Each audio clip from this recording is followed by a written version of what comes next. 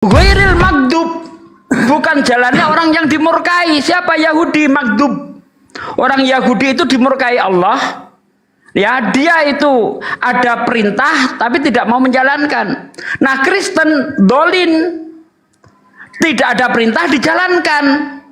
Makanya mereka itu dolin, orang-orang yang tersesat.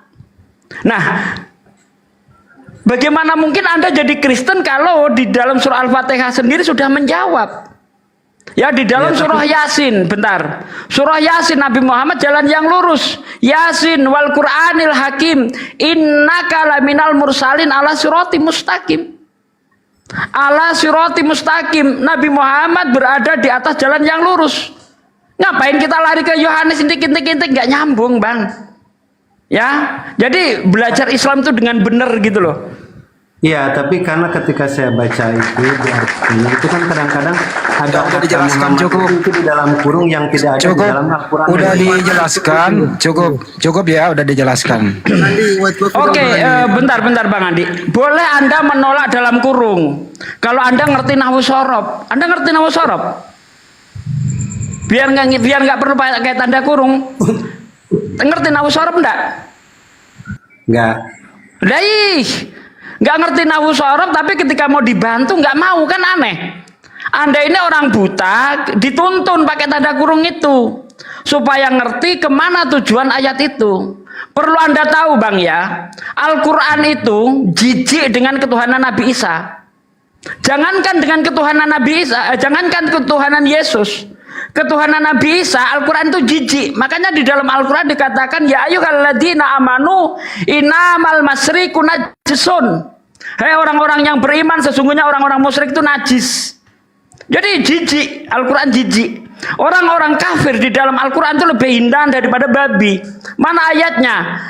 Innalladzina kafaru min ahlil kitabi wal musyrikina fi naril jahannam khalidina fiha ulaika hum syarrul bariyah. Sesungguhnya orang kafir dari ahli kitab dan orang-orang musyrik, mereka akan menjadi penduduk neraka selama-lamanya dan mereka termasuk seburuk-buruk makhluk. Babi bukan seburuk-buruk makhluk. Orang-orang kafir yang menyembah Nabi Isa lebih buruk daripada makhluk apapun. Jadi Anda tidak akan bisa mencari satu ayat pun di dalam Al-Quran yang bisa dipakai untuk membuktikan Yesus Tuhan atau Nabi Isa Tuhan. Nggak akan ketemu. Kalau Tuhan yang tertulis di surat. Ntar dulu, Bang, ntar cukup dulu, Bang Emmanuel. Saya mau nanya balik ke Anda dulu. Setelah Anda murtad, sekarang kitab Anda apa namanya? Alkitab. Oke, baik. Setelah Anda murtad, Tuhan Anda sekarang siapa? Tuhan saya Yesus. Oke, buktikan coba. Yesus Tuhan, coba.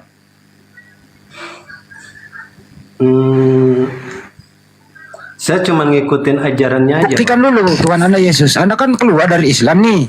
Anda sekarang ke Bible. Yesus Tuhan, ya buktikan satu aja. Baru kembali ke Ustaz Sugi. Buktikan coba Yesus Tuhan. Yesus Tuhan itu aduh saya kurang begitu paham. Cuman saya pernah waktu itu belajar ya. Karena kan masuk ke Kristen itu nggak bisa secepat itu. Bagaimana caranya Anda murtad nggak tahu Tuhan Anda selanjutnya gitu loh? Bagaimana ceritanya ini? Saya kan belajar. Bang Andi. Diam dulu Pak Wahid, ini Pak Desugi, ini saya salah ini. Diam dulu, ini urusannya Pak De. Saya cuma salah doang dikit. Silakan Pak Immanuel, bagaimana ceritanya Anda murtad tapi nggak tahu Tuhan Anda siapa gitu loh? Saya belajar dari arti kata aja Pak. Jadi belajar arti kata Tuhan itu seperti apa artinya Tuhan itu. Jadi kata yang saya baca. Tuhan itu artinya apa? Tuhan itu disembah atau tidak? Taruh, Tuhan itu disembah atau tidak? Tidak. Jadi sembahan kamu siapa? Pohon, bukan Allah. Tuhan.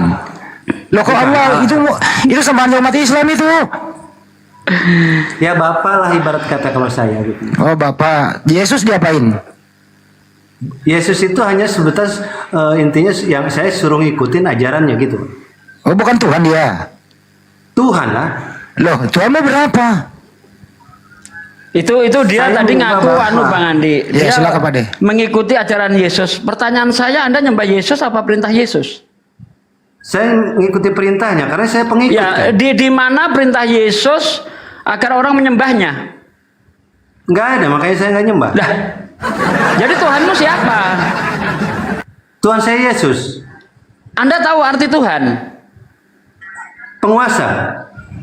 Tuhan itu adalah sesuatu yang diibadahi. Coba lihat ke KBBI. Ya, sesuatu yang disembah, yang diibadahi, dianggap yang maha kuasa, pencipta langit dan bumi. Itu Tuhan. Kalau nggak percaya, lihat juga di kamus Alkitab deh. Di kamus Bibelmu itu ada itu, Tuhan itu apa. Anda mengatakan Yesus Tuhan, tapi Anda nggak nyembah Yesus, gimana? Jadi yang kamu sembah siapa? Bapak. Nah, Bapak. Terus Yesus sebagai apa? Tuhan Sebagai Tuhanan. utusan. Lah, kalau sebagai Dan itu utusan Tuhan. ngapain dikatakan Tuhan? Karena kan tadinya adalah firman. Mengenai yang tadinya itu adalah firman, Pak. Ya, itu bukan ucapan Yesus. Memang pernah Yesus mengatakan dirinya firman? Pernah. Kan Aku ada, adalah Pak. firman yang jadi manusia gitu, pernah Yesus ngomong begitu? Enggak, ceritanya waktu di kejadian awal itu kan yang berfirmanlah Allah dan terjadilah ini kan gitu. Itu Tuhan menciptakan dengan cara berkata-kata, bukan sosok lain yang menjadi pencipta. Kalau memang Yesus itu adalah sang pencipta itu sendiri, yang dia adalah firman, kenapa di dalam Matius 19 ayat 4 dia berkata, bukankah engkau mengetahui ya, ia yang menciptakan manusia laki-laki dan perempuan sejak semula. Saya belajarnya lebih ke logika, Pak. Ketika presiden nyuruh Bapak Bupati, dia cuma berfirman, yang melaksanakannya Bupati, Pak. Kuasanya udah turun ke Bupati, makanya masyarakat ngikutin. Apakah Bupati sama dengan presiden? Enggak, bukan. Nah. Tapi ketika diperintahkan oleh presiden, semua orang itu ngikutin Bupati. Iya, tetap levelnya Bupati, Pak.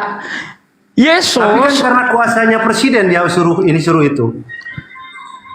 Itu semua apakah begitu? semua nabi Pak diberi kuasa oleh Tuhan. Kalau diberi kuasa lalu dia dijadikan Tuhan, kenapa Anda nggak menuhankan iblis? Iblis juga diberi kuasa. Anda baca di dalam Lukas 4 ayat 6 coba. Sebab segala kuasa. Karena Yesus itu berawal dari firman-Nya. Itu kata Allah siapa? sendiri. Ada Yesus Jadi ngomong kalau dia berasal dari kitab. firman. Bapak juga percaya kan dari Quran, saya juga dari kitab dong, Pak. Yang saya tanya adalah di mana Yesus ngomong dia adalah firman. Yang bertanya, kalau saya merujuk ke situ, yang mengatakan Muhammad menjadi nabi juga siapa, Pak? Allah tidak tertulis di situ. Ya kan kembali, Pak. Bapak Aduh. merujuk begitu. Di dalam saya kalau udah Anda tertulis di bertanya situ. siapa yang Segala kuasa menjadikan Nabi telah Muhammad sebagai telah nabi, diberikan Allah. kepadaku. Allah tadi ayatnya sudah saya baca di dalam surah Yasin. Innaka laminal mursalin, kamu adalah salah satu dari para rasul. Rasul itu tahu Anda enggak? Di Islam rasul itu apa artinya? Jangan-jangan nggak tahu ini. Ada di dalam surah Yasin itu Allah yang langsung menyebut bahwa Nabi Muhammad adalah rasul. Innaka laminal mursalin. Ayo. Nah, sekarang kalau memang Yesus itu adalah firman yang menjadi manusia, kenapa Yesus masih terima firman?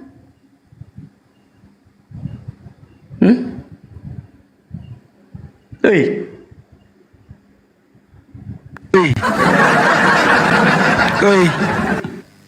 Bro, apa arti rasul, bro? Rasul itu apa? Itu utusan. Sekarang kan di dalam Jangan sekarang, jawab dulu. Arti rasul apa? Jawab dulu. Jangan-jangan nggak ngerti. Dijawab dulu sekali-kali lah. Arti rasul apa? Jangan kau ngomong panjang nggak ngerti yang kau ngomongin, kan nggak enak. Kamu ngomong panjang nggak ngerti yang kau omongin, kan gimana gitu loh. Coba arti rasul apa? Kalau nggak ngerti kasih tahu.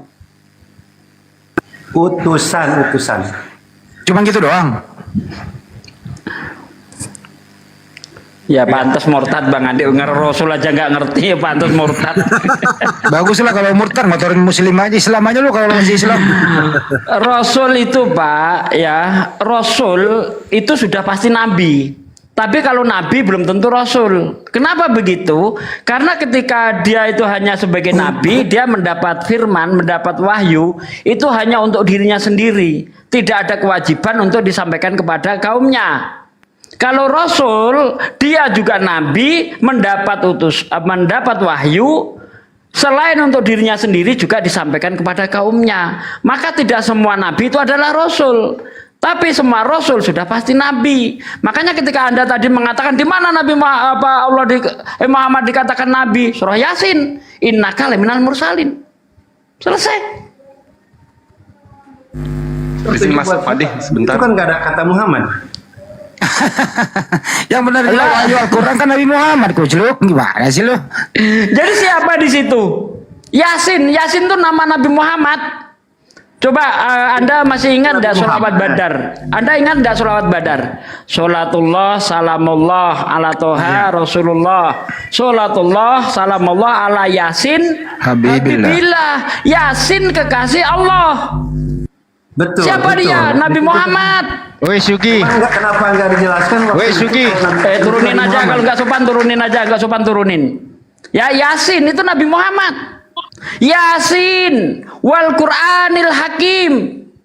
Muhammad. Innaka laminal mursalin, saya tahu. Innaka laminal mursalin. Kadis itu siapakah? Itu bentuk jamak atau tunggal itu kata ka itu? Innaka. Siapa kadis Saya itu? lebih membaca ke artinya aja Pak, nggak tahu jamak tadi. Lah iya, pantas lu murtad nggak ngerti apa-apa di Islam sih. Jadi sekarang- nggak ada orang Islam yang pinter, Pak. Itu murtad nggak ada. Coba ada nggak debater Muslim yang murtad? Nggak ketemu, Pak. Tapi Nggak ada, debater nggak ada. Kristen yang debater Kristen yang mualaf banyak. Tapi nggak ada satupun. Jangankan kelas kiai, kelas ustadz.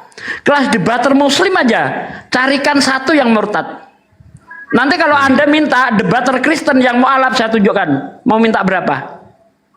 Atas tuh dari itu satu di atas tuh dari Itu Bang Anu mau ngomong katanya Bang siapa ya? Al Hidayah. Al Ini Hidayah salah tuh. satu mualaf cerdas nih. Monggo Bang Silakan. Hidayah. Bang Pikai. Masya Allah, luar biasa Pak De ya. Terima kasih Pak De, guru-guruku Bang Andi, Bang Manuel, Kang Dito. Sorry kalau agak noise ini mungkin sengkat saya rusak. Cuman saya mau itu juga menanggapi dikit mualaf aja itu, Pak De. sorry kan itu juga, masya Allah. Terus lanjut. Jadi gini Bang Immanuel ya, yang setahu aku sepanjang aku mengikuti dialog lintas agama, kita temui bahwa tidak ada yang namanya murtad itu menjadi pengikut Yesus. Jangankan orang murtad, orang Kristen saja yang punya Bible, yang menganggap Yesus Tuhan itu saja dikira pembangkang dari Bible itu sendiri. Jadi ini dibuktikan. Coba sekarang kita ukur, kalau dari Al-Quran, kalau ditanya oleh Nabi Isa ini, orang Islam kenapa tidak panggil aku Tuhan? Ya karena Al-Ma'idah 116 jawabnya. Langsung Isa bilang, aku tidak pantas mengatakan apa yang bukan hakku kepada Tuhan, katanya. Nah kalau dari Bible, langsung Matius 6:24 jawabnya, jangan mengabdi kepada Allah dan kepada Mammon, kata Yesus. Nah sebab itulah, kalau kemudian kita diperhadapkan dengan Tuhan, lalu Tuhan bilang nih, kenapa kau sembah aku? Ya karena langsung kita bilang, Allah yang suruh, innani anallah la ilaha illa ana fa'budni wa aqimi sholata li zikri. Nah kalau Yesus ini menjadi pertanyaan sama manusia sampai sekarang, bahkan kalau diperhadapkan di akhir zaman, dihadapkan sama Yesus, orang-orang Kristen ditanya, siapa yang suruh kalian memanggil aku Tuhan, menyembah kepada aku, beribadah di gereja hari Minggu? Itu nanti pelangak pelongok jadinya. Nah saya mau menanggapi tentang jalan dulu agar kamu faham. Tadi sudah dijelaskan sama Pak D, surah Yasin ayat 4-5, bahwa sesungguhnya engkau wahai Rasulullah adalah seorang Rasul yang diutus, ditetapkan di jalan yang lurus bagi agama Islam. Juga diulang-ulang sama Allah nih dalam Quran surah Ali Imran 101, atau juga Asy'ara ayat 52, atau Al-An'am 153. Al-Quran Rasulullah itu adalah petunjuk jalan yang lurus bagi manusia. Kenapa? Karena itu tidak mengandung cacat celak. Ketika Anda menjadi seorang Kristen yang mempunyai kitab Bible, maka bila Anda memanggil Alkitab, pertanyaannya yang sederhana, apakah orang-orang di luar Indonesia ini memanggil itu Alkitab? Tidak. Termasuk juga Tuhan Anda. Ini bukti bahwa bila Anda mengikut Kristen, maka yang tidak lain adalah, yang dilegalkan adalah perintah-perintah manusia tentang ketuhanan pastinya. Contoh, kalau Anda seorang Islam, saya orang Malaysia, orang-orang guru-guru kita di sini orang Indonesia. Kita kalau jumpa masjid, jumpa surau, tetap dalam satu ibadah kita. Sama pengabdian kita, mengabdi kepada Allah, beriman kepada Rasul, beriman kepada malaikat, beriman kepada kitab, beriman kepada qada dan qadar. Semua itu kita lakukan. Tetapi yang namanya Kristen, itu pasti tidak rukun dalam ibadah. Contoh, kalau ada Protestan, ada Anglican, HKBP, Saksi Yehova, Trinitarian, Ortodoks, Mormon, Karismatik, Advent, Adventist, SDA, ketika mereka ditanya tentang Tuhan, maka disitulah Tuhannya akan pelangak-pelongok dan kebingungan. Kenapa terjadi demikian? Karena yang diperagakan, yang sedang dijalankan adalah perintah-perintah manusia. Maka Yesus berkata nih, dalam Matius 15, nomor 8 dan 9, bangsa ini memuliakan aku dengan bibirnya, padahal hatinya jauh daripadaku. Percumalah mereka beribadah kepadaku, sementara yang mereka ajarkan adalah perintah manusia. Bang Immanuel, kalau memang Anda seorang Islam yang pernah murtad, maka ini saran saya aja, kembalilah kepada jalan yang benar. Karena kata Al-Quran itu, laqad kafarul ladzina qalu innallahu wal masihu ibnu Maryam, laqad kafarul ladzina qalu innallaha salisu salasah. Tentang kepahaman Trinitas dikatakan oleh Allah, kafir yang menganggap Allah salah satu daripada tiga, yaitu konsep Bapa, Putra, Roh Kudus. Bahkan kepada oneness, kafir pula yang mereka yang mengatakan bahwa Allah adalah Isa. Ini Al-Quran. Sementara Bible Anda mengatakan 2 Tawarik 2 nomor 3, maka Anda seorang murtad akan ditetapkan harus celaka, harus binasa di akhir zaman. Bacalah Bible Anda. Sebab itulah kami yang dulunya sebagai seorang Kristen harus memilih Islam tanpa saya belajar Al-Quran, karena memang Yesus sudah memberi petunjuk dalam Yohanes 5 nomor 24, pindahlah kamu dari gelap kepada rahmatan lil alamin, surah Al-Anbiya 107 itu. Bahkan kata Yesus Matius 7 22-23, tidak lain dan tidak bukan yang membuat kejahatan di muka bumi ini adalah yang panggil dia Tuhan, berdoa dalam namanya, dan mengusir setan. Itulah yang sedang dilegalkan oleh fahaman-fahaman Kristen. Jadi dua-dua data, kalau Anda meninggalkan ajarannya Rasulullah, maka Anda sedang membantah Bible. Sementara kalau Anda menjadi Kristen, Anda sedang membantah Yesus. Jadi kamilah orang-orang yang benar, yang mengikut ajaran para nabi. Sebab itulah kewajiban orang Islam, kalau kamu tahu, la nufariqu baina ahadin min rusuli wa qalu sami'na wa ata'na. Kami beriman kepada nabi dan para rasul. Karena nabi itu maksum, bukan orang-orang yang diinjak, orang-orang yang dipukul, orang yang diludah, baru dibingkai, separuh telanjang dijadikan Tuhan. Kalau Anda tadi mengatakan kemudian pakai logik akal, simple dari saya, Bang. Maukah Anda, ayah Anda, orang tua Anda, nanti kalau mati digambarkan separuh telanjang, ditaruh di simpang-simpang jalan, datang orang menyembah berjoget-joget depannya. Anda sebagai manusia pasti tahu malu. Bagaimana dengan Tuhan, sang pencipta manusia? Kalau dia menciptakan malu terhadap manusia, bagaimana Tuhan kita menganggap tidak punya rasa malu? Sedangkan di Bible Anda tertulis bahwa Tuhan itu maha segalanya, tidak takluk sama maut, tidak terlihat sama manusia, bersemayam di dalam terang yang tidak dihampiri, bahkan manusia tidak dapat melihat dan mendengar suaranya. Tetapi yang diabdikan sama Kristen malah Tuhan yang menjadi manusia. Maka sebab itulah Bang Immanuel, sedikit ini dari saya untuk renungan aja. Bagi orang-orang yang meninggalkan ajaran Islam itu adalah tempatnya seburuk-buruk adalah api neraka. Kenapa? Karena dosa yang paling besar dalam Islam kalau tidak salah, di sini ada guru saya Pak Disugi juga, itu adalah orang-orang syirik, orang-orang musyrikun. Kenapa itu? Karena mereka menyembah selain Allah. Sedangkan Nabi itu dikembangkan amanat dari Tuhan, mengajarkan Tuhan itu hanya satu. Lihat Abraham, pada hari ini ketahuilah dan camkanlah, Tuhanlah Allah, la ilaha illallah, Ulangan 4:39.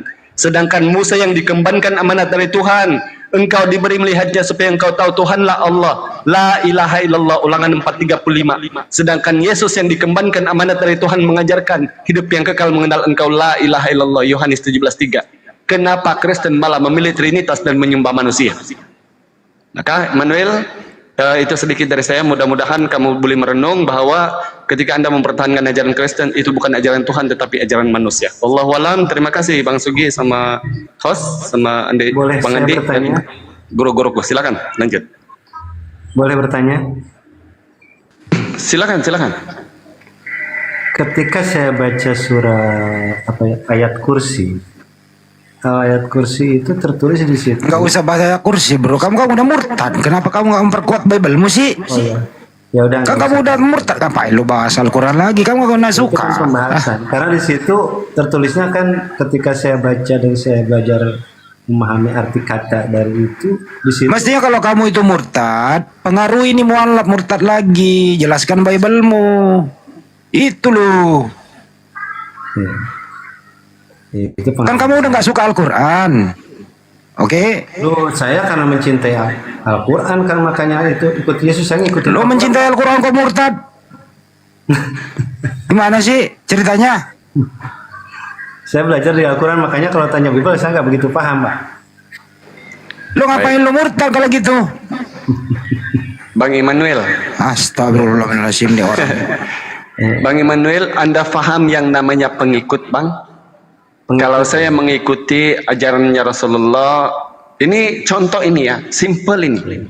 Kenapa saya yang mayoritas di kampung Napagang Telupid Sabah itu adalah Kristen, kenapa saya masuk Islam?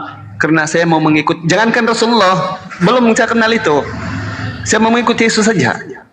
Nah ayo, sekarang orang-orang yang bilang pernah Islam, ayo kita buktikan siapa yang menjadi pengikut Yesus. Jangan pengikut Islam dulu, jangan dulu, Bible dulu.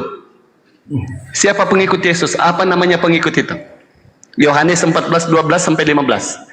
Kalau kau mengikuti aku, kalau kau menuruti perintahku, kau harus melakukan juga pekerjaanku, bahkan pekerjaan yang lebih besar, kata Yesus. Yang namanya pengikut itu, Bang, kemana orang itu pergi kita ikut, apa yang dilakukan orang itu kita ikut. Itu namanya pengikut, bukan pembangkang. Contoh, Matius 6:26, 39, 44. Yesus 3 kali bersujud, maka saya menjadi Islam karena Islam sholat maghrib 3 rakaat. Di dalam Bible Anda, Kejadian 17 nomor 14, barang siapa yang tidak disunat kulit hatanya harus dilenyapkan dari kaum sebangsanya, dari kaum sesamanya. Inilah perjanjian antara aku dengan engkau, kata Tuhan, maka saya ikut Islam karena bersunat. Begitulah di Bible Anda, dalam Yesaya 66 nomor 17, diharamkan kepada mereka yang makan babi untuk masuk ke bait Allah meminum darah. Ulangan 14:8, Imamat 11:7, Markus 5 nomor 13, kenapa Yesus memilih roh jahat itu dari legion itu dipindahkan ke kawanan babi? Karena itu dimakan sama Kristen. Maka yang namanya Kristen itu, Immanuel, itu bukan pengikut tetapi pembangkang dan pentuhan. Bedakan pengikut, Bang. Yesus sunat, saya sunat. Yesus sujud, saya sujud. Yesus mentauhidkan Tuhan satu-satunya, saya bilang la ilaha illallah qul huwallahu ahad. Itu konsep. Sementara kalau Anda menjadi Kristen, Yesus bilang inilah hidup yang kekal itu, mengenal engkau satu-satunya Allah yang benar. Tetapi Anda menjadi Kristen, inilah hidup yang kekal itu, mengenal Tuhan yang menjadi manusia 100%, dia adalah firman, dia adalah 100% daging, dan mengenal Trinitas. Pertanyaannya yang sederhana, ini ajaran siapa? Pernahkah Yesus atau Tuhan mengajarkan konsep Trinitas? Sedang kata Yesus dalam Matius 7:21, kehendak Bapa di surga itu yang harus diikut, bukan kehendak Bapak gereja, Bang. Siapa yang mengajarkan itu sekarang? Maka Kristen itu, Bang Immanuel, itu bukan pengikut, tetapi pembangkang dan pentuhan. Sebab itulah kami masuk Islam. Sebab Yesus bilang Kristen itu pembuat kejahatan, Matius 7:23. Pahami itu, Bang Immanuel. Silakan lanjut, guru-guruku. Udah.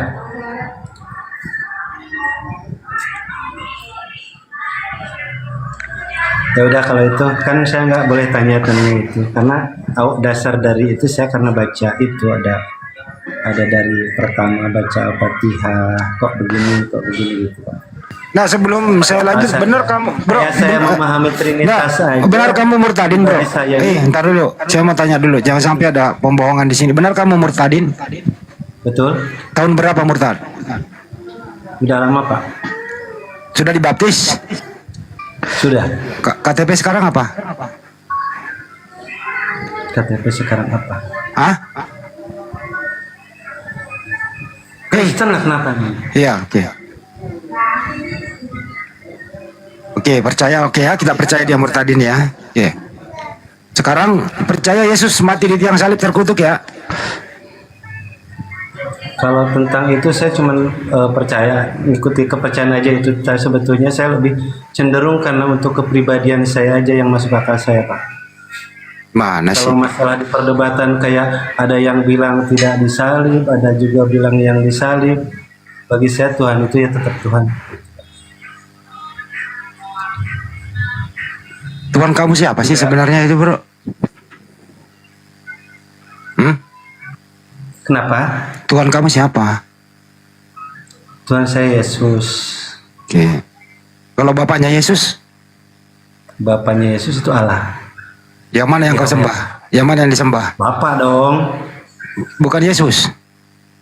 Kan. Jadi Saya Tuhan, ngikutin jadi ajaran Yesus Tuhan nggak disembah. Enggak. Saya ngikutin ajarannya, Pak. Coba tunjukkan ajaran Yesus yang kau ikuti sekarang. Ya saya suruh baik sesama orang lain, suruh berdoa, suruh meminta kepada Allah. Emang ada Allah di Biblemu? Emang ada Allah di Biblemu? Nggak ada. Ya minta ke atas kepada Bapak atas nama dia gitu. Kayak Oke. saya minta kepada Bupati atas nama Pak Kayak- Kubu gitu. Kamu gereja nggak hari Minggu? Aku belajarnya dari ya kepentingannya aku masuk Enggak, kalau kamu berdoa itu masuk pergi. ke dalam kamar tutup Kamu pintu, Pak. kamu kan udah lama nih jadi Kristen. Kamu pernah gereja nggak hari Minggu? Pernah. Ya, Oke. Tapi Ada perintah, aku ada lebih- perintahnya nggak dari Yesus pergi gereja hari Minggu? Tidak ada. Kenapa kau lakukan? Aku lebih makanya aku bilang lebih masuk ke dalam kamar tutuplah pintu. Di mana perintahnya itu? Doa. Di mana perintahnya begitu? Kalau berdoa kan di situ jangan pernah Ajar. melihat orang-orang Mualaf yang ajar, silakan. Bang Ali Daya, monggo. Oke, boleh saya, Pak Andi? Kang Oh Dito, ya, Kang monggo. Dito juga, silakan Kang Dito. Oke, Bang Immanuel meninggalkan Islam, memeluk agama Kristen, tetapi ternyata belum mempelajari tentang kekristenan lebih banyak. Jadi seorang mu'alaf pasti mempelajari Al-Quranul Karim, tidak seperti yang dijelaskan oleh Bang Immanuel. Karena Al-Quran itu diturunkan dalam bahasa Arab. Dalilnya ada di surat Yusuf ayat 2. A'udzu billahi minasyaitonir rajim. Bismillahirrahmanirrahim. Inna anzalnahu Qur'anan Arabiyyan la'allakum taqilun. Terjemahannya, sesungguhnya kami menurunkannya sebagai Quran berbahasa Arab agar kamu mengerti. Kalau untuk memahami makna ayat suci Al-Quran, kami tidak berlandaskan hanya terjemahan. Ada nausorof dan balago. Kemudian kami yang tidak mengerti ilmu nausorof dan balago, ada warisan dari para alim ulama yang disebut dengan tafsir.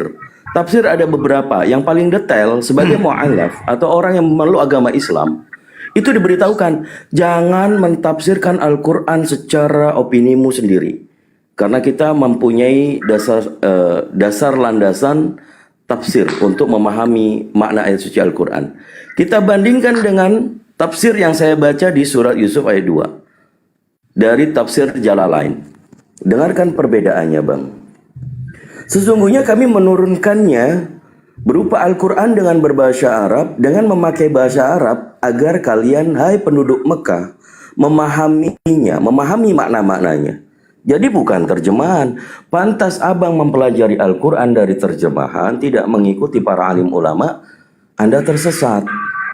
Padahal di surat Al-Baqarah ayat 2 dikatakan, Bismillahirrahmanirrahim. Zalikal kitabu la raiba fihi hudan lil muttaqin. Tidak ada kerukuan dalam kitab ini. Itu terjemahan. Bagaimana tafsiran? Kita akan diberikan wawasan pemaknaan yang lebih detail. Jadi karena Quran ini berbahasa Arab, ya Al-Quran yang berbahasa Arab, terjemahannya bukan. Kembali lagi saya narasikan tentang hal ini. Kalau abang memang percaya diri memahami Al-Quran, menemukan kebenaran Al-Quran, ternyata Al-Quran salah. Ini musuh Anda tentang opini Anda di tidak seluruh umat mengatakan Islam Al-Quran seluruh salah. dunia. Anda mengatakan karena mempelajari Al-Quran, menurut Anda tidak sesuai dengan akal, sehingga Anda meninggalkan Islam. Bukan tidak sesuai Cara dengan bacaan akal, Al-Quran. Pak. Apa yang dilakukan tidak sesuai dengan Al-Quran, menurut saya gitu, kebanyakan. Kebanyakan itu opini Anda, makanya saya terangkan. supaya Kayak Anda Bapak bisa tadi bilang, mempelajari kembali secara Al-Quran. boleh dikatakan 80% orang tidak begitu memahami tentang Al-Quran. Apa yang dia lakukan, dia tidak mengerti. Sedangkan Al-Quran itu harus dibaca, dikaji, dan dilakukan oleh kehidupan kita supaya hidup lebih baik. Itu keyakinan saya, Pak. Sementara ngerti Dalam hal ini, artinya semua aja nggak tahu orang bagaimana kita Islam. memahami. Artinya Anda menilai agama itu dari perilaku umatnya gitu. Ya. Sehingga kamu murtad karena melihat orang-orang Islam itu tidak mengamalkan Al-Quran gitu. 80% gitu Bang. Justru Anda menjadi Kristen yang 100% tidak mengamalkan kitabnya. Ya kan? Kristen mana ada mengamalkan kitabnya? Dalam Imamat 11 ayat 6 sampai 7. Demikian juga babi. Ya, karena kukunya belah tetapi tidak memamah biak. Jangan kamu makan, dagingnya pun jangan kamu sentuh. Itu najis bagimu. Kristen makan. Saya tidak makan, Pak. Apa yang tertulis di sini saya mencari karena bagi saya Mayoritas Kristen makan babi, rakus babi. Mayoritas. Ya, jadi karena saya dari tidak akal menilai, saya, Bang. yang lain, Pak. Saya tidak menilai agama itu dari perilaku umatnya. Karena yang namanya orang ya penganut sebuah agama itu relatif dia. Di Islam ada yang baik, ada yang jahat. Bapak juga menilai dari umatnya dong. Bentar dong. Ya. Di Islam ada yang baik, ada yang jahat. Di Kristen ada yang baik, yang jahat banyak. Ya enggak? Mayoritas Kristen pemabuk. Karena memang diperintahkan mabuk di dalam kitabnya. Amsal 31 ayat 6. Ayat sampai ayat 7. Berilah minuman keras kepada orang yang akan binasa, berilah anggur kepada orang yang susah hati. Supaya apa? Agar dapat melupakan kemiskinannya. Begitu juga yang dikatakan oleh Paulus di Timotius 5 ayat 23. Mulai hari ini jangan minum air saja, melainkan tambahkan sedikit anggur berhubung pencernaanmu terganggu. Tapi dulu saya tukang mabuk, Pak. Nah, di Kristen seharusnya Anda mabuk nggak apa-apa, kan udah ditanggung Yesus. Oh enggak, saya suruh minum anggur tapi bukan untuk mabuk, Pak. Nah, yang namanya orang menjadi drunken master, dewa mabuk atau pemabuk berat, itu dari cicip-mencicip, Pak. Dari coba-mencoba, akhirnya menjadi kecanduan. Kalau di Islam, Anda menjadi pemabuk, wajar Anda murtad, karena Anda tidak taat terhadap perintah Islam. Di Islam, boro-boro ngicipin, mendekati saja dilarang. Sesungguhnya minuman keras, berjudi, mengundi nasib, dengan anak panah itu termasuk perbuatan keji dan termasuk perbuatan setan. Jauhilah ia agar kamu mendapat manfaat. Jadi di Islam itu boro-boro mau nyicip 1 sendok, 1 jilatan, mendekati saja dilarang. Itu di Islam. Nah, Anda katanya Islam pemabuk, berarti Anda bukan Islam yang taat, pantas murtad. Tidak heran Apalagi? Pak De ya. Kalau faktanya sih, kalau ajarannya seperti itu, tapi faktanya ya nggak kayak gitu, Pak. Oh, Pak De. Duh, makanya jangan, bentar Bang Andi. Makanya jangan menilai agama dari perilaku umatnya. Kalau kita menilai agama dari perilaku umatnya, Kristen agama paling buruk. Semua pemain film porno itu Kristen berkalung salib. Mau? Jadi jangan menilai agama dari umatnya. Lihat di Amerika sana. Berapa kali terjadi pemerkosaan per menitnya? Mana agama yang, mana negara yang tingkat kemaksiatannya lebih tinggi? Yang mayoritas Islam atau Kristen? Cek aja. Data bisa dibuka sekarang kok. Cuma makanya saya tadi tuh tanya, cuman Bapak kan nggak boleh bertanya karena saya. Kenapa nggak boleh bertanya? Boleh? Apa Bang Andi? Ade, Lukas 14:26 itu syarat menjadi murid Yesus. Ngapain? Dia kan menjadi pengikut Yesus nih. Harus membenci. Harus membenci anaknya, orang tuanya, menantunya, ya, ibunya. Coba dibaca kalau nggak percaya itu. Jangan kamu sangka aku datang ke dunia untuk membawa damai. Bukan, kataku, melainkan pedang. Aku akan menjadikan seisi rumahnya menjadi musuhnya. 5 melawan 5. Loh, di-report. Pak De Sugi di report. Astaga. Jangan main report dong. Naik lagi nanti Pak De. Pak De banyak akun Ya, kok, nanti santai aja. tukar-tukar. Saya sambung dikit Bang Andi. Iya, lanjut. Ya, sudah 2 kali Bang Immanuel mengatakan bahwa Tuhan itu Yesus, kalau tidak salah ya. Gini Bang Immanuel, kita itu mendapat Ya, referensi begitu, Tuhan contoh. itu Kalau siapa? tadi kamu mengatakan bahwa kenapa di Al-Quran orang Islam itu sepertinya tidak sesuai dengan kitab. Ini Saya kasih 2 perbandingan aja yang simpel dulu. Contoh nih. Ya, kita Kenapa orang Islam panggil Allah itu Tuhan? Kenapa harus beribadah? Ini langsung terjawab oleh Allah bilang, aku ini Tuhan, jangan ada pada kamu Allah lain di hadapanku, maka dengan itu sembahlah aku, dirikanlah solat untuk mengingat aku. Langsung Allah jawab ini, Quran 20 ayat 14. Atau juga dalam Quran surah Al-Jum'ah ayat 9. Nah ini pertanyaan yang simpel juga ini. Ketika Anda bilang Yesus itu dari tadi Tuhan, Anda ditanya sama ini abang saya ini Handi Cilebes, siapa Tuhanmu? Kamu bilang Yesus.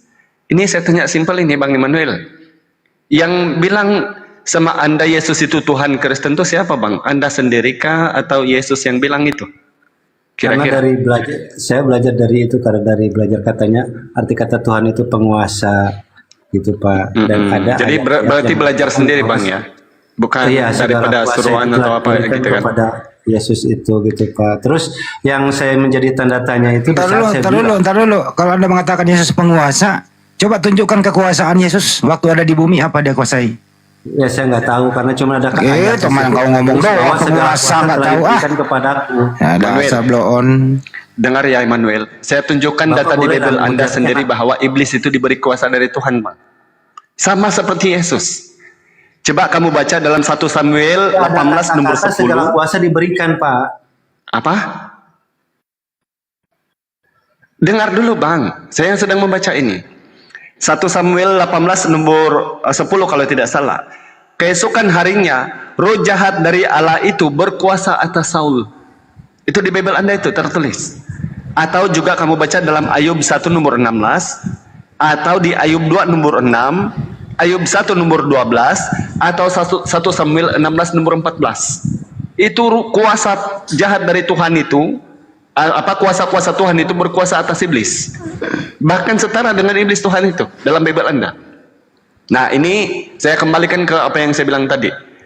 Ketika Anda mengatakan hanya karena Yesus itu penguasa, sementara di Bible Anda dikatakan jangan kau tambahkan firman Tuhan. Amsal 30 nomor 6, Ulangan 4 nomor 2, jangan kau tambah. Yang tertulis sudah bahasa Melayu, ya bahasa Melayu. Jangan bilang ini bahasa Syria, ini bahasa Aramaik, ini bahasa Japan, jangan bilang gitu. Nah, menurut Yesus, siapa Tuhan itu? Anda tahu? Matius 11:25. Aku bersyukur kepadamu Bapa, Tuhan langit dan bumi. Markus 12:29. Dengarlah hai orang Israel, Allah itu Tuhan kita, Allah itu Esa. Matius 26:27. Yesus mengucap syukur kepada Tuhan Allah. Menurut Yesus, Tuhan itu adalah Bapa. Nah, sementara Anda yang menjadi Kristen, menurut Anda dengan pikiran Anda Tuhan itu adalah Yesus, Anda nyambung. Sebab itulah saya bilang Bang Manuel, Kristen itu pembangkang. Jangankan Al-Quran, Bible sendiri dibangkang. Sebab itulah kami datang di sini untuk menyedarkan kul ya ahlal kitab ta'alau ila kalimatin sawa. Kami mengajak kamu kembali kepada satu kalimat, ajaran tauhid. Pak. Sehingga Tapi ajaran-ajaran ayat yang itu- sedang Anda praktikkan sekarang, jangankan untuk orang Islam, Bible Anda sendiri tidak menyokong, tidak membantu itu. Contoh sekarang nih, kalau Anda ditanya hal yang simpel ini, kenapa Anda mempertuhankan Yesus, itu pasti pelangak pelongok. Apalagi kenapa Anda ke gereja hari Minggu, pelangak pelongok. Kenapa Anda menyembah Trinitas, pelangak pelongok. Sebab semua itu adalah buatan-buatan gereja semata-mata, itu bukan buatan Tuhan. Ini, silakan Pak Ade Sugi yang sudah hadir. Kasih kesempatan dulu. Sudah hadir kembali. Kasih kesempatan dulu Bang Immanuel. Silakan Bang. Aku cuma nanya itu aja, siapakah Tuhan yang tertulis di ayat kursi Pak? Allah. Kan di situ tanpa ya hanya izin Tuhan manusia bisa ada di sisi Allah karena apa namanya syafaat dari Tuhan itu manusia bisa di sisi Allah. Di situ Hafal pesannya ada di dalam. Anda hafal enggak ayat kursi? Apalah. Coba. Allah la ilaha illallah wal hayyul qayyum la ta'khudhuhu sinatun Itu wa udah la disebut tuh. nawm. Kok Anda kok nanya lagi, kan di ayat pertama udah disebut tuh. Allah hula ilaha. Allah itu titik Pak, di situ ada titik Pak. Allah titik, tiada Tuhan selain Dia hidup yang mengurusi makhluknya. Nah, Allahu la ilaha illa huwa. Huwa itu domirnya ke siapa? Kalau Anda Islam ngerti domir enggak? Enggak, saya belajar arti aja. Yang mudah diartikan aja saya enggak. Ya Allah, la ilaha illa huwa. Huwa itu Allah. Allah, tidak ada Tuhan selain Dia. Allah. Huwa. Allahu la ilaha illa huwa. Huwal hayyul qayyum. La ta'khudhuhu sinatu wala naum. Tidak pernah merasakan ngantuk, tidak pernah tidur. Tidak seperti Tuhannya Kristen, istirahat. Keluaran Bapak makan 31. menghujat aja. Saya bertanya baik loh, menjawab dengan baik. Yang menghujat siapa, Pak? Tuhan Anda istirahat. Di dalam Keluaran 14 ayat 31 ayat 14. Coba dicek itu. Tuhan istirahat. Iya. Berhenti Saya untuk percayanya istirahat. dia kan awalnya kan ceritanya firman, Pak. Itu dari situ saya sumbernya. Nah, kan Anda tadi bilang saya menghujat, padahal di dalam kitabmu Tuhan berhenti untuk istirahat. Sementara di ayat kursi boro-boro istirahat, ngantuk dan tidur pun tidak. Itu yang saya maksud kok dibilang menghujat. Tapi itu di situ Tuhan dan Allah beda kesannya, Pak. Kalau menurut otak saya, mungkin otak saya bodoh kali. Tuhan dan Allah. Mungkin gitu. Karena di situ tertulis hanya berkat Tuhan itu manusia itu bisa di sisi Allah. Tadi saya sudah Karena jelaskan. syafaat Tuhan itu manusia bisa di sisi Allah. Berarti ada beda dong antara Tuhan dan Allah. Lah Yesus saja menyamakan Tuhan dan Allah, kok Anda membedakan? Ya makanya saya artinya Coba kok kayak Anda kayak baca ajaran- di dalam Matius 25 ayat 11. Ya benar ya. Aku 11:25, bersyukur Pak De. 11:25. Aku bersyukur kepadamu ya Bapa, Tuhan ya Allah langit dan bumi. Coba baca itu. Aku bersyukur kepadamu ya Bapa, Tuhan Allah juga langit dan bersyukur bumi. kepada Bapa Baca dong. baca. Hah? Iya. Setiap apa yang saya ucapkan saya selalu bersyukur kepada Bapa. Cuma diakhiri dengan nama Yesus. Yesus sendiri itu menyebutkan Allah itu Tuhan. Matius 11:25. Aku bersyukur kepadamu ya Bapa, Tuhan, Allah, langit dan bumi. Coba baca kalau nggak percaya tuh. Kok Anda mau membedakan nih yang kamu ikuti siapa? Kalau berdoa itu tidak disebut Tuhannya Pak saya. Ini nggak membahas masalah doa. Anda tadi kan mengatakan bahwa Allah itu bukan Tuhan. Padahal Yesus sendiri mengatakan Allah itu Tuhan. Gimana sih ini orang? Kalau saya Allah itu pencipta bumi dan langit dan alam semesta. Aduh, benar-benar pantas murtad deh kamu, pantas. Memang sudah kualitas kayak gini memang cocoknya murtad. Di Islam nggak cocok. Islam ini Betul, orang-orang betul, yang Pak. menggunakan akal sehatnya. Bahkan Orang ini yang nggak cocok sama cerdas. Padi sebenarnya.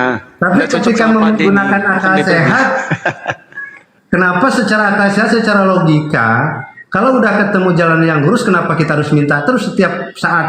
Berarti seakan-akan kita tidak pernah mendapatkan jalan yang lurus, Pak. Baik, Manuel. Bahkan sampai mati masih tetap, Pak. Ini sudah saya jawab. Kita bukan berarti tidak ngerti jalan yang lurus.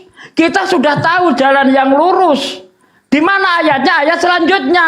Siratal ladzina an'amta alaihim, yaitu jalannya orang-orang yang telah Engkau beri nikmat. Masa kita nggak tahu? Artinya apa? Artinya Karena supaya nggak kita tahu, itu Bapak dipinta terus gitu. supaya kita tidak tergelincir, tidak disesatkan oleh setan. Nah, Anda disesatkan oleh setan, makanya nyembah Yesus. Bisa seperti itu, Pak. Yaitu pemahaman Bapak. Iya. Bisa Kalau juga kita dimengerti. tetap ya minta diberi petunjuk, ya berilah aku petunjuk jalan yang lurus, yaitu jalan loh, yaitu jalannya orang-orang yang diberi nikmat. Kok dibilang nggak tahu? Ya tahu kita. Ketika kita sudah tahu jalan yang lurus, artinya apa? Artinya kita minta ditetapkan, ya. Karena kenapa kita itu minta ditetapkan di situ? Karena ada setan yang selalu menggincirkan kita. Itu intinya. Masa memahami ayat yang begitu mudah aja nggak ngerti? Ya Ayat justru saya sebelum- karena belajar memahami itu dengan sebegitu mudah, tidak usah ditafsir-tafsir lagi. Cuman artinya aja yang saya baca. Nggak usah Anda belajar membaca apa, artinya, tapi kenapa tidak membaca ayat sebelumnya? Ya kan seperti itu kata-katanya. Ayat sebelumnya mengatakan hanya kepadamu aku menyembah. Dan hanya Iya. kepadamu aku minta pertolongan. Ya saya nyembah Artinya kepada apa? Bapak lah. Saya nyembah kepada Bapak. Hanya kepada Bapak lah saya menyembah. Itu perintahnya mana? Ya saya sendiri keinginan saya. Kan buat Nah, saya. kalau keinginanmu sendiri, maka di dalam Amsal 3 ayat 5 dikatakan, percayalah kamu kepada Tuhan dengan segenap hatimu dan janganlah kamu bersandar atas pengertianmu sendiri. Jahat Anda pakai pengertian sendiri. Makanya Yesus akan mengusirmu. Aku tidak mengenalmu, nyah kau dari hadapanku, hai para pembuat kejahatan. Siapa yang diusir? Di dalam Matius 7 ayat 22-23, pada hari terakhir nanti banyak orang berseru kepadaku, Tuhan, Tuhan, bukankah aku bernubuat demi namamu, mengusir setan demi namamu, mengadakan mukjizat demi namamu? Ya, Iya, pada karena hari kan ini, bentar, pada hari ini aku akan berterus terang kepadamu, Immanuel, aku tidak mengenalmu, nyah kau dari hadapanku, hai para pembuat kejahatan. Padahal jelas di ayat 21, bukan setiap orang yang berseru kepadaku Tuhan, Tuhan akan menduduki kerajaan surga, melainkan mereka yang menuruti kehendak Bapa di surga. Anda menuhankan Yesus atas perintah siapa? Menuhankan Yesus. Ya karena dia punya kuasa, arti kata Tuhan itu kuasa. Atas perintah siapa? Karena saya ngikuti, berarti saya menuhankan. Karena yang bisa masuk surga menuruti perintah Bapa. Anda masuk menuhankan Yesus atas perintah siapa? Matius 7 ayat 21 baca. Tuhan Yesus, ikutilah aku. Mengikuti Yesus bukan menyembah. Ya, Bukan saya menyembah menuhankan. Bapa. Saya juga nggak menyembah Yesus. Menuhankan itu artinya menyembah. Loh. Baca KBBI, apa itu menuhankan itu? Menyembah. Anda Kalau saya aku tidak menuhankan mengikuti Yesus, kepada tapi Anda Tuhan menuhankan Yesus. dan menyembah kepada Gimana sih? Bapa. Nah ya, atas perintah siapa? Nah kan suruh Itu saya ikuti, tanya. Tuhan memerintahkan saya untuk ikutilah aku ya. Aku ikuti perintahnya gitu. Yesus itu diutus hanya untuk bangsa Israel saja. Bahkan orang di luar Israel yang sudah menyebut Yesus Tuhan disamakan dengan anjing. Mana ayatnya? Matius 15 ayat 26. Anda baca dari ayat 22. Ada orang perempuan Samaria, anaknya kerasukan setan. Dia minta tolong kepada Yesus. Yesus tidak peduli. Lalu kata murid, "Oh guru, perempuan itu terus mengikuti kita sambil teriak-teriak, usirlah." Apa kata Yesus? Aku diutus hanya untuk domba yang hilang dari umat Israel. Lalu kata perempuan itu, "Oh Tuhan, anak Daud, tolonglah aku. Anakku kerasukan setan, ia sangat menderita." Apa kata Yesus? Tidak layak roti bagi anak-anak dilemparkan kepada anjing. Perempuan yang sudah menyebut Yesus Tuhan saja masih disamakan dengan anjing. Ini hidup sejaman, apalagi Anda. Ya itu Ya. kan yang menilai Bapak. Allah Loh. itu lebih tahu segalanya, Pak. Kok menilai itu Bapak ayat itu lebih saya tahu tanpa segalanya. menafsir, Pak. Saya tanpa menafsir. Di situ dikatakan ketika ada orang menuhankan Yesus, minta tolong kepada Yesus disamakan dengan anjing. Tidak layak roti bagi anak-anak dilemparkan kepada anjing. Siapa yang nafsir? Gak ada nafsir-nafsir. Memang begitu bunyi ayatnya. Jadi Yesus seperti yang saya katakan tadi, Pak, Yesus itu hanya untuk Israel saja. Anda orang mana rupanya? Aku diutus hanya untuk domba yang hilang dari Israel. Matius 10 ayat 5 ayat 6. Coba sekarang tunjukkan ke saya deh, di mana Yesus ya berkata bahwa dia diutus untuk seluruh bangsa. Mana? Kan suruhnya kepada para rasul itu suruh menyuruhnya kepada para muridnya. Menyuruh apa? Sebarkan kepada semua bangsa-bangsa, bang dan baptis atas nama. Matius 10 Bapak. ayat 5 ayat 6. Dengar. Mana yang benar? Ayat yang kau bawa atau ayat yang saya bawa? Yesus memanggil 12 murid dan berpesan, janganlah kamu masuk ke kota orang lain Tentang Alkitab, atau ajarnya, kota orang pasalnya, asing, gitu. melainkan pergilah kepada domba yang hilang dari Israel. Melainkan pergilah. Kalau Yesus menyuruh penginjilan ya ke seluruh bangsa, itu tetap konteksnya kepada bangsa Israel.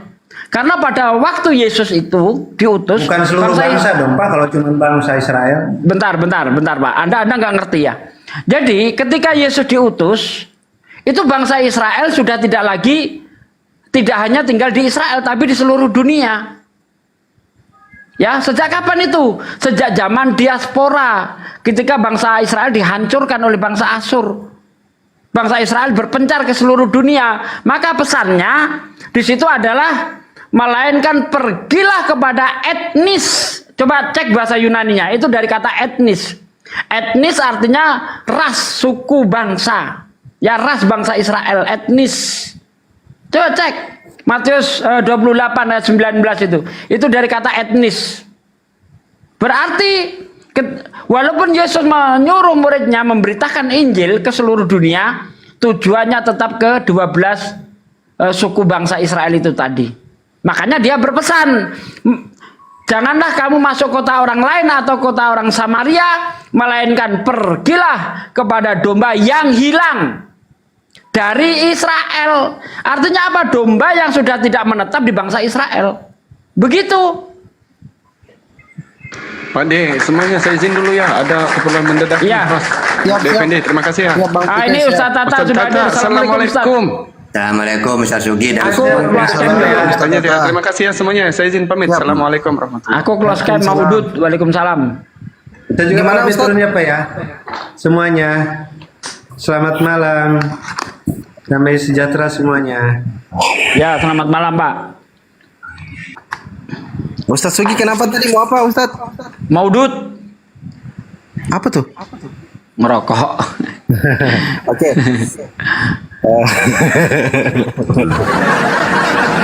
Karena kalau open camp nggak bisa, kena peringatan nanti.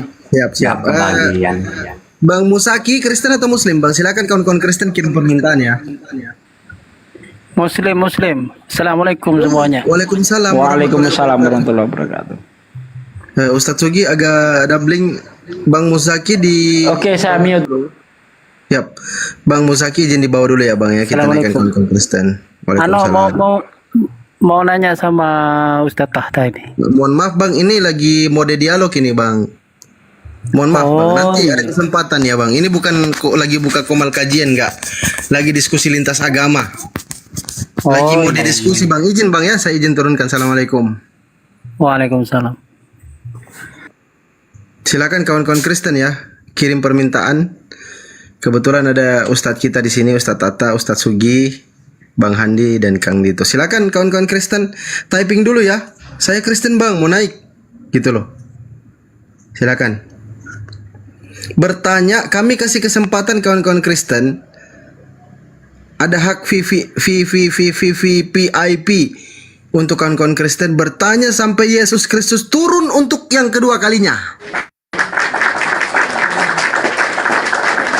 Silakan kawan-kawan Kristen kirim permintaan, typing di bawah ya. Saya Kristen Bang, naikkan saya mau belajar gitu loh. Silakan kawan-kawan Kristen.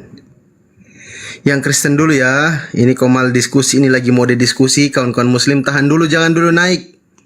Kasih kesempatan teman-teman kita Kristen. Mohon maaf sekali untuk kawan-kawan Muslim.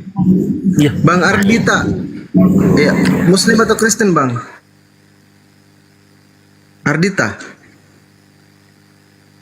Saya tanggapi dulu yang tadi dikit ya itu ya. Siap. Tadi ini yang mengaku murtadin ini benar apa enggaknya terserah lah ya. Dia mengaku murtadin, dia nggak suka Al-Quran. Satu. Dia mengkritik Al-Quran, jadi nggak murtad. Terus kedua, dia nggak suka oknum-oknum Muslim. Perilaku Muslim. Jadi dia murtad. Tapi dia nggak tahu tujuannya mau kemana. Bible aja nggak ngerti. Yang penting keluar dari Islam murtad, tapi arahnya kemana? Tergantung gitu loh. Mestinya kalau dia masih berakal, kalau ingin melihat oknum, mestinya dia bisa menikmati kemerdekaan bernapas di Indonesia ini berkat siapa? Berkat ajaran Al-Quran yang kau sering kritik itu. Yang berjuang itu kaum muslimin. Mati syahid demi mempertahankan kemerdekaan. Kau bernapas lega di republik ini. Kenapa kau enggak kritik para pejuang itu? Dengan Allahu Akbar Indonesia merdeka. Berani enggak Anda mengkritik para pejuang itu? Kritiklah itu. Kritik aja.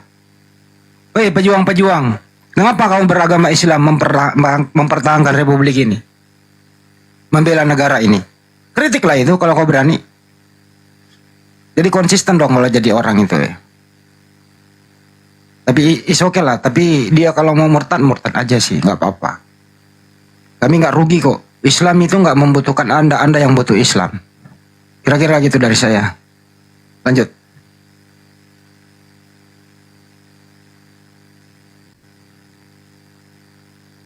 Ya silakan kawan-kawan Kristen. Kirim permintaan, typing di bawah saya Kristen bang, naikkan saya gitu loh. Silakan. Ini yang gambar foto profilnya ini seperti serigala berbulu domba, siapa ini? Wah bahaya ini. Ya silakan kawan-kawan Kristen, kami kasih kesempatan sampai Yesus turun untuk yang kedua kalinya naik bertanya, silakan. Tetapi ingat jangan pernah menguraikan kebencian berdasarkan ketidaktahuan. Silakan sedot. Kristen kan? Silakan. Kristen kenapa? Mau nanya apa? Loh. Kamu yang bertanya, tapi kalau lagi noise diam aja dulu kau. Silakan Kristen yang lain. Kalau ada pendeta di bawah silakan kirim permintaan. Gak usah takut. Boleh nggak kalian kasih tahu saya sejarah Kubah di masjid itu gimana? Saya mau tanya, sudah berapa kilo tai yang kau sedot hari ini? Itu aja pertanyaan saya. Dia protes lagi. Kalau masjid pakai kubah, kenapa sih? Kan bukan juga kau yang beli. Kenapa sih kalau masjid pakai kubah? Kan nggak menyakiti hatimu gitu loh. Ada-ada aja Oten ini selalu aja mau sakit hati. Ya kau hiduplah selamanya dengan kesakitan. Tidak mensyukuri nikmat Tuhan. Sakit aja terus, benci aja tiap hari. Ngeritik aja. Ngeritik itu waras dulu, akal dipakai baru ngeritik, ada solusi. Saya ngeritik loh begini, ini loh solusinya yang baik kan gitu. Ini ngeritik tapi nggak ada gitu loh. Giliran dia mengcounter attack apa penjelasan Ustadz, aduh memalukan sekali gitu.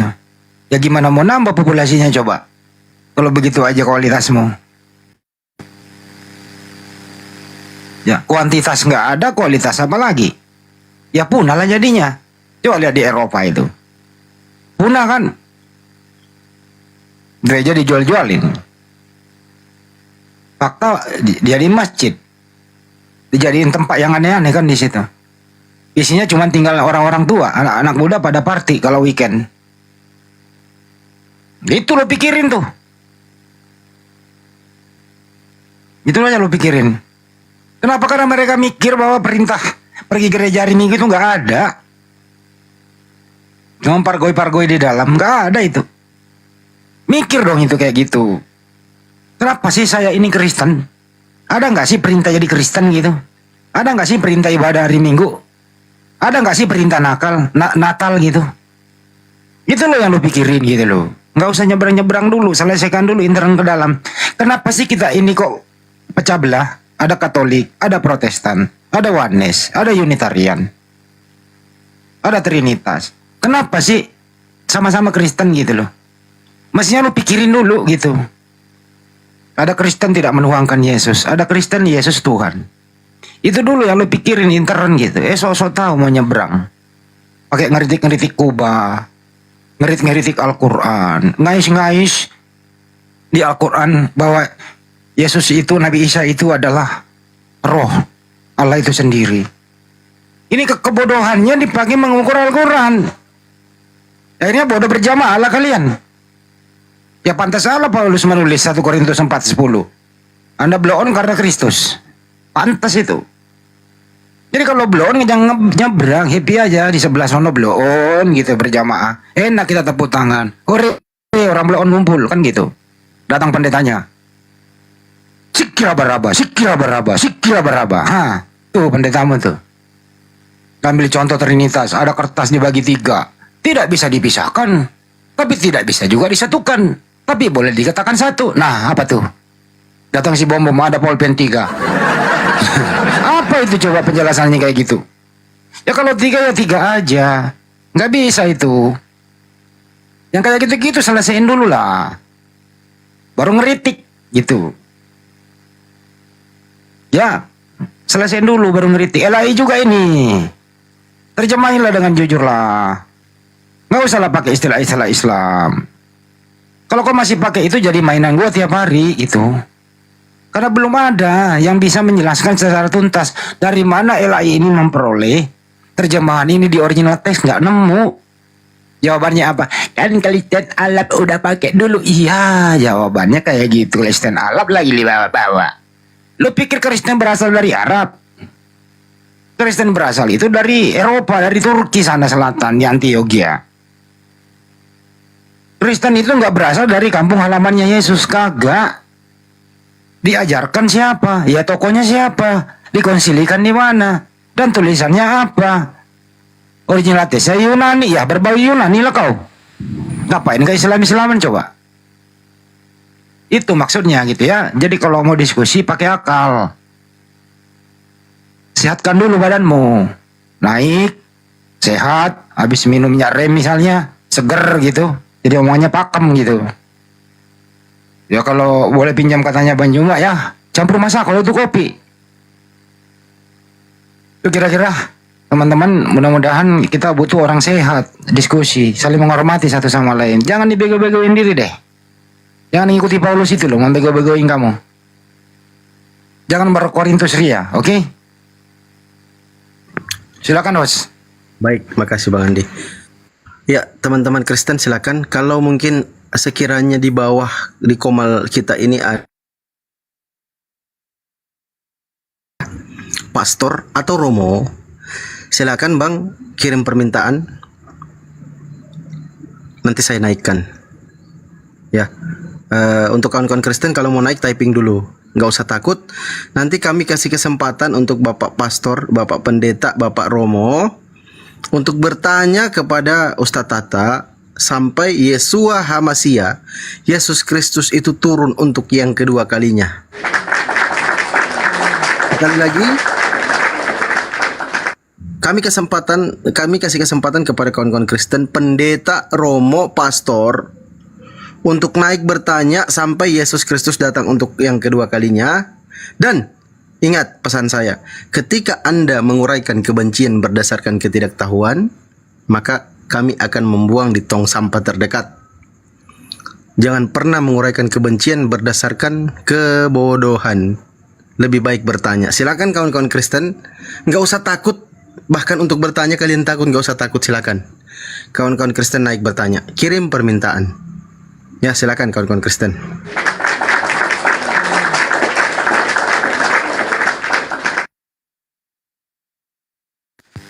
Ya kalau kalian nggak suka dengan ajaran Islam, ya keluar dari Indonesia. Konsisten dong. Itu aja kok. Nggak suka, saya benci Islam, saya benci ajaran Islam, ya keluar.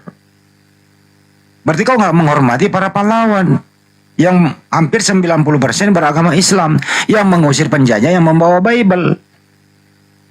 Ya, pergilah ke Belanda, susun rencana balik lagi kemari jajah gitu loh, pakai Bible. Di ulangan 20 gitu loh. Konsisten jadi orang, pakai akal gitu loh. Saya nggak suka ajaran Islam, ya pergilah, jangan nikmati loh jeripaya para pejuang kami. Kan gitu namanya konsisten. Ini enggak benci ajaran Islam, tapi menikmati ajaran Islam. Dipakai ajaran Islam. Itu namanya bahlul gitu. Kalau nggak suka, ya komitmen gitu loh. Burundi masih membutuhkan Anda di sana gitu. Karena ajaran Islam itu nggak ada kebencian. Mari kita hidup bersama, saling menghormati satu sama lain, toleransi kita. Bagimu agamamu, bagi kami agama kami. Tapi kalau Anda brutal ya kami hajarlah. Anda sopan ya kami segan. Kan gitu. Siap. Bang Andi izin dulu Bang Andi. Silakan Bang ATB kalau mau naik kirim permintaan Bang. Bang ATB tadi ada Bang ATB siapa namanya tadi ya. Kirim permintaan Bang. Itu ada gambar tamu. Itu coba diklik Bang. Gambar tamu. Silakan kawan-kawan Kristen ya. Tekan gambar orang itu yang dua itu. Biar saya naikkan. Nggak usah takut kawan-kawan Kristen naik, silakan. Yang Kristen dulu ya, sabar dulu kawan-kawan yang lain, sabar dulu. Kasih kesempatan kawan-kawan Kristen. Silakan kawan-kawan Kristen. Mana tadi yang mau naik itu? Ada tadi yang bilang yang mau naik. Yang Kristen dulu. Silakan kawan-kawan Kristen. Assalamualaikum Pak Prof. Siap teman-teman, lanjut. Ada Ustaz Tahta nih biasanya lawan kita ini. Bang Rusdi Kristen atau Muslim Bang? Assalamualaikum, Muslim Bang. Waalaikumsalam. Saya nyimak aja, saya pengen silaturahmi sama Cak Tahta. Ya udah silakan aja Bang, Ustaz karena kita Tahta. menaikkan kawan-kawan Kristen, silakan. Ya, Assalamualaikum Ustaz Tahta, Bang Handi, Bang Sugi, Assalamualaikum. Waalaikumsalam. Ngopi-ngopi dulu, Ustaz.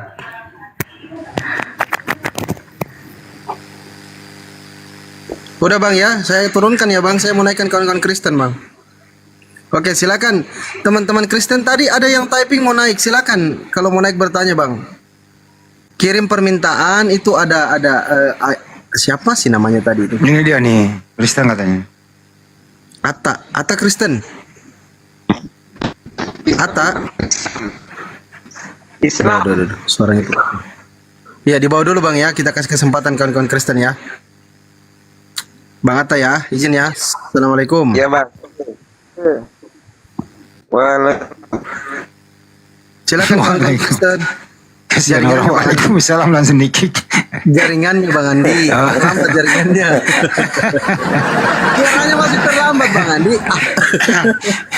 Ini Kang Dito ini begini kok, Kang Dito ada Iya, aja nih Kang Dito ini. Aduh Kang Dito ini.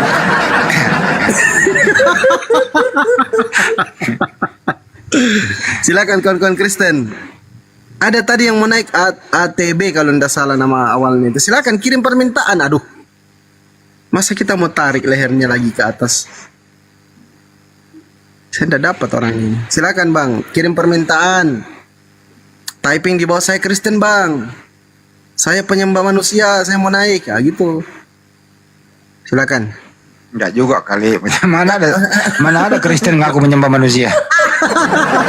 Ada ya kau. Pandai aja. Pada dasarnya memang menyembah manusia, tapi nggak ngaku dia tuh menyembah bukan manusia, tapi sebenarnya manusia yang dia sembah, tapi nggak ngaku dia gitu loh. Berarti nggak boleh saya ngomong begitu Bang Andi, terlalu ini ya, frontal ya. Ya boleh lah, orang nggak bayar kok. Silakan Bang Manda, ini Kristen ini, silakan. Tahu aja lo kalau gua Kristen lo. Iyalah, bau-baumu itu sudah kucium, baumu, bau-bau congor. Kirain gua. Ayo bro, yang sopan santun saling menghormati. Silakan, ada yang mau disampaikan. Selamat malam, Bro Ya, Van. Malam bro. Jadi saya mau tanya saja nih, Yesus Tuhan mimpi, maksudnya bagaimana nih? Oh itu. Ya kalau boleh saya kasih pengantar ya. Boleh. Host tolong juga diganti lah, jangan kayak gitu. Tulis saja di situ Yesus Tuhan atau bukan, gitu aja. Pertanyaan Bang Andi. Saya ganti ya. Ya gantilah. Handi ini tumben baik nih malam nih. Ya, selalu saya beritahu hostnya loh kalau ada. Jangan kan hostnya, teman-teman kalau mau makin nama yang aneh-aneh, provokator saya nggak kasih naik bro, bener. Kita ini perang pemikiran, bukan perang kata-kata yang saling menghujat, bukan. Oke? Yesus not God. Ya, kalau itu bagus. Yesus bukan Tuhan. Yesus bukan Tuhan. Berarti yang mau diperdebatkan apa ini? Atau mau di... Maksud saya, Anda setuju nggak tuh? Kalau setuju silakan, kita nggak debat. Kalau tidak setuju ya kita diskusi. Yesus Tuhan, Juru Selamat. Mungkin tambah itu Yesus. lagi tuh. Ya udah silakan dijelaskan aja kalau Yesus itu Tuhan. Nanti Ustadz Tata yang menjelaskan Yesus bukan Tuhan. Silakan. Oke, siap. Selamat malam, Bang Tahta, Saudara Tahta. Malam, lanjut. Iya. Gua sebelum lo ngomong lo bertiga jangan hujat dulu ya. Jadi Yesus not God atau Yesus bukan Tuhan. Tapi kalau menurut gua Yesus itu Tuhan juru selamatku. Itu menurut gua. Dasar dan dalilnya apa gitu loh. Dasar dan dalilnya semua tertulis di kitab suci saya. Contoh, Bahwa contohnya Tuhan itu juru selamat. Yesus Kristus itu anak. Kenapa ya? begini ya, saya kasih topik ya. Yesus itu punya keluarga, punya ibu, punya adik, punya bapak.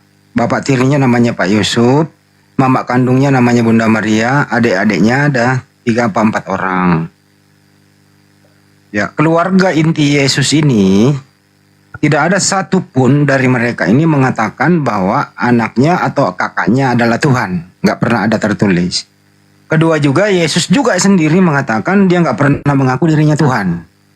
Sebentar. Ntar dulu. Sedikit lagi.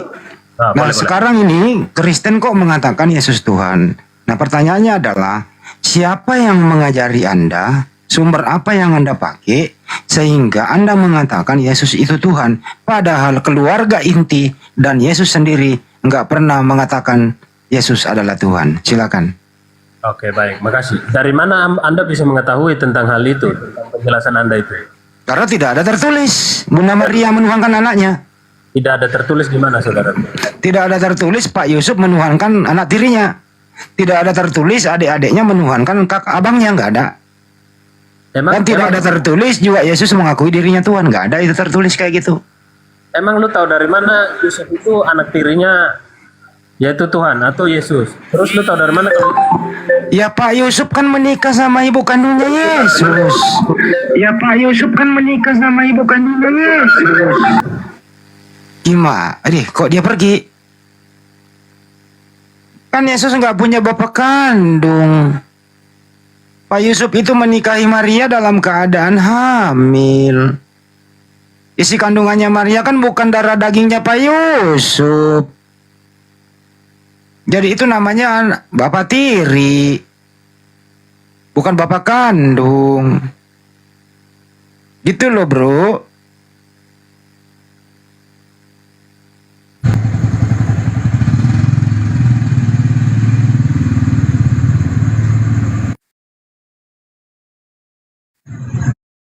Bila bapak tiri, anak tiri atau sepupu tidak ada, saudaraku. Silsilahnya Tuhan Yesus Kristus itu jelas tertulis dalam Matius, Markus, Lukas, itu jelas di situ. Masa iya lo langsung ngejudge seolah-olah Tuhan punya anak Yusuf punya anak tiri namanya Tuhan Yesus? Gak boleh juga bro, gak bagus kayak gitu. Terus antara Yesus dan Pak Yusuf itu hubungan apa? Saya jelasin ya. Iya silakan. Saya sepengetahuan saya saja, karena kalau saya berlebihan juga nanti saya yang berdosa sendiri. Soalnya tertulis jelas dalam firman Tuhan bahwa yang lebih itu berasal dari setan. Itu. Jadi yang pasti sepengetahuan saya, saudaraku, yang saya pelajari di iman Kristen melalui agama lewat Alkitab, bahwasanya Bunda Maria itu punya suami namanya Yusuf. Oke. Nah, Bunda Maria ini mengandung dan melahirkan tanpa disentuh oleh siapapun, termasuk dalam hal ini Yusuf. Karena Bunda Maria ini dikaruniai Roh Kudus, atau Roh Kudus turun atas Bunda Maria, kemudian melahirkanlah melahirkanlah Yesus Kristus ini. Nah, tadi siang kalau tidak salah atau sore tadi kalau tidak salah, saudara Fandi menjelaskan terkait dengan dibaringkan di mana. Cek kenapa layar gua gelap ya? Aman Bang Andi, aman. Layar gua gelap. Gua turun dulu ya. Naikin lagi, gua restart dulu. Siap.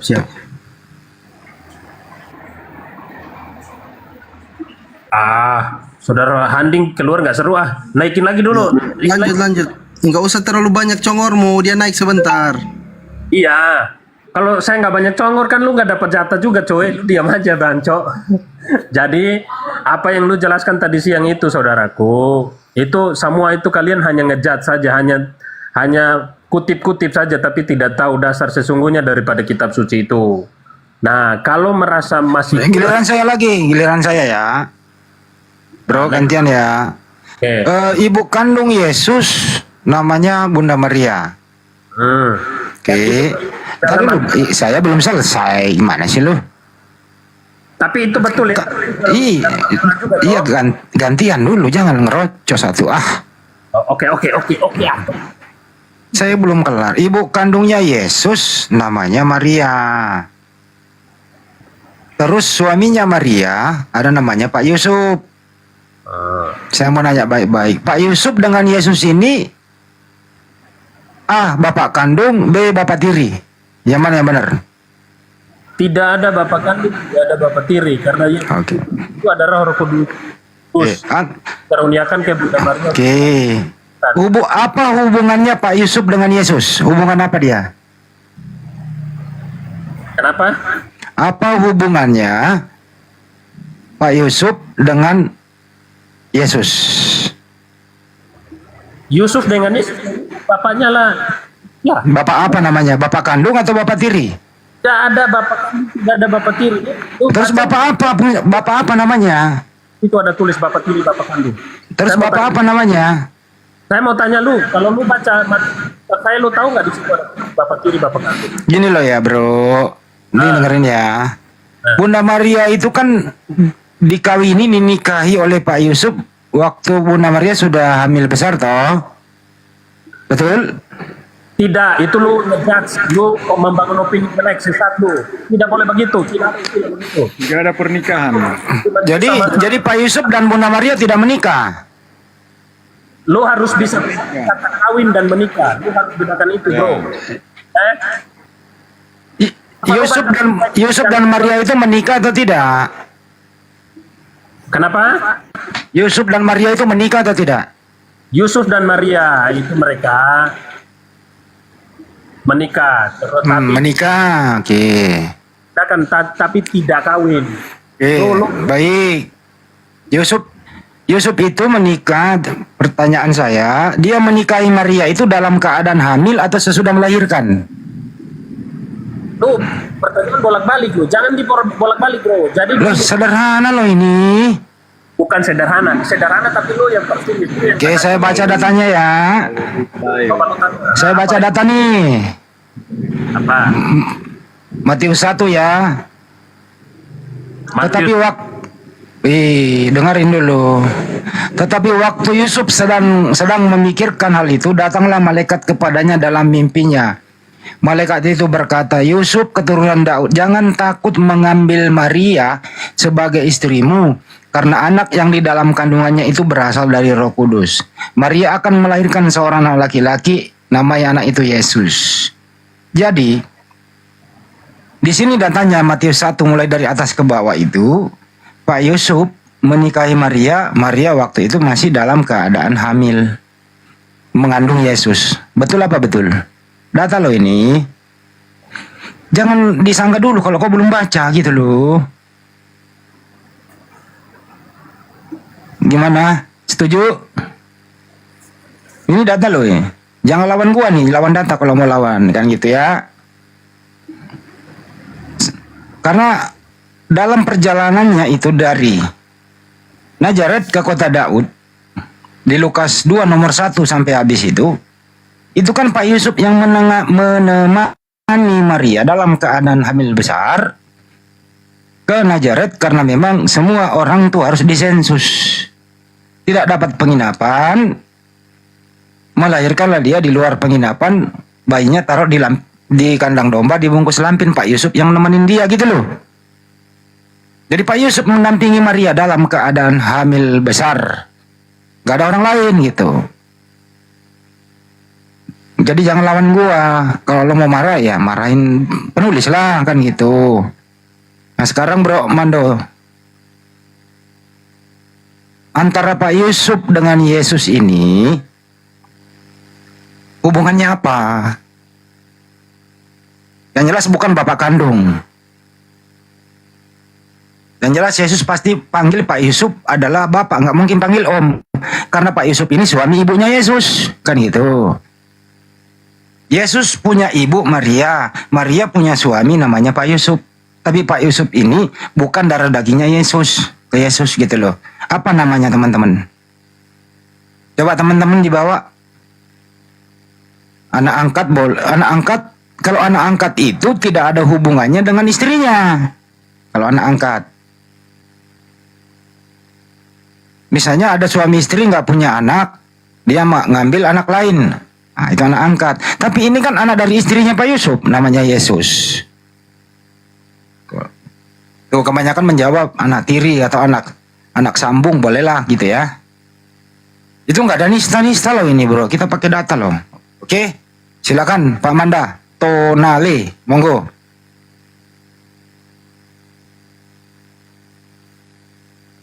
Oh iya ya bro, kok diem sih? Dia lagi cari data itu. Oh. Silakan. Lu dengar Gimana mau denger lo pakai? Aduh. Mana ini?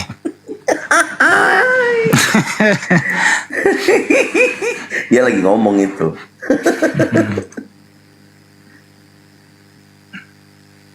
Halo.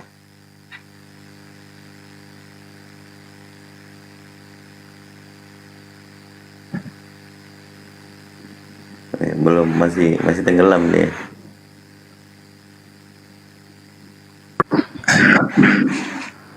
halo Handi. Halo Handi. Jadi apa itu maksudnya? Jadi apa itu? Aduh, apa ini berisik nih? Apa sih itu? Apa itu? Parah.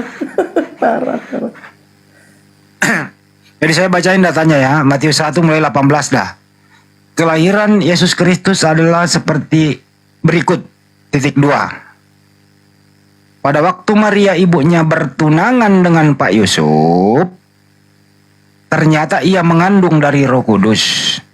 Sebelum mereka hidup sebagai suami istri, karena Pak Yusuf suaminya. Nah ini dengerin nih, saya ulang ini kayak aneh juga nih data nih. Matius 1 nomor 18. Perikopnya itu kelahiran Yesus Kristus. Kelahiran Yesus Kristus adalah seperti berikut, titik 2. Pada waktu Maria, ibunya, bertunangan dengan Pak Yusuf, ternyata ia mengandung dari Roh Kudus, sebelum hidup sebagai suami istri. Karena Yusuf suaminya seorang yang tulus hati dan tidak mau mencemarkan nama istrinya di muka umum, ia bermaksud menceraikannya dengan diam-diam. Tetapi ia mempertimbangkan maksud itu. Malaikat Tuhan nampak kepadanya dalam mimpi dan berkata, Yusuf anak Daud, jangan engkau takut mengambil Maria istrimu, sebab anak dan seterusnya begitu. Jadi di sini datanya Pak Yusuf mengambil Maria sebagai istrinya dalam keadaan Maria sudah mengandung Yesus. Gitu loh. Itu loh ya teman-teman, data loh ini. Jadi Pak Yusuf itu menikahi Maria, Maria sudah mengandung Yesus. Artinya lagi Pak Yusuf menikahi Maria dalam keadaan Maria mengandung Yesus. Begitu.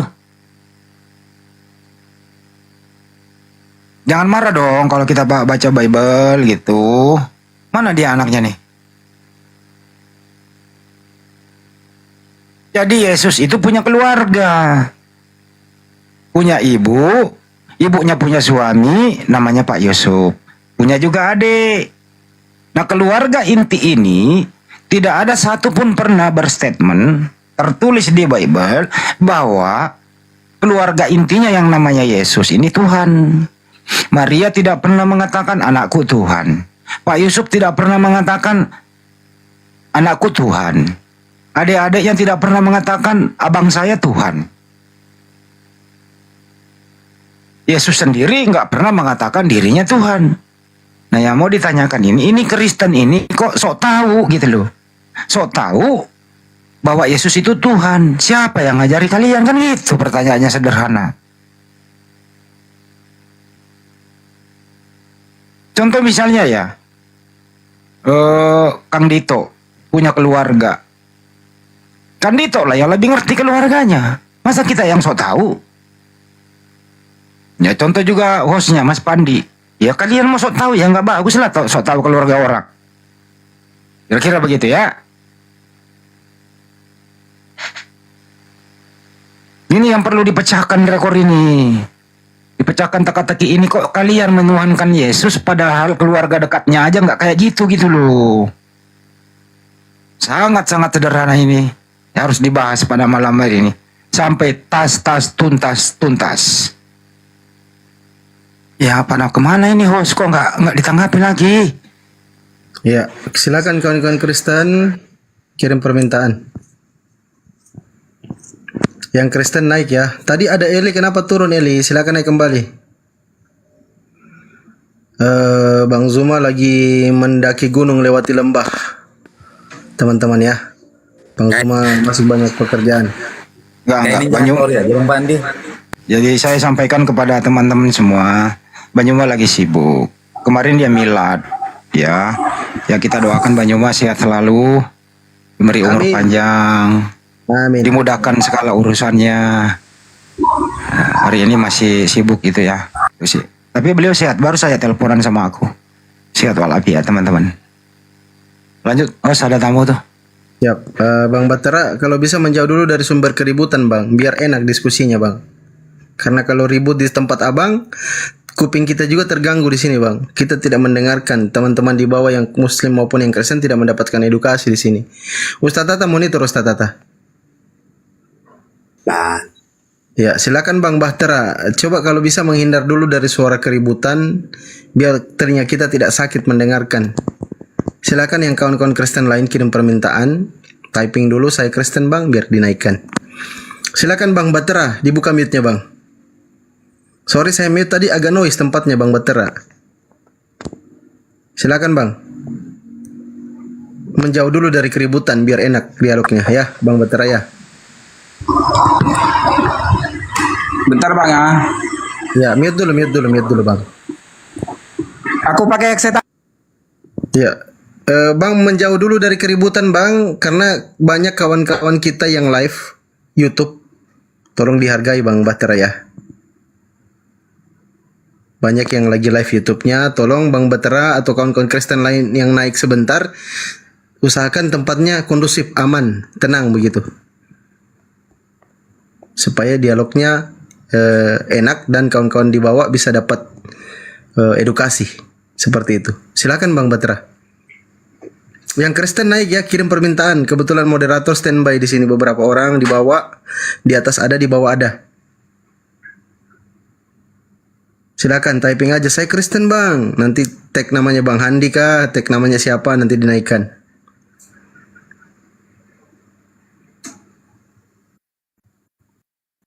Silakan Bang Bahtera. Udah aman tempatnya? Bang Bahtera monitor. Yang Kristen silakan ya. Nanti dikasih hak VIP untuk bertanya sampai Yesus turun untuk kedua kalinya. Silakan kawan-kawan Kristen. Ya, silakan Bang. Bentar Bang ya, mau pakai headset dulu. Oke, menjauh dulu dari ribut-ribut itu Bang. Ini kayak suaranya Elmura ini. Wih, namanya Bahtera Nu ya. Ustaz Tata nih jelasin ini Bahtera Nu ini. Halo. Ya, gimana? Bisa dengar suara saya, Bang? Oke, aman, silakan. Ini apa ini? Topiknya Yesus not God. Ya, Yesus bukan Tuhan. Silakan, Bang. Oh, itu mau ditanggapi ya? Jangan mencas, Bang. Berdengung itu, Bang. Oh, oke. Oke, bentar. Oke, silakan Bang. Direspon ya Tata ya. Aku mau minum kopi dulu. Jadi pertanyaannya Yesus not God. Lanjut. Ya Yesus itu, tapi itulah ya, kita Kristen, saya mau yang di bawah jangan dulu terus apa namanya, yang kita Kristen di bawah terus mengatakan saya sesat, kan gitu. Saya juga Kristen. Tapi memang Alkitab sangat jelas menulis Tuhan, kan gitu. Tapi kalau kita kembali kepada teks aslinya memang itu kan pemahaman para pemimpin gereja yang kurios itu sudah dua fungsi maknanya dibuat sebagai Tuhan dan sebagai Tuhan, Bang. Jadi maka dari itulah Alkitab sekarang udah tertulis sebagai Tuhan. Tapi kalau saya pribadi, Bang, ya secara logika lah, saya pikir orang-orang Yahudi itu nggak sembarangan manggil Tuhan sama manusia gitu. Ya pasti awalnya dulu mungkin Alkitab itu ditulis ya Tuhan, bukan Tuhan. Gitu, Bang. Ya silakan Ustaz Tata. Ini Kristen bukan Bang Andi. Bang Andi coba teks dulu Bang Andi. Anda Kristen ya bro, Batara? Ya saya Kristen. Oh ya, silakan Ustaz Tata. Iya. Jadi untuk membedakan Yesus itu Tuhan apa tidak, maka kita harus bisa membedakan Tuhan itu seperti apa, utusan itu apa. Pertama utusan. Utusan itu kan Yesus ngaku utusan kan, aku diutusannya kepada domba-domba yang hilang dari Israel. Matius 15:24. Nah, yang harus dicari kedua adalah apa itu tugasnya utusan. Ternyata penyampai firman, Yohanes 3:34. Yang kedua, kalau orang ini sudah ngaku utusan, berarti dia mempunyai tugas untuk menyampaikan firman Tuhan, gitu loh. Bukan sebagai Tuhan, tapi sebagai penyampai firman Tuhan. Dalilnya ada di Yohanes 12:50, Yohanes 17:8, Yohanes 5:30, Yohanes 14:24. Nah, terus yang namanya utusan itu hanya melakukan perintah yang mengutusnya. Makanya Yesus itu mengatakan ya, dia melakukan perintah Bapa. Yohanes 14:31. Juga melakukan kehendak Bapa. Yohanes 6:38. Sehingga namanya utusan tidak bisa berbuat apa-apa. Yohanes 5:30. Aku tidak bisa berbuat apa-apa. Nah, sekarang kalau Tuhan apa Tuhan? Nah, kalau Tuhan ini sudah dikenalkan oleh Yesus. Aku bersyukur kepadamu Bapa, Tuhan langit dan bumi, Matius 11:25. Seperti apa dia? Oh, tidak kelihatan ya. Yohanes 5:37 ada di langit. Matius 18:19, Matius 23 ayat 9. Terus dia tidak kelihatan, Yohanes 5:37, tidak mau turun ke dunia, 2 Tawarekh 6:18. Sehingga tidak ada alasan kita mentuhankan Yesus itu, gak ada. Baik secara dalil, Bible, atau apalagi dalam Al-Quran tambah gak ada. Sehingga saran saya, kalau Kristen ingin mentuhankan Yesus, cukup imani saja. Jangan coba-coba pakai dalil Bible. Tidak akan ketemu itu, tidak nyambung ya. Gitu. Karena Yesus sudah memperkenalkan dirinya siapa, Tuhan seperti apa sudah Yesus kenalkan gitu. Silakan. Jadi begini Bang, sebenarnya kan kita Kristen ini mengimani Yesus sebagai Tuhan. Sebenarnya kalau kita cari ayat memang ada untuk sebagian orang ya, tapi nggak semua orang Kristen seperti itu. Memang kalau kita bicara ayat, memang di kitab Wahyu memang ketika dia sudah naik ke sorga dalam Alkitab ya, terlepas daripada apa nanti di Al-Quran dia naik ke langit ataupun diapakan, di kitab Wahyu kan ada tertulis itu Wahyu 1 ayat 17 kan begitu, yang bunyinya seperti ini. Ketika aku melihat dia, tersungkurlah aku di depan kakinya sama seperti orang yang mati. Lalu dia berkata, jangan takut, akulah yang awal dan yang akhir. Kan gitu Bang ya. Nah, itulah satu dasar iman orang Kristen mentuhankan Yesus. Jadi kita hubungkan dengan perjanjian lama, kitabnya orang Yahudi. Yesaya 44 ayat 6. Beginilah firman Tuhan, Raja dan penebus Israel, Tuhan semesta alam, akulah yang terdahulu dan akulah yang terkemudian. Tidak ada Allah selain daripada aku. Jadi kalau kita hubungkan ayat ini Bang, memang ada korelasinya, memang ada persesuaian. Yesus juga berkata, akulah yang awal dan yang akhir. Terlepas apapun nanti pemahaman orang para pemimpin gereja, para pendeta, tapi memang kami Kristen memang berbeda memahami seperti ini. Tapi memang ketika ayat ini udah sampai kitab Wahyu, dia menyingkapkan dirinya sendiri ketika dia sudah naik ke surga.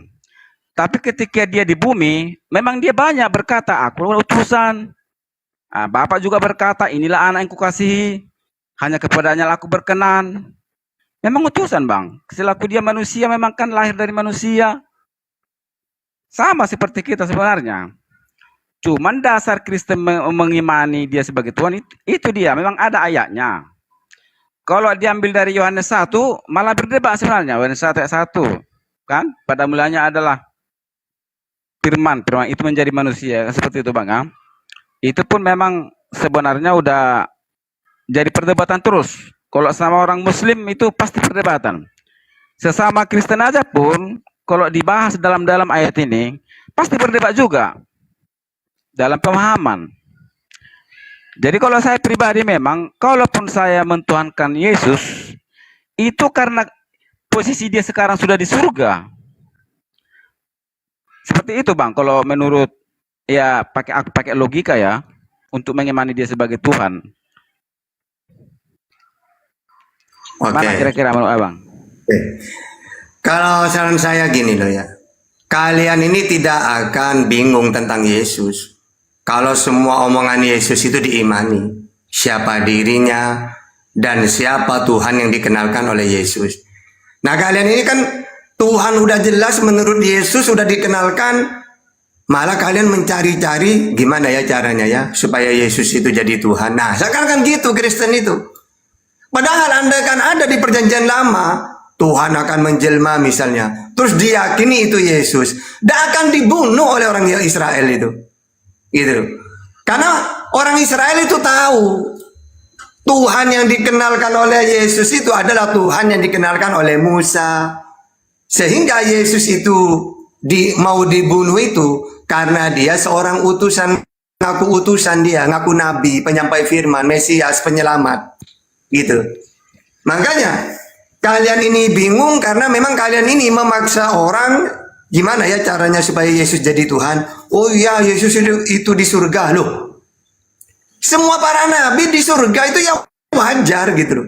Karena Yesus mengatakan kalau kamu ingin hidup yang kekal di surga, mengenal satu-satunya Allah yang benar dan mengenal Yesus yang telah engkau utus.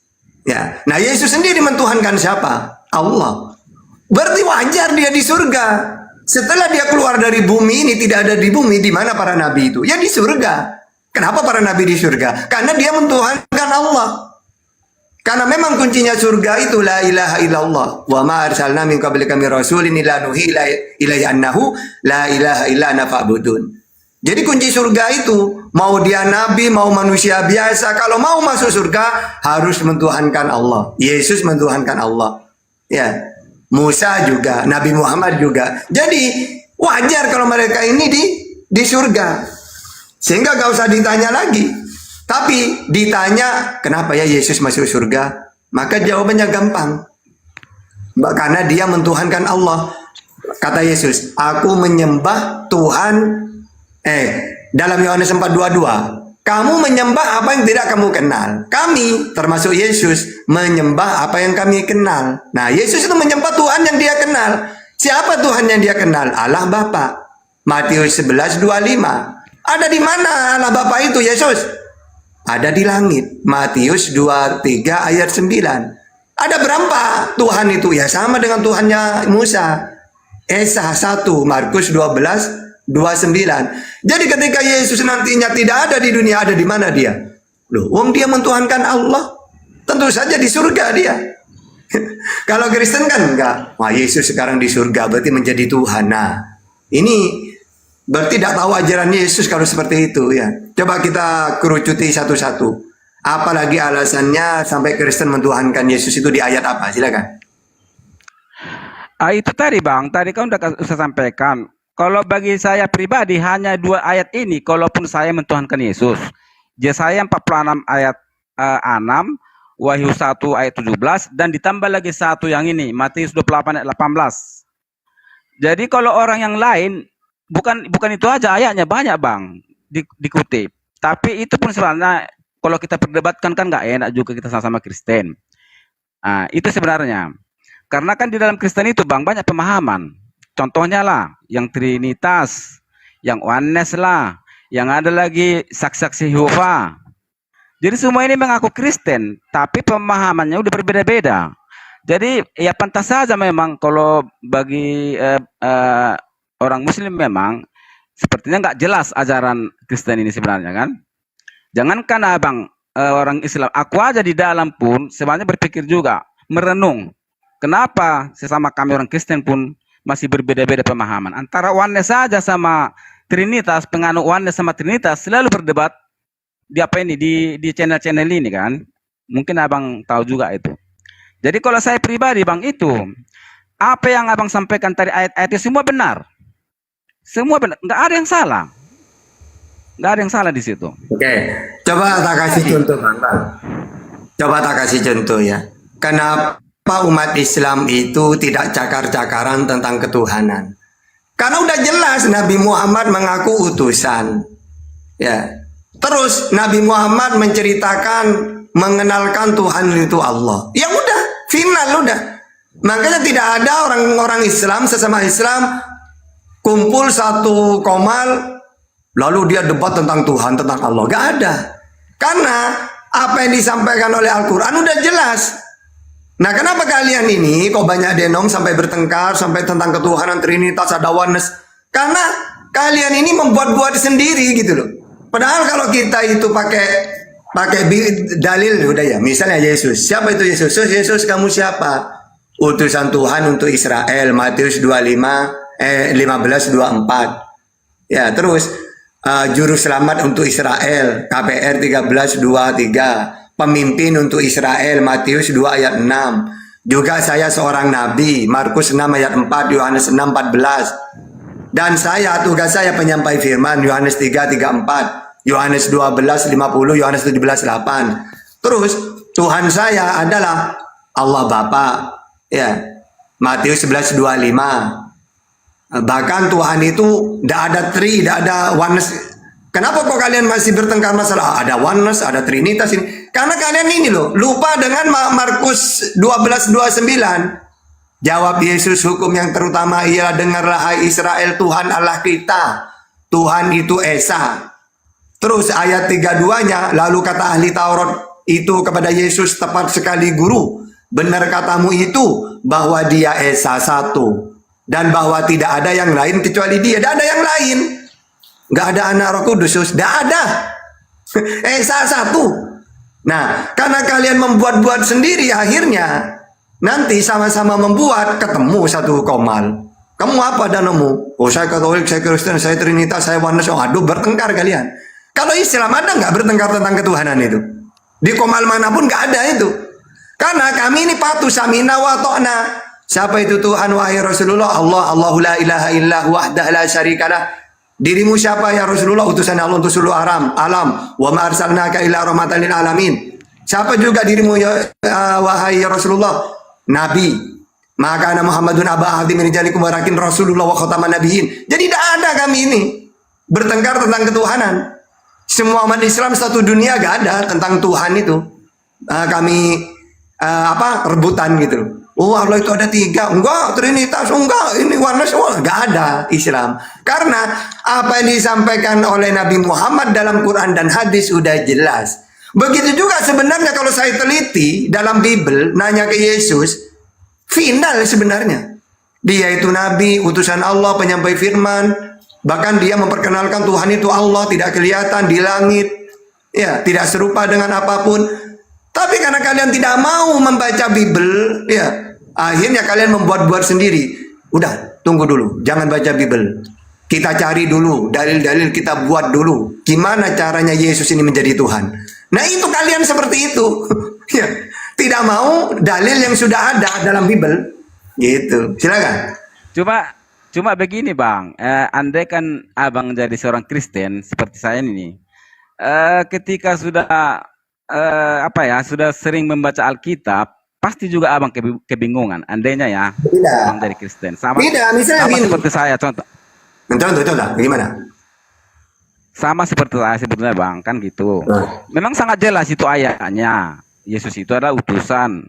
Banyak nama-namanya di situ. Saya lah nabi, saya adalah pokok anggur. Banyak sebenarnya gelar-gelar yang dia sampaikan sama murid-muridnya pada saat itu.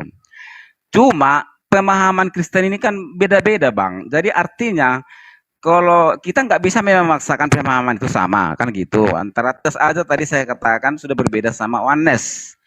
Yesus adalah Bapa itu sendiri, Elohim sendiri yang turun ke dunia menjadi manusia. Sebenarnya pun kalau kita berpikir logika, sebenarnya kurang nyambung sebenarnya. Tapi kalau itu kita sampaikan sama sesama kita, nanti dibilangnya juga kita tersesat. Jadi kalau saya Bang, seperti ini iman saya. Yesus kan berkata, kan mintalah kepada Bapa di dalam namaku. Kan gitu. Jadi saya berdoa kepada Bapa, tapi saya akhiri dalam nama Dia. Karena itu jelas ada ayatnya. Cuman terkadang kita ini kan kalau kita sudah Kristen dalam satu gereja sebenarnya nggak perlu sebenarnya kita sampaikan pemahaman kita itu kan, karena kita sebenarnya ayat Alkitab itu aja yang kita pegang. Karena yang Alkitab itu sudah ditulis dia memang Yesus itu Tuhan, bukan Tuhan lagi, kan seperti itu. Udah dibuat dia huruf besar Tuhan dan Allah, artinya itulah menandakan bahwa Tuhan itu adalah Elohim sendiri, Allah itu sendiri. Dan itu udah memang terjemahan sekarang, udah terjemahan kitab sekarang seperti itu Bang. Jadi andai kata Abang pun jadi Kristen, kalau Abang membaca ayat yang saya katakan tadi, pasti juga bingung Abang. Di Yesaya 46 ayat 6, sebelum Yesus lahir ke dunia, sebelum datang Dia, ya Allah itu sudah berfirman, akulah yang awal dan akulah yang akhir, yang terdahulu dan yang terkemudian. Sementara Yesus juga ketika sudah naik ke surga berbicara di Wahyu 1 ayat 17, dia juga berkata seperti itu. Akulah yang awal, akulah yang terakhir. Justru inilah memahami inilah kadang-kadang kita memang bingung Bang, sebenarnya bingung. Oke.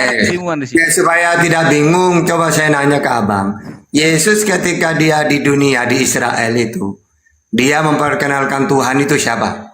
Supaya gak bingung, coba siapa Tuhan yang benar menurut Yesus? Coba siapa? Yesus ya Allah pencipta itulah. Oke, Allah. Oke, jelas ya, Tuhan yang benar menurut Yesus Allah. Yang kedua, Yesus sendiri mengaku dirinya sebagai apa? Coba jawab. Tadi kan sudah saya katakan, Yesus Sebagai? Yesus banyak mengatakan dia sebagai nabi, sebagai utusan. Nah, ya sudah terus. Banyak ayat, Kenapa masih bingung? Banyak ayatnya itu. Ya terus kenapa masih bingung? Ya bingungnya di sini Bang, tadi di Wahyu 17 itu. Kenapa Yesus berkata seperti itu? Coba menurut Abang. Gimana? Berkata gimana? Ketika ini ayatnya, ketika aku melihat dia, ini Yohanes ini melihat penampakan daripada Yesus. Ketika aku melihat dia, tersungkurlah aku di depan kakinya, sama seperti orang yang mati. Lalu dia berkata, Yesus ini berkata, jangan takut, akulah yang awal dan yang akhir. Ini Yesus sendiri yang berkata Bang. Itulah kadang-kadang yang buat kita bingung. Satu, yang ini. Jadi kalau Abang di posisi saya sebagai orang Kristen, pasti Abang merenung ini ayat ini. Ya enggak, kalau saya gini, akulah awal dan akhir maksudnya apa kan gitu. Walaupun saya bisa mengatakan tahta ada sebelum dunia ada mana, sebelum langit dan bumi ada. Ya udah bingung saya mengatakan kayak gitu. Karena ada dalilnya dalam Al-Quran. Wa ma min ghaibatin fis samai wal ardi illa fi kitabin mubin. Jadi segala sesuatu sebelum Allah menciptakan langit dan bumi, sudah ada di Lauhul Mahfuz tercatat, tahta akan lahir di tahun sekian, meninggalnya tahun sekian, ada semua. Jadi ayat-ayat kayak gitu itu udah akan bingung kita. Masa cuma gara-gara akulah awal yang akhir. Oh Tuhan ini. Terus kan nanti gini saya loh. Kalau dituhankan, kalau Yesus dituhankan, lalu Tuhan yang dikenalkan oleh Yesus itu siapa? Ada dua nanti Tuhan itu. Enggak Ayo. gini bang. Abang juga harus konsisten. Abang juga harus konsisten kan. Abang tak bingung karena abang sudah baca Al-Quran. Jadi ketika Al-Quran belum turun, ayat ini sudah ada. Ya pasti orang kebingungan juga dah bang. Ya enggak, kan tadi saya nanya ke sampean, saya nanya tadi, tahu coba, Yesus selama dia hidup di dunia, di Israel, dia memperkenalkan Tuhan siapa? Allah Bapa. Terus Yesus sendiri mengaku sebagai apa? Utusan Bapa. Apa tugasnya utusan? Penyampai firman. Nah, terus kok kita bingung coba? Kan tinggal diimani. Oh, berarti Tuhan itu adalah Allah. Oh, Yesus itu utusan Allah. Dalilnya banyak itu malah. Gitu loh. Tapi kalian ini tidak ada dalilnya tapi diimani gitu loh. Makanya kan kalau bagi saya bang, biar jangan bingung. Baca baik-baik dulu Wahyu 18 itu. Wahyu 1 ayat 17. Ya di situ firman Tuhan yang awal dan akhir itu. Bukan Yesus. Firman Tuhan. Yesus hanya membacakan firman Tuhan itu. Kitab Wahyu itu bang, dalam penampakan Yohanes itu kan Yesus yang datang bang. Coba kalau Anda yang baca, apakah yang coba Pak Batara yang baca, apakah Anda yang awal dan yang akhir? Kalau Yesus yang baca, apakah Yesus yang awal dan yang akhir? Tentu tidak, kan menyampaikan firman Tuhan kok, sederhana. Bukan yang membaca dialah yang awal dan yang akhir, bro. Kan itu pengertiannya, oke? Paham ya? Ya, Major, diam dulu kau Major ya. Jangan bicara dulu kau Major. Balu berumnya apapun aku Diam dari dulu tadi. kau, jangan dulu bicara kau. Nggak apapun enggak. Balu. Diam dulu kau. Jangan dikomporin lah, jangan nih. Itu loh Pak Batara ya. Silakan lanjut Ustaz Tata, lanjut. Iya, jadi apa ya? Sesuatu yang jelas itu ditinggalkan oleh Kristen.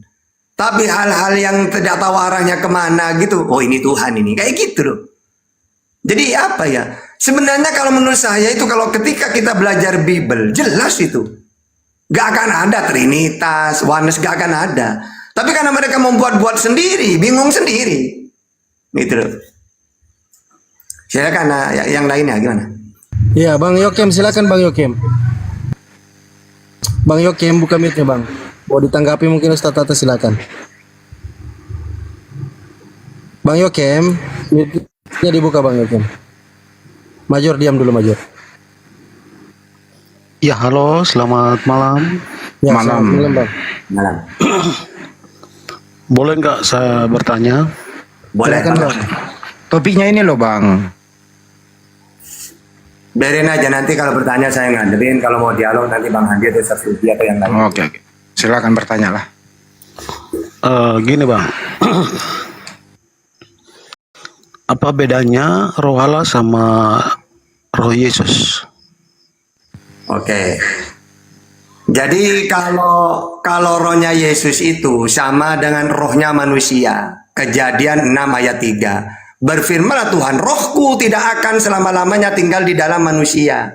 Jadi roh itu, orang hidup itu kan ada roh. Nah Yesus kalau nggak diberi roh, maka dia tidak akan hidup. Karena roh itu ciptaan Tuhan. Zakaria 12 ayat 1. Iya.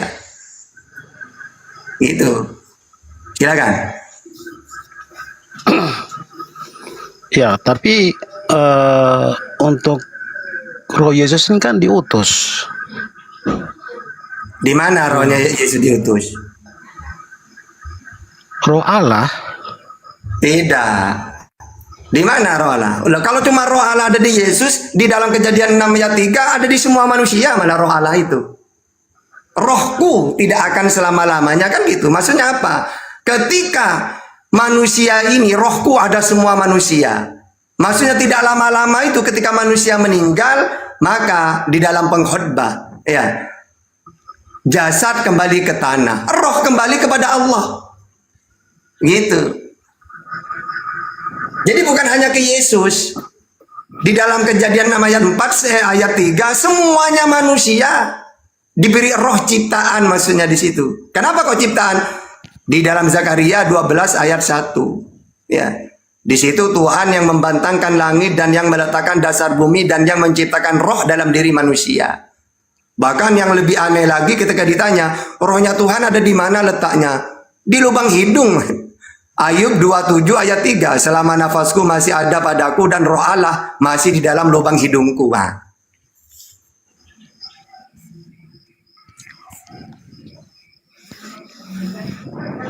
Kalau dalam Al-Quran, fanafahna fiha min ruhina. Ini kepada Isa. Kemudian aku tiup roh ciptaanku. Kalau kepada Adam, fanafahtu fihi min ruhi. Sama. Jadi manusia hidup itu ditiup roh ciptaan. Ibaratkan HP. Selesai HP jadi, ya tidak mungkin hidup HP ini. Caranya harus menciptakan lagi, membuat baterai. Lalu dipasang. Hidup. Manusia juga gitu.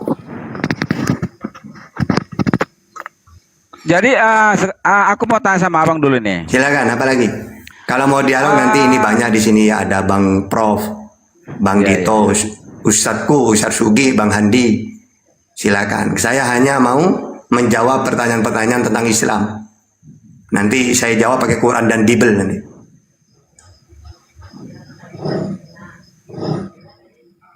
Kalau menurut abang makna Silakan kalau mau dialog silakan, biar kita mempunyai bagian masing-masing. Kalau guru kami, guru kristologi yaitu Ustadz Sugi, Bible berjalan. Itu. Silakan. Kalau menurut abang makna daripada Tuhan itu apa, bang?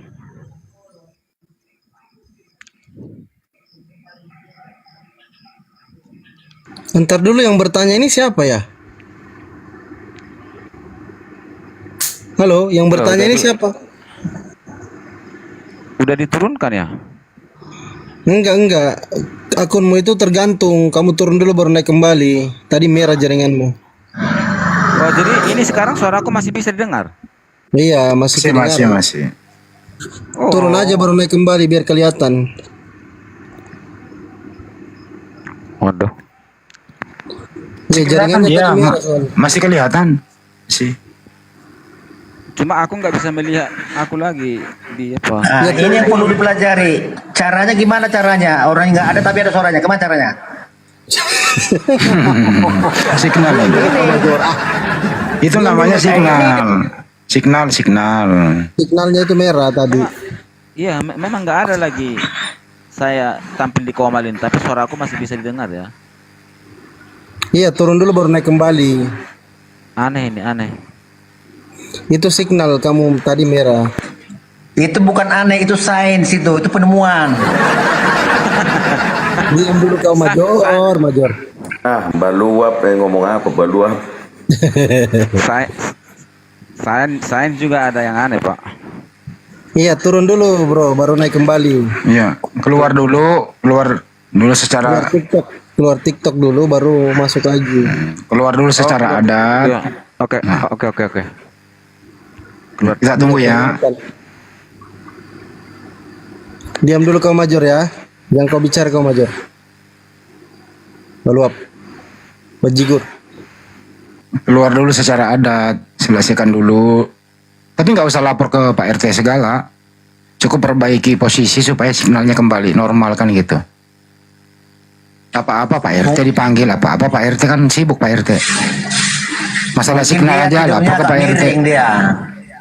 Andi, mungkin dia tidur agak miring. Baluap, kau pakai dulu baluap. Bicara terus si major ini. Udah banyak kawan-kawan Kristen mau dihajar tadi di sini, nangis, turun jatuh-jatuh semua. Jangan lagi dengan kau lah. Iya, tadi orang tuh ngadu. Aku habis dibal-bal di rumahnya si Pandi katanya. Makanya aku hadir. Berarti kau ini sebagai roh penolong ya.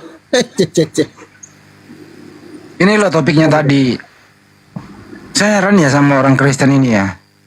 keluarga besar Yesus kan topinya dari tadi ya. Keluarga besar Yesus, Yesus punya bapak, Yesus punya ibu, Yesus punya adik. Tidak ada keluarga dekatnya itu mengatakan Yesus itu Tuhan. Emaknya nggak pernah ngomong anak gua Tuhan. Pak Yusuf juga nggak pernah ngomong Yesus Tuhan. Adik-adiknya juga nggak pernah bilang abang gue Tuhan. Yesus sendiri ngomong nggak pernah dia mengaku Tuhan. Tapi aneh kok ini orang Kristen datang belakangan kok dia Yesus Tuhan gitu. Nah itu loh, saya pengen tahu siapa yang ngajarin mereka ini semua nih. Gitu loh, sok tahu tentang keluarga orang. Kristen ini loh, sok tahu gitu, campuri urusan rumah tangga orang. Emaknya sendiri nggak pernah ngakuin anaknya Tuhan. Tiba-tiba Kristen datang, anaknya Maria Tuhan. Loh, bisa bakono ya? Nah ini yang harus dijelaskan nih. Tapi pendeta yang punya bahasa Indonesia yang baik, tidak suka malah-malah. Kalau suka malah-malah, apalagi kalau ngomong tuh berlelete-lete, saya sulit nanti mendengarkannya gitu, gitu. Gitu. Ya mana tadi ini roh apa Batarano? Silakan naik kembali Batarano. Atau ini aja dulu Ustaz, daripada nggak ada akar pun jadi. Silakan Major. Kau buka congormu itu. Mau ngapain Major nih? Silakan. Iya,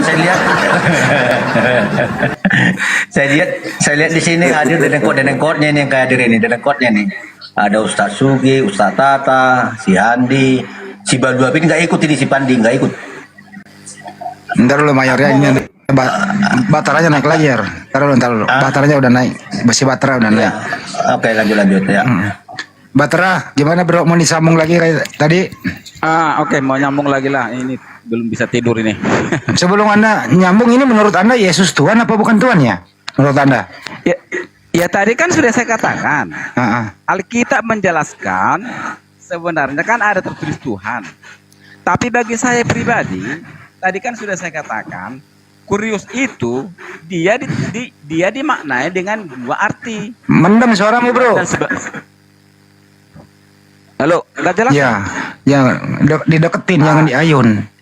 Oh gini, jadi kenapa dia sekarang terjemahan itu menjadi Tuhan? Karena kurios itu sudah dimaknai artinya sebagai Tuhan dan Tuan, kan begitu? Itulah dasarnya orang-orang yang tidak mengerti Alkitab, ya menyebut dia Tuhan. Menurut kamu pribadi Yesus Tuhan atau bukan? Menurut saya pribadi Yesus itu Tuhan karena dia manusia. Pintar, udah cukup itu aja kok repot. Udah jelas itu Yesus Tuhan, bukan Tuhan. Jadi beda antara Tuhan dan Tuhan. Kalau Tuhan itu kan kurios, kalau Tuhan itu kan theos. Betul apa betul? Iya, cuma ya, pintar. Saya katakan tadi kan kurios itu sudah dipahami para pemimpin gereja, itu bisa Tuhan, itu bisa Tuhan. Itu masalahnya. Itu yang diajarkan dulu sama kita. Jadi makanya gue bilang dari tadi, keluarga terdekat dia, emaknya, papanya, adiknya, nggak pernah tuh menganggap Yesus Tuhan. Nanti belakangan ini orang-orang yang nyetel Yesus Tuhan, padahal keluarga dekatnya, keluarga inti nggak pernah mengatakan dia Tuhan. Jadi sumber daripada Yesus Tuhan, sumber ilmunya adalah orang-orang yang belakangan ini gitu loh, yang menerjemahkan Tuhan menjadi Tuhan. Betul apa betul? Ya betul. Ya pintar, tepuk tangan. Cuma begini Bang, untuk menjawab tadi kan ada pertanyaan tadi, di mana Yesus menyebut dia sebagai Tuhan, kan begitu? Kan begitu Bang? Iya. Jadi saya kan boleh saya buat analoginya seperti ini. Ketika anak sudah tahu itu bapaknya, sebenarnya bapaknya itu nggak perlu lagi mengatakan bahwa saya ini bapakmu. Tapi ketika bapaknya, anaknya belum tahu mana bapaknya, contohnya umur 2 tahun lah, pasti belajar ngomong, pasti dia bilang, saya bapakmu. Boleh juga saya beranalogi seperti itu. Kalau orang meyakini dia sebagai Tuhan, artinya Yesus nggak perlu mengatakan bagi yang memahami dia Tuhan bahwa akulah Tuhan. Nggak perlu sebenarnya bagi mereka seperti itu. Harus disampaikan akulah Tuhan. Karena ketika orang-orang sudah membaca Alkitab dari Perjanjian Lama sampai Kitab Wahyu, dia sudah memahami, dia sudah mengenal Yesus itu sebenarnya. Dari situlah dasarnya untuk memanggil dia Tuhan. Bro, tapi emaknya yang merawat dia, yang menyusui dia, yang memandikan dia, meninabobokkan dia, mencuci kalau dia BAB. Nggak pernah tuh emaknya mengatakan anaknya Tuhan. Setuju nggak?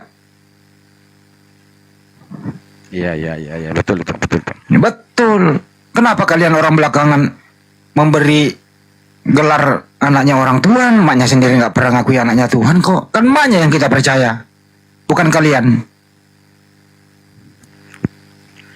Jadi kadang Bang, saya juga dulu udah pernah jadi mualaf ini kan, karena seperti inilah pening aku dengan Penting dia. banyaknya pemahaman. Ustaz Tata udah penting ini Ustaz. Lanjut Ustaz. Banyak pemahaman di antara kekristenan. Cuma mau mualaf juga lama dulu kami diskusi masalah ayat-ayat Al-Quran, isi Al-Quran begitu kan Bang. Terganjal terus sebenarnya, memang nggak akan bisa mualaf lah aku rasa ya. Ya nggak usah Bang. Terganjalnya di mana? Terganjalnya. Terganjalnya itu dalam hal apa? Terganjalnya dalam begini Bang. Ketika Muhammad kan menerima wahyu itu kan pertama-tama kan di Gua Hiro. Jadi sementara kita tahu sekarang ini kan kalau gua itu kan orang biasa pergi bertapa ke gua, kan zaman sekarang lah kan nggak mungkin dia bertemu dengan malaikat terang kan seperti itu. Jadi yang menjadi pertanyaan dulu sama dia kawan itu begini, bagaimana Nabi Muhammad meyakini bahwa malaikat Jibril itu adalah malaikat kebenaran, bukan malaikat. Udah cukup. Silakan jawab Ustaz. Oke, pertama gini ya. Yang harus diketahui, Nabi menerima wahyu pertama kali di gua itu cuma 5 ayat. Untuk ribuan lainnya itu di luar itu. Yang kedua, Elia juga menerima firman Tuhan itu di goa itu. 1 Raja-Raja 19 ayat 9. Nah, di situ kan ada firman Tuhan. Ngapain kamu Elia? Nah, sama seperti Nabi Muhammad didatangi oleh malaikat menyampaikan firman Tuhan. Nah, sehingga jangan dikira Al-Quran itu semuanya di gua. Enggak, itu cuma pengangkatan. Karena memang para nabi ketika menerima firman, coba Nabi Musa sendiri di Gunung Sinai itu, muridnya ditinggal itu. Ya, di Gunung Sinai itu kan serem kan gunung itu. Nah, yang ketiga, justru yang membenarkan Nabi Muhammad ini sebagai utusan memang ahli kitab. Alladzina atainahumul kitaba ya'rifunahu kama ya'rifuna abna'ahum wa inna fariqam minhum la yaktumuna al-haqqa wa hum ya'lamun. Orang-orang yang telah kami beri kitab Taurat dan Injil mengenalnya Muhammad seperti mereka mengenal anak-anak mereka sendiri. Coba, jangan kita menilai di gua saja. Ketika Nabi ini umur 13 tahun, dia pergi ke Syam. Pendeta Bahira membenarkan dia seorang nabi, coba. Lalu ketika dia menikah dengan Siti Khotijah dari kitabnya dia mempunyai pemahaman dia seorang nabi. Begitu juga ketika Rasulullah menerima wahyu pertama kali dibenarkan oleh Waraqah bin Naufal. Gitu loh. Sehingga satu-satunya untuk nabi ini sebagai utusan jangan cuma melihat di Gua Hiro yang 5 ayat itu doang. Wong nabi masih kecil aja udah banyak yang mengakui kok, ahli kitab itu. Pernah dengar kan Pendeta Bahiro? Nah, di situ Nabi masih kecil itu. Ya, karena memang yang tahu sifatnya Nabi ini seorang Nabi ahli kitab, yaitu mereka yang diberi Taurat dan Injil, gitu. Sehingga kalau itu dibuat alasan ya tidak masuk akal lah ya. Kecuali Nabi sendiri yang melantik dirinya Tuhan, dirinya utusan. Ini enggak ahli kitab. Ya. Sesuai dalil alladzina atainahumul kitaba ya'rifunahu kama ya'rifuna abna'ahum. Dan orang-orang yang telah kami beri kitab Taurat dan Injil mengenal Muhammad seperti mereka mengenal anak-anak mereka sendiri. Gitu. Oke, silakan. Apa lagi? Sedikit Ustaz Tata. Oke, Ustaz. Saya heran. Nabi Muhammad menerima wahyu di gua, heran. Artinya masuk gua keluar jadi nabi kan gitu. Nah ini kenapa dia tidak heran mayat dimasukkan gua keluar jadi Tuhan? Seperti yang tertulis di dalam Roma 14 ayat 9 itu. Sebab untuk itulah Kristus telah mati dan hidup kembali supaya ia menjadi Tuhan. Nah itu mayat masuk gua keluar jadi Tuhan, Bang. Gimana dengan itu, Bang?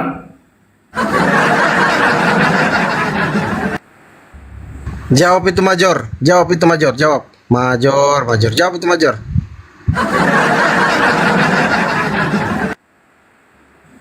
Supaya coba terang. Baru apa dia jawab itu. Kau yang jawab lah. Bantu teman. Kalau begini, oke. Bagaimana Yesus bernubuat, semua nubuat tergenapi setelah dia bangkit. Makanya yang waktu Yesus belum bangkit, orang masih ragu.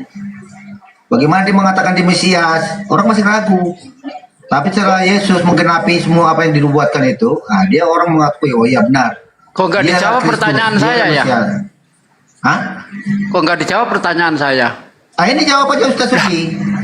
Itu mayat masuk gua keluar jadi Tuhan. Iya, bagaimana setelah dia mayat, mati, dia bangkit lagi, hidup kembali. Nah, bagaimana fenomena seperti itu? Orang itu kagum. Bagaimana orang sudah mati bangkit lagi? Sebelum Yesus bangkit dari kematian, orang masih ragu menyebut dia itu Mesias. Bukan dia katanya. Makanya saat itu makin banyaklah pengikut-pengikut Kristus, pengikut Yesus dari kaum Yahudi. Jadi itu bukan hal mustahil ya, mayat keluar jadi masuk gua keluar jadi Tuhan bukan mustahil ya? Bukan, justru itu dari hasil nubuatan. Apa yang sudah dibuat anak manusia itu akan mati bangkit dan hidup kembali. Oh gitu. Tapi kok beda pemahaman Kristen sama pemahaman para murid? Murid siapa? Murid-murid Yesus. Apa katanya? Jadi hantu dia. Sekarang gini loh Ustaz, kalau orang itu melihat sesuatu yang mungkin tidak wajar, orang itu masih dalam keraguan, ini benar gak sih ini? Apakah bagaimana? Masa iya orang udah mati dibangkit lagi? Makanya di sana orang itu baru merenungkan apa yang dikatakan Yesus waktu dia masih mengajarkan sebelum dia disalib. Mengatakan anak manusia itu akan mati dan bangkit hidup kembali. Mana yang benar? Bentar. Mana yang benar? Mayat bangkit jadi Tuhan atau jadi hantu? Hantu kan mereka katakan Yesus di saat tangannya dia mau sentuh, kan ditunjukkan tangannya bekas pakuan. Kalau mayat hantu itu tidak ada daging. Makanya itu membuktikan bahwa dia itu pertanyaan saya mana yang benar? Orang mati orang bangkit dari kematian itu yang benar jadi Tuhan atau jadi hantu? Ya persepsi mereka, karena mereka itu kan melihat sudut pandang mereka sendiri, pemahaman akal mereka. Masa iya orang mati sudah mati dia bangkit lagi, dia mengatakan seperti itu. Tapi untuk membuktikan, Yesus memberikan tangannya dan lambungnya disentuh, bahwa peganglah bahwa hantu itu tidak mempunyai daging. Kan dikatakan Yesus. Enggak ada itu. Di Lukas enggak ada itu. Di Lukas enggak ada seperti itu. Jadi jangan dicampur antara Lukas dan Yohanes. Nggak bisa. Itu satu kesatuan apa yang dikatakan dalam satu kesatuan gimana? Di Yohanes nggak ada Yesus makan ikan goreng. Di Lukas Yesus makan ikan goreng, jangan dicampur-campur. Bagaimana Yesus itu dijelaskan iman kekristenannya berdasarkan kitab-kitab Injil itu. Tidak bisa ini dipecahkan ini, enggak, itu saling mendukung. Jadi Yesus sendiri tidak pernah mengajarkan bahwa dia bangkit untuk jadi Tuhan, nggak ada. Tapi yang diajarkan orang bangkit dari kematian akan jadi hantu, itu yang diajarkan Yesus.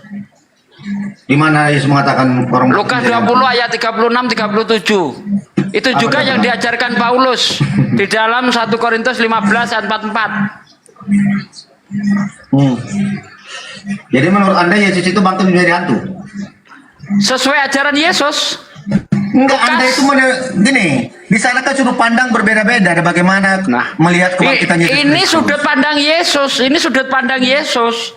Yesus mengajarkan bahwa Gini orang aja, yang Ustaz, gini aja, dibangkitkan Ustaz. dari kematian itu akan seperti hantu, bukan Tuhan. Oke, gini aja Ustaz, biar kita cross check dulu. Benar nggak ya Bu yang dikatakan oleh Ustaz Sugi? Tunjukkan dulu ayat di dalam Bible bagaimana Yesus mengatakan aku bangkit Allah menjadi hantu, di mana? Yesus mengajarkan bahwa orang yang dibangkitkan itu akan seperti ruh, akan seperti hantu. Yesus manusia bukan? Ustaz, gini, setelah kebangkitan Yesus di mana dia mengatakan bahwa dia itu bangkit menjadi hantu? Nah sekarang di mana Yesus mengajarkan bahwa dia bangkit menjadi Tuhan? Yesus bangkit, dia membuktikan bahwa dia bangkit secara manusia utuh. Aduh, saya tanya ayatnya mana? Kalau saya kan menyentuh tangannya. Kalau saya kan punya ke ayat paku nih. dan lambungnya beda Bentar. tombak. Kalau saya kan punya ayat. Ini asumsi Anda masih mimpi itu. Kalau saya punya ayat. Yesus mengajarkan orang yang dibangkitkan dari kematian akan seperti hantu, akan seperti ruh. Nah, sekarang pertanyaan balik, di mana Yesus mengajarkan bahwa orang dibangkitkan itu akan seperti Tuhan? Mana? Gini loh Ustaz, yang namanya iman tidak bisa Anda batasi. Iman jangan dibatasi sama dengan saya. Kalau saya umpamanya membatasi. Jadi Anda mengimani itu tanpa dasar kan? Nggak punya dasar yang kuat berarti. Oke, sekarang gini, coba Anda jelaskan dulu bagaimana seorang makhluk mengatakan kepadaku telah diberikan segala kuasa di surga dan bumi. Iblis juga diberi kuasa. Apa hebatnya? Kalau mau mengenai itu iblis juga diberi kuasa. Apa Anda mau menyamakan iblis dan Yesus? Sekarang gini Ustaz, gini. Kalau di dalam kitab tertulis, contohnya di kitab Matius 28 ayat 18 mengatakan, kepadaku telah diberikan segala kuasa di surga dan di bumi. Ini surga dan bumi dong. Apakah iblis berkuasa dalam surga? Lebih hebat iblis. Iblis itu akan memberi kuasa kepada bentar. Jangan dipotong dulu, gantian dong. Lebih hebat iblis. Iblis bisa memberi kekuasaan kepada Yesus. Nah, Yesus nggak pernah memberi kekuasaan. Apa? Kita runut dulu, Ustaz. Kita runut dulu. Loh, kok di mana iblis berkata bahwa aku berkuasa atas surga? Tapi Yesus faktanya nggak berkuasa di surga dia. Ya. Justru Yesus berkata dia iya, tapi tidak terbukti. Coba Anda buka di dalam Matius. Dengarlah, Ustaz. Anda buka di dalam. Ini kita pembuktian apakah Yesus itu berkuasa di surga atau tidak? Iya. Oke, kita lihat ayatnya ini ya. Matius 20 ayat 21 sampai ayat 23. Ketika iblis Zebedius datang kepada Yesus meminta anaknya agar diletakkan di sebelah kanan dan kirinya. Apa kata Yesus? Mengenai siapa yang kelak duduk di sebelah kanan dan kiriku, aku tidak berhak untuk menentukannya. Karena itu sudah ditentukan oleh Bapakku bagi siapa yang berhak duduk di sebelah kanan dan di kiriku. Di surga Yesus nggak kuasa. Bapak juga yang bisa menentukan. Iya, yang berkuasa tidak Allah Bapa, tapi bagaimana kuasa yang ditentukan untuk mendengar. Bagaimana untuk kuasa penghakiman? Kan anak manusia itu sendiri yang diberi kuasa. Enggak, di surga sudah kita buktikan Yesus nggak kuasa. Gini, jangan kemana-mana Ustaz. Coba dulu tadi narasi Anda bahwa iblis itu berkuasa. Oke, di mana bahwa iblis berkuasa di surga? Sekarang di dunia, di surga Yesus tidak berkuasa, ya kan? Karena Yesus mengatakan dia tidak berhak menentukan siapa yang duduk di sebelah kanan dan kirinya. Artinya dia tidak punya kuasa di situ. Sekarang di bumi apa kuasa Yesus? Apa? Dipahami dulu, enggak kita jangan kemana-mana dulu. Kita pembuktian, ini konteks ayat tadi Matius 28 ayat 18. Kepadaku telah diberikan segala kuasa di surga dan itu hanya janji caleg, tapi nggak jadi kenyataan. Itu urusan Anda dalam memahami nih. Tapi itu makanya bilang coba tunjukkan satu makhluk yang mari dalam kitab. Ini menurut saya hanya janji caleg, makanya kita perlu pembuktian. Sekarang mari kita buktikan apakah Yesus di bumi berkuasa. Ayo tunjukkan kekuasaan Yesus di bumi apa. Nggak ada. Ada Sugi. Coba Sugi baca Yohanes 10 ayat 17. Apa Yohanes 10 ayat 17? Coba. Ya, Yesus kan berkata dia berkuasa mengambil nyawanya sendiri. Lah itu enggak Ketika bentuk kekuasaan di ketika bumi dia itu apa sih? Dia kan masih di bumi itu Aduh. waktu dia mau menjelang mati. Itu bunuh diri ya, mengambil nyawanya sendiri. Aduh. Yang namanya berkuasa itu, contoh nih, saya kasih contoh nih, bukti iblis berkuasa di bumi ini. Di dalam Lukas 4 ayat 6, segala kuasa sujudlah kepadaku, niscaya akan aku berikan semua kerajaan yang ada di bumi ini. Sebab segala kuasa dan kemuliaannya telah diberikan kepadaku, dan aku berhak memberikannya kepada siapa yang ku kehendaki. Nah sekarang kuasa Yesus apa di bumi? Mana lebih hebat dari iblis? Iblis menguasai segala kerajaan yang ada di dunia, sehingga dia berhak memberikan kepada Yesus. Nah sekarang apa kekuasaan Yesus di bumi? Tapi kenyataannya Yesus. Nggak ada. Jadi Apa kekuasaannya? Ngapain? enggak. Jadi RT nggak bisa. Ayo, Kenyataannya apa iblis itu kekuasaan Yesus di bumi? enggak maksudnya Kekuasaan tadi Yesus dia lah untuk penghakiman, dia memang yang menghakimi umat manusia, penghakiman pada dia. Nah, caleg itu janji caleg. Sekarang mau saya tanya kepada Ustaz Sugi, bagaimana tadi bernarasi bahwa iblis itu juga berkuasa? Di mana iblis berkuasa atas surga? Padahal Yesus berkata, kepadaku telah berikan segala kuasa di surga dan di bumi. Memang iblis tidak pernah berkata dia berkuasa di surga, nggak pernah. Tetapi Yesus berkata dia berkuasa di surga, tapi nggak bisa dibuktikan. Contohnya apa? Matius 20 ayat 20. Penghakiman ada di mana nanti, Ustaz? Penghakiman itu belum di surga, ada aja dari. Surga itu setelah orang penghakiman, orang akan dibalas sesuai dengan amal perbuatannya. Itulah hari penghakiman. Nanti orang yang beramal baik dia masuk surga, orang yang beramal buruk masuk neraka. Itu setelah penghakiman. Di surga nggak ada penghakiman, ada aja. Masa di surga dihakimi lagi? Gini, Ustaz. Kalau saya seorang hakim, ya, ini analogi.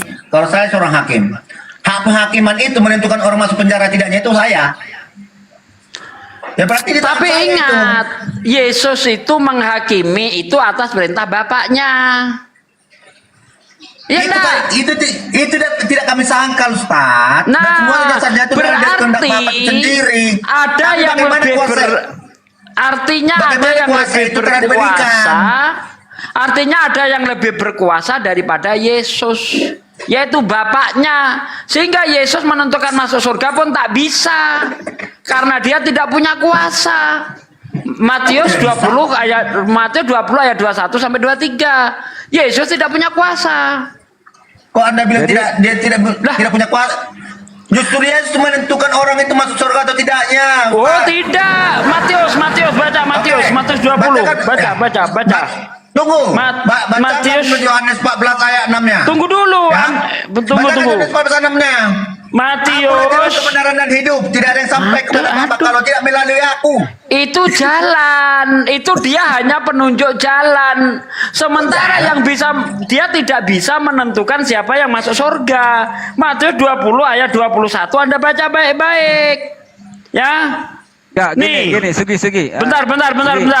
Yesus berkata kepada mereka, cawanku memang akan kamu minum, tetapi hal duduk di sebelah kananku atau di sebelah kiriku, aku tidak berhak memberikannya. Itu akan diberikan kepada orang-orang bagi siapa Bapakku telah menyediakannya. Yesus tidak kuasa di surga. Ini ayatnya mau kamu bantah. Matius 20 ayat 1 sampai 23. Baca baik-baik. Apa kuasanya? Di bumi Yesus tidak kuasa.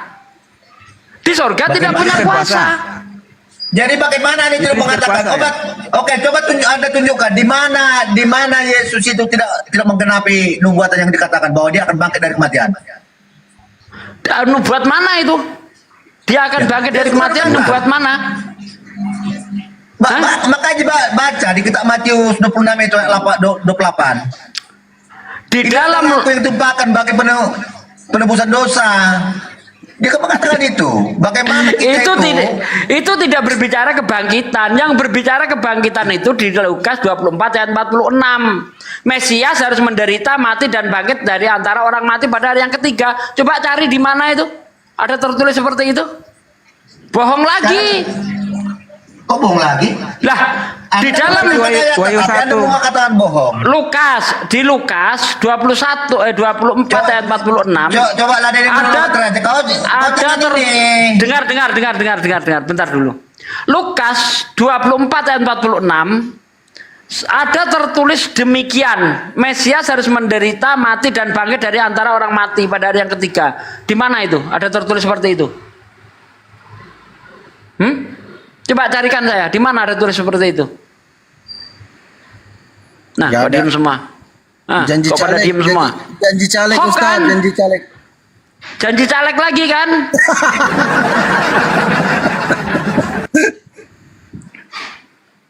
Coba carikan saya Lukas 24 Anda baca dari ayat 44. Harus digenapi yang tertulis tentang aku di dalam kitab Taurat, kitab para nabi dan kitab Mazmur. Lalu Yesus membuka pikiran mereka.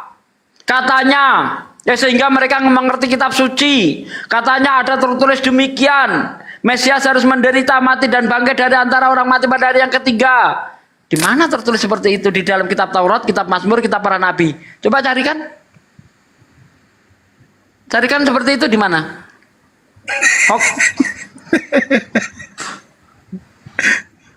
Gak ada janji caleg. Diam kok pandai.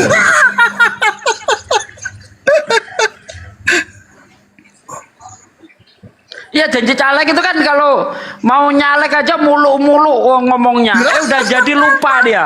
Kayak Yesus, segala kuasa telah diberikan, segala kuasa baik di bumi maupun di surga telah diberikan kepadaku. Di bumi apa kuasanya? Di surga apa kuasanya? Coba buktikan. Di bumi kuasanya, ya bagaimana maut itu taklukkan dia? Dia bangkit dari kematian itu. Jadi dunia tidak bisa menahan dia. Janji caleg Itu lagi. kekuasaan dia. Coba Ada nggak nyambung? Jangan ditertawakan. Ada itu sama Bentuk aja. kekuasaan di bumi itu dia yang menguasai. Di bumi itu dia menguasai.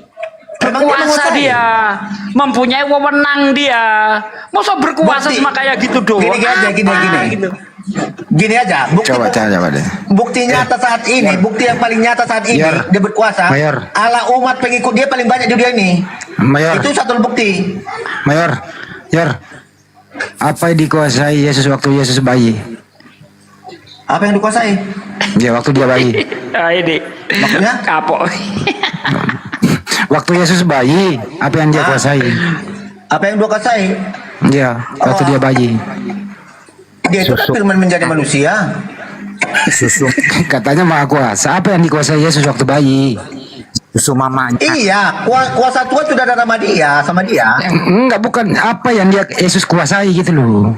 Kan berkuasa dia. Dunia ini sudah dikuasai dia. Gimana? Jalan aja nggak bisa. Yesus. Cari makan aja sendiri masih disusui kok masih berkuasa. Gimana ceritanya? Jangan framing, gak usah framing. Kita diskusi yang bagus saja. Lucu kau, Mayor. Sekarang gini, bagaimana dia lahir, ya dari roh itu sendiri, dia itu tanpa hubungan biologis dia bisa lahir ke dunia ini.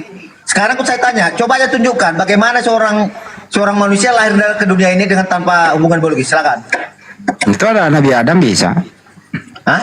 Adam bisa, Hawa bisa. Enggak punya bapak malah dia, enggak punya ibu. Nabi Adam dilahirkan. Enggak dilahirkan malah aneh kan.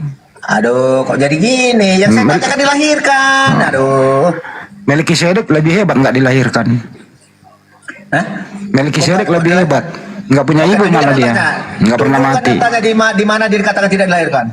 Tidak dilahirkan Melkisedek. Melkisedek itu cuma tidak diketahui dari mana asal usulnya. Bukan dia tidak dilahirkan. Bayi tabung juga bisa dilahirkan tanpa punya bapak. Oke. Melkisedek itu tidak berbapak, tidak beribu. Artinya tidak dilahirkan dong. Oke, di mana datanya akan dikatakan kalau Di dia dalam tidak dilahirkan? di dalam kitab Ibrani baca dah. Ya, baca kitab Ibrani itu. Ibrani berapa? Ibrani 7 seingat saya, baca coba. Melkisedek itu Ustaz, dia Baca tidak dulu, baca ketahui dulu. usulnya. Baca dulu. Tidak Bukan dia tidak berbapak, dilahirkan. tidak beribu. Ya, tidak berawal, tidak berakhir. Silsilahnya tidak diketahui. Bacalah. Tadi ini Ibrani 7 nomor Ibrani 7 dari ayat 1 sampai ayat 3 bacalah. Ya itu. Melkisedek adalah Raja Salem dan imam. Baca Bang Andi. Melkisedek adalah Raja Salem dan imam Tuhan yang maha tinggi. Ia pergi menyongsong Abraham ketika Abraham menjadi kembali dari mengalahkan raja-raja. Pokoknya di bawah tidak berkesudahan, ibunya tidak berkesudahan, tidak punya ayah ibu gitu. Hebat dia itu. Lebih hebat dari Yesus. Ada nggak pernah Melkisedek mengatakan bahwa dia bangkit dari kematian? Dia mengatakan kepada Justru hebat dia nggak pernah mati. Hah? Justru hebat dia nggak Melkisedek pernah nggak mati. mati. Ketawa dia. Berarti lebih hebat Melkisedek dong Bang Andi, tidak mati. Hebat dia nggak pernah Tidak mati. mati dia. Harinya tidak berkesudahan. Waduh.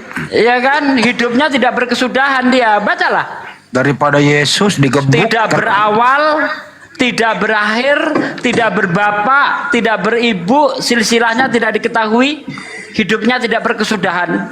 Lengkap Melkisedek kalau jadi Tuhan.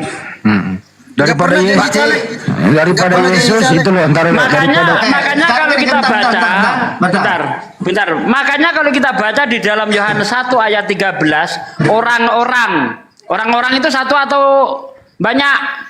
Ya, Banyak kan? Orang-orang yang dilahirkan bukan dari darah, juga bukan dari daging, juga bukan atas keinginan seorang laki-laki, melainkan berasal dari Allah. Artinya bukan cuma Yesus yang mengalami kelahiran seperti itu. Sebenarnya kejadian Yesus dengan kejadian Yohanes dan Iskak itu sama. Cuma bedanya, ya, Yesus dilahirkan dari perawan suci, artinya tidak memiliki sperma. Iskak dilahirkan dari wanita mandul, artinya tidak memiliki sel telur. Maria tidak punya sperma, Iskak dan Yohanes Pembaptis ibunya tidak memiliki sel telur. Tetapi kalau Tuhan berkehendak jadi. Jangankan hanya melalui manusia yang sudah ada manusianya. Kalau Tuhan berkehendak batu melahirkan manusia jadi, tulang jadi manusia jadi siapa? Hawa. Ya kan? Tulang jadi manusia jadi, itu namanya Tuhan berkehendak. Makanya dikatakan di situ melainkan berasal dari Allah apa?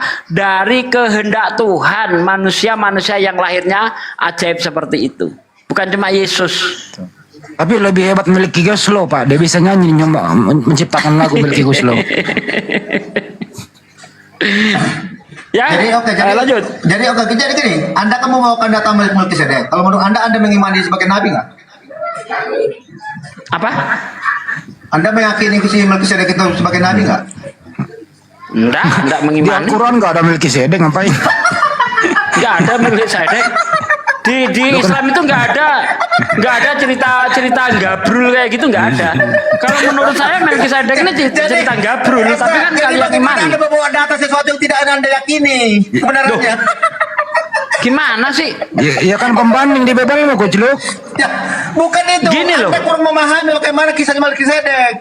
Tapi Anda membawakan data Melkisedek, tapi Anda tidak meyakini suatu kebenaran. Bagaimana Gini. Tidak mungkin saya mendebat Anda pakai Quran, sementara Anda tidak percaya Quran. Ya harusnya seperti itu. Bentar Bang, bentar. Kita dua arah. Tentu ketika saya ingin menunjukkan bukti, tentu saya menggunakan bukti yang kamu percayai. Makanya kata Yesus, jangan melemparkan barangmu yang kudus kepada anjing. Jangan melemparkan mutiaramu kepada babi. Karena hanya akan diinjak-injak dan berbalik untuk mengoyakmu. Makanya saya nggak menggunakan Quran, karena Anda tidak percaya Quran. Untuk apa saya pakai Quran? Misalnya nih, Yesus itu tidak disalib, itu kan Al-Quranmu. Selesai perdebatan. Tetapi kalau saya menggunakan kitabmu misalnya, berbantahan tentang Tuhan, kitabmu begini bunyinya, masih kamu tolak juga? Oke, gini kan, kita kan dua arah, ya. Kita sama-sama orang beriman. Anda dari Islam, saya dari Kristen, Ustaz ya. Nah, di saat saya menjelaskan iman saya, bantahkan saya di secara Quran Anda. Loh, kalau telat, ya nggak cocok. Loh, kamu percaya Quran? Bentar, saya akan mendebat kamu pakai Quran. Apa kamu percaya Quran? Itu mungkin Kita kasih edukasi bagaimana Anda Udah, mendebat Mak. saya. Udah. Nggak masuk. Nggak masuk. Ganti pemain. Masa kita suruh mendebat dia pakai Quran? Emang kamu percaya Quran? Ada-ada aja. Makanya kata Yesus, jangan melemparkanmu barangmu yang kudus kepada anjing. Jangan melemparkan mutiaramu kepada babi. Karena hanya akan diinjak-injak saja dan berbalik mengoyakmu. Kalau saya mendebat kamu pakai Quran, hanya kamu injak-injak aja. Untuk apa saya pakai Quran? Kitabmu sendiri aja kamu nggak percaya kok. Apalagi pakai Quran. Gimana Betul sih? sekali. Jadi sebagai pembanding yang ada di Bibelmu sendiri, gitu ya, supaya kau percayalah. Kita sambut dulu tuh Bang Jack.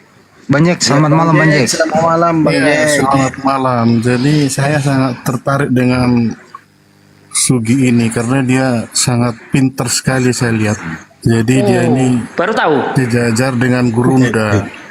Jadi saya datang ke sini. Ntar dulu Bang, saya kasih topik dulu Bang Jack. Topiknya begini. Bertanya, enggak, saya hanya bertanya aja kepada Ntar dia. dulu topik dulu Saya ini. bukan ahli kitab saya. Ya kalau begitu Jadi- diganti pemain dulu kalau nggak mau dengerin moderator. Jangan nyetel kami di sini. Ikuti arah gitu loh. Jimmy, silakan Bang Jimmy. Bang Andi, ini Ya. Jimmy ini ada hak VVIP di sini dia. Dia bertanya sepuasnya Oh, karena gitu. dia memang mau belajar. Dia Wah, Kristen. ini anunya Bang Andi ini. Saya mau Siap. dulu ya. Siap Ustaz. Biar Ustaz Tata yang menjawab. Silakan Bang Christian Jimmy. juga tuh, Christian juga. Christian. Ya, Bang Christian, selamat malam Bang Christian. Ya, selamat malam semuanya. Ya, mau saya panggilkan Jimen? Jimen udah muslim belum? Kalau udah muslim sudah siap nih saya mau berdiskusi dengan dia. Kalau selama dia masih mengaku Kristen tapi ternyata pola pemahamannya sama seperti teman muslim, ya saya nggak mau. Tapi kalau dia sudah muslim, saya mau. Ya udah. Oke, Bang Jimmy, monitor Jimmy. Enggak, Christian dulu. Christian topinya tadi adalah, ya topinya nih, kembali ke topi nih, kok ketak. Topinya saya kasih dari awal kok kemana-mana. Yesus kan punya keluarga tuh. Saya ulang lagi dong. Yesus punya keluarga, punya ibu, punya bapak namanya Pak Yusuf, punya adik-adik. Keluarga intinya tidak ada yang pernah mengatakan Yesus Tuhan. Ibunya nggak pernah mengatakan anakku Tuhan. Adiknya nggak pernah mengatakan abangku Tuhan. Pak Yusuf nggak pernah mengatakan Yesus Tuhan. Yesus sendiri mengatakan nggak pernah mengaku Tuhan. Sekarang pertanyaannya, kenapa ini Kristen datang belakangan terus mengatakan Yesus Tuhan? Nah, sumbernya siapa dan siapa yang mengajari? Itu topiknya Bang, silakan. Ya, bukannya saya sudah pernah bicara ya. Itu kan ada di Matius 20. Kenapa Kristen ikut panggil Yesus Tuhan? Karena di Matius 20 itu sudah tercatat di Alkitab saya ya. Di situ sudah Apa? disebutkan kok murid-murid memanggil Yesus, mereka melihat Tuhan. Sampai ada berapa ayat yang mengatakan seperti itu, kami melihat Tuhan. Pada saat mereka lagi bercakap-cakap dengan Yesus. Oh, jadi Tuhan bisa dilihat? Iya, Tuhan bisa dilihat. Tapi Yesus berkata tidak bisa dilihat, rupanya tidak bisa kau lihat, suaranya pun tidak bisa kau dengar. Gimana tuh? Ya, kalau merujuk kepada Allah ya enggak. Tapi kalau merujuk kepada Tuhan itu bisa, karena kan dalam pandangan kekristenan Tuhan itu kan hanya gelar yang diberikan kepada Yesus. Kan ada ayatnya juga kan. Kalau begitu dipersingkat. Yang mana yang Anda sembah, Bapa atau Yesus? Saya menyembah Bapa melalui Yesus, karena itu ada di dalam Alkitab saya. Baik. Yesus dan Bapa sama atau beda? Mereka adalah pribadi yang berbeda. Berbeda. Yang menciptakan alam semesta siapa? Allah. Bukan Yesus. Bukan kan, Kejadian 1 ayat 1, Allah Pintar. menciptakan langit dan bumi. Tidak ada disebutkan Yesus di situ. Oh, kalau begitu apa pengertian Yesus adalah Tuhan menurut Anda? Ya, Yesus itu adalah Tuhan karena dia diberikan kuasa di bumi dan di sorga. Maka pertanggungjawabkan saya bilang Yesus itu Tuhan, itu hanya gelar. Baik, cukup. Tuhan itu maha kuasa enggak? Ya. Tuhan itu maha kuasa enggak? Kalau mau dibilang Yesus diberikan segala kuasa Enggak, di bumi dan di sorga. keluarkan dulu Yesusnya. Kita bahas Tuhan dulu. Tuhan itu maha kuasa enggak? Oh, sebentar, karena pengertian saya tentang Tuhan itu merujuk kepada Yesus. Karena ada ayat juga dalam Ya udah, kitab Korintus. kalau begitu apakah Yesus Tuhan Maha Kuasa? Oh, merujuk kepada ayat yang dia diberikan gelar kuasa di bumi dan di sorga, ya dia Maha Kuasa. Karena dia sudah Oke, diberikan baik. segala kuasa di bumi dan di sorga. Langsung saja. Coba sebutkan apa yang pernah dikuasai oleh Yesus. Oh, ketika dia meredakan angin badai, waktu dia ada di laut, situ kan ada, teman-teman juga tahu kok. Iya, baik. Kalau mujizat yang lain kan sudah sering kan, tapi ini ya mungkin Di umur berapa itu dimulai dia berkuasa? Oh, sudah ketika dia masuk dalam pelayanan kan dia sudah Baik. mengadakan banyak sekali mujizat. Waktu Yesus hidup di dunia ini siapa yang berkuasa di negaranya? Oh, kalau secara pemerintahan negara itu Kaisar Romawi. Berarti bukan Yesus yang berkuasa ya? Iya, pengertian kuasa di sini yang dimaksudkan adalah kuasa yang melebihi dari kuasa itu, pemerintahan kerajaan Romawi. Saya ulang kembali ya. Artinya bukan Yesus yang berkuasa waktu dia hidup, karena negaranya dijajah oleh Romawi, betul? Oh ya, kalau secara pemerintahan iya. Oke, baik. Pantas enggak? Gini Bang Andi. Ya silakan, Pak De. Kalau kekuasaannya itu bukan kekuasaan sebuah kerajaan, berarti ada nubuat yang dipercayai Kristen itu katanya untuk Yesus gagal. Contoh, orang Kristen sering membawa Yesaya 9 ayat 5. Tahta Daud ada di atas bahunya. Kapan tahta Daud ada pada Yesus? Berarti kan nggak terpenuhi nubuatan ini. Kalau diartikan ke lain, padahal yang dinubuatkan adalah dia itu menjadi raja. Karena Mesias bagi orang Yahudi itu adalah seorang raja yang diurapi, yang akan membebaskan bangsa Israel dari penjajahan Roma. Nah, berarti nubuatan bahwa tahta Daud akan di atas bahunya itu nggak terjadi pada Yesus. Kalau begitu, kalau dia nggak pernah menjadi pemimpin di dunia ini sebagaimana Daud. Lanjut Bang Andi. Bro, ya silakan. Gimana itu? Yesus belum bilang Maha Kuasa, sedangkan negaranya dijajah loh. Kalau kan orang Romawi, orang Yahudi berpikir bahwa Sang Mesias itu akan datang berupa dalam bentuk raja.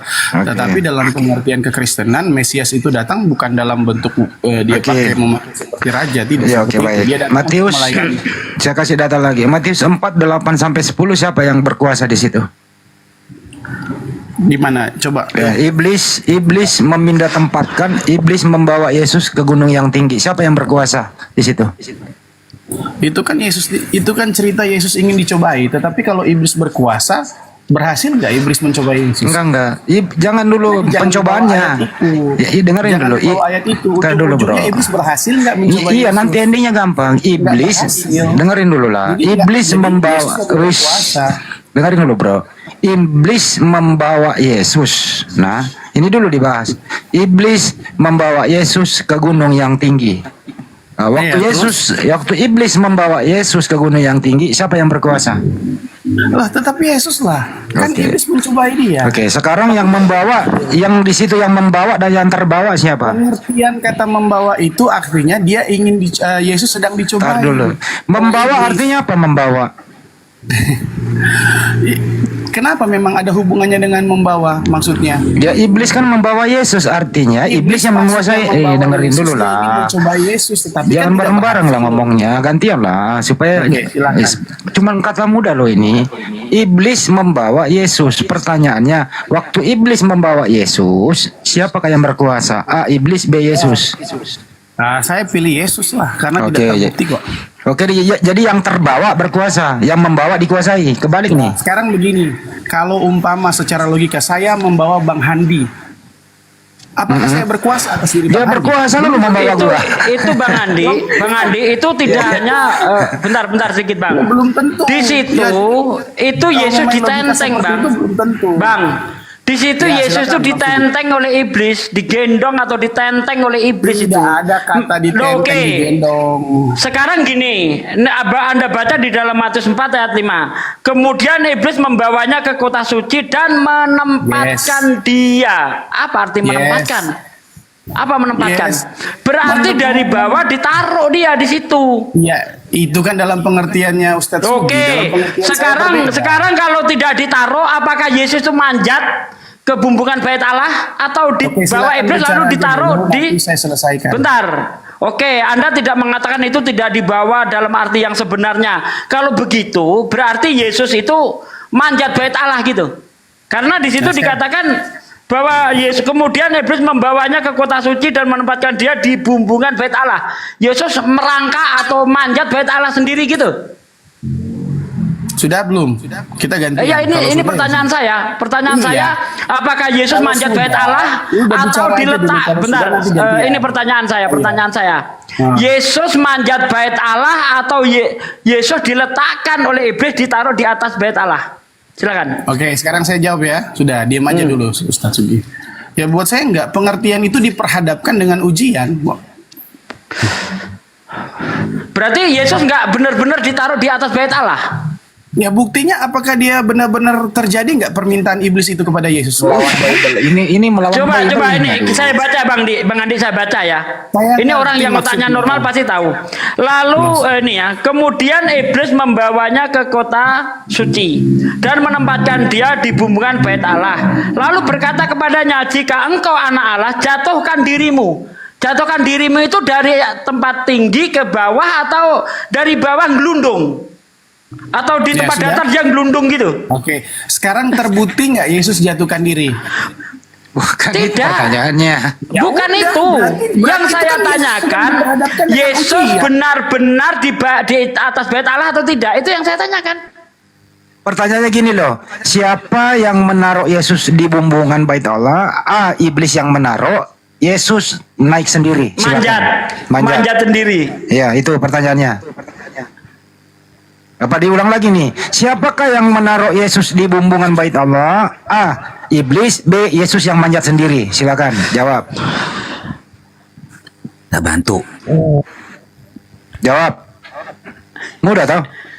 Jangan dilawan Bible lah. Ini orang ini langsung langsung dia mau membahas endingnya Pak D. Dia nggak mau bahas awalnya. Kita nggak bahas ending. Yang kita bahas Yesus ini benar-benar gendong iblis, dibawa iblis secara harafiah atau tidak? Itu yang ingin kita bahas. Bukan masalah dia jatuh atau tidak, bukan itu. Jawab. Coba. Diem. Jelas-jelas itu Yesus dibawa loh. Malah disimpan ditaruh di ya sekarang tanya jawab bro.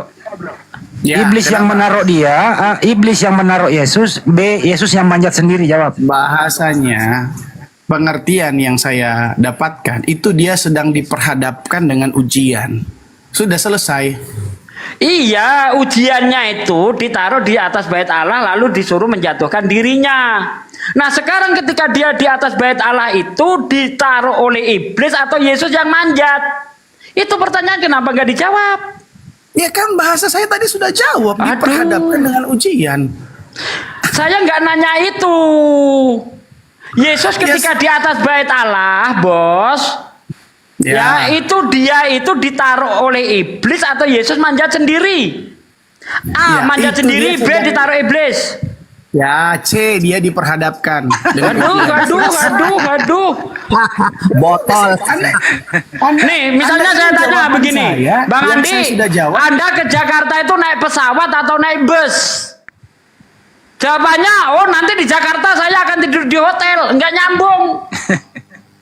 Apa yang ditanya, apa yang dijawab, aneh. Begini aja, parah kalau memang. jawaban saya memang dianggap nggak nyambung, itu jawaban saya, jangan dipaksa. Kenapa kamu nggak berani jawab? Karena kamu malu punya Tuhan diotong-otong oleh iblis. Karena saya sudah. Kenapa kamu nggak berani jawab? Karena kamu malu Tuhanmu diotong-otong oleh iblis. Itu intinya. Makanya nggak Nah, itu berani jawab. Terserah Anda kalau mau memahami seperti itu. Kalau kamu tidak malu, pasti kamu berani jawab. Itu Sebentar, konsekuensinya. Host, jangan di-mute dong. Ya. Kita kan lagi tektokan Kenapa? nih. Kenapa kamu tidak berani menjawab? Karena malu. Masa iya saya punya Tuhan diotong-otong oleh iblis? Orang kalau Makanya nggak berani menjawab, jawab. nggak ngomong. Saya ngomong kok. Ngomong Jawaban untuk saya aja ngeles, berbeda dengan untuk jawaban Anda. ngomong tujuannya untuk menutupi malumu. Nah itu dia, makanya kamu ngomong. Kalau Ya, diem saya malah ngomong, kamu saya malu sudah- nanti, nggak bisa jawab. Itu saya jawab. Supaya malunya tidak kelihatan, makanya kamu ngeles. Apa yang ditanya nggak dijawab. Kan Bentar, gitu ini kau. kalau Padahal datanya udah jelas loh Pak De. Datanya Iya, jelas loh. data udah jelas dibantah. Kayak gini kok suruh pakai Quran, kitabnya sendiri aja dilepeh. Dikatangin kitabnya sendiri. Itu jawaban saya, jangan paksakan untuk saya harus ngikutin jawaban Anda. Kalau begitu dirubah pertanyaannya Pak De. Apakah Yesus berada di atas bait Allah? A, berada, B, tidak. Oh ya, dia ada diperhadapkan, ada. Oke, di atas bait Allah. Siapa yang menaikkan Yesus di bait Allah? A, iblis, B, naik sendiri. C, dia diperhadapkan dengan ujian. Udah Bang Andi. Ganti Bang Andi. Ini udah nggak bener cara diskusinya Bang Andi. Coba ganti Bang Andi. Carikan saya pendeta yang paling hebat Bang Andi. Saya akan menghadapi sambil tiduran nanti. Mana pendeta yang hebat nih? Padahal dia udah pertama dia ikuti Pak De. Apakah Yesus ada di atas bait Allah? Iya ada. Nah, pertanyaannya siapa yang menaikkan Yesus? Kita tanya netizen. Kenapa dia nggak berani jawab? Karena malu atau karena nggak tahu? Coba. Malu. Netizen jawab. Malu. Malu ya kan? Malu dia. Sebenarnya otaknya itu udah digerogoti tadi Bang Andi. Ini kalau saya jawab dia ditaruh iblis, masa Tuhanku dipotong-potong iblis, dikuasai oleh iblis. Kalau merangkak sendiri lucu pula ini. Manut Yesus sama iblis. Berarti iblis menyuruh kau ke atas bait Allah. Yesus manut, ikut. Berarti Yesus kalah sama iblis dong. Ah, serba anu Bang Adik, buat si malakama ini. Ya makanya Dimakan jangan anak, bilang. Makanya dimakan resiko. anak bapak mati, dimakan bapak anak mati, dimakan ibu hamil. Lah itu buat si malakama. Makanya resikonya mengatakan Yesus itu maha kuasa. Dikasih datanya sendiri gitu. Jangan bilang Yesus maha kuasa. Nggak bisa. Kalau iblis ngaku maha kuasa, langsung dia mau membuktikan kalau kamu mau sujud kepadaku, nih saya akan aku berikan segala kerajaan, kemegahan dunia, kerajaan yang besar-besar di dunia untukmu. Sebab segala kuasa dan kemuliaannya telah diberikan kepadaku dan aku berhak memberikannya kepada siapa yang aku kehendaki. Keren iblis. Yesus nggak ada pembuktian. Di dunia nggak bisa membuktikan, di surga pun nggak bisa membuktikan. Kan? Itu hanya kalau Yesus maha kuasa itu hanya cita-cita dan cita-cita nggak pernah itu. terjadi. Lagi nggak tahu tadi gue diturunin. Bang Sugi, janji caleg. Sekarang lanjut ya. Satu lagi data nih. Waktu di penyaliban itu siapakah yang berkuasa di penyaliban? A, tentara Romawi, B, Yesus. Ya, secara dia disalibkan tentara Romawi pada saat itu. Berarti Yesus tidak maha kuasa dong di penyaliban. Ya, manusianya kan kena dia Pak De di sini Pak De, kena dia. sebagai utusan manusia. Kena dia. Ya, bukan kena, memang sebenarnya seperti itu. Mau dibilang kena gimana? Berarti Yesus tidak maha kuasa dong atau di penyaliban. Kalau Yesus tidak maha kuasa, kenapa ada ayat yang diberikan? Saya rasa Anda tahu juga ayat itu kok. Sekarang yang maha kuasa, dengan pertanyaan sederhana. Waktu di penyaliban itu siapakah yang berkuasa? Secara hukum pada saat itu ketika Yesus dihukum ya tentara Romawi. Berarti Yesus kalah dong. Ya, dia kan bukan cuma Yesus Bang Andi, Tuhannya bapaknya aja ngiprit, makanya Yesus berteriak Eloi Eloi lama sabachthani, Allahku Allahku mengapa engkau meninggalkan aku. Ngiprit juga dia, kalah juga itu. Betul enggak? Tuhan Bapak ngibrit juga waktu Yesus disalib, ditinggalkan Yesus. Iya, keluar dia. Tulis Tuhan Bapak ngibrit kok, ngawur aja Anda. Keluar dia. Mana ada datanya di Bible tulis Tuhan Bapak ngibrit gitu loh. Ngawur. Ya kan untuk mengatakan sesuatu hal yang sama tidak harus dengan kata-kata yang sama. Lah, kalau Yesus berkata Allahku Allahku mengapa engkau meninggalkan aku? Berarti dia lari duluan. Jangan dipotong. Loh, Anda ngawur berarti. Kok dipotong, apanya dipotong? Yesus berseru Eli Eli lama sabatani, itu betul. Mana ada Tuhan Bapak ngibrit. Meninggalkan Yesus itu artinya lari duluan enggak dia? Duluan. Meninggalkan Yesus itu artinya pergi duluan enggak? Pergi nggak duluan nyambung. artinya apa? Ngiprit. Nggak nyambung, tidak tertulis seperti itu hibrid lah. Gimana sih? Bapak meninggalkan Yesus tidak? Ustaz. Bapak Baca yang meninggalkan sudah Yesus tertulis. tidak? Tidak Bapak tertulis meninggalkan- Bapak lari Aduh. hibrid, oke? Nggak tertulis di Alkitab saya seperti itu. Ya sama aja, nggak tertulis Yesus Tuhan. Kenapa kamu jadikan Tuhan? Oh, kalau justru Yesus Tuhan tertulis. Di mana? Ya, tadi saya sudah bilang. Budak Mana? apa?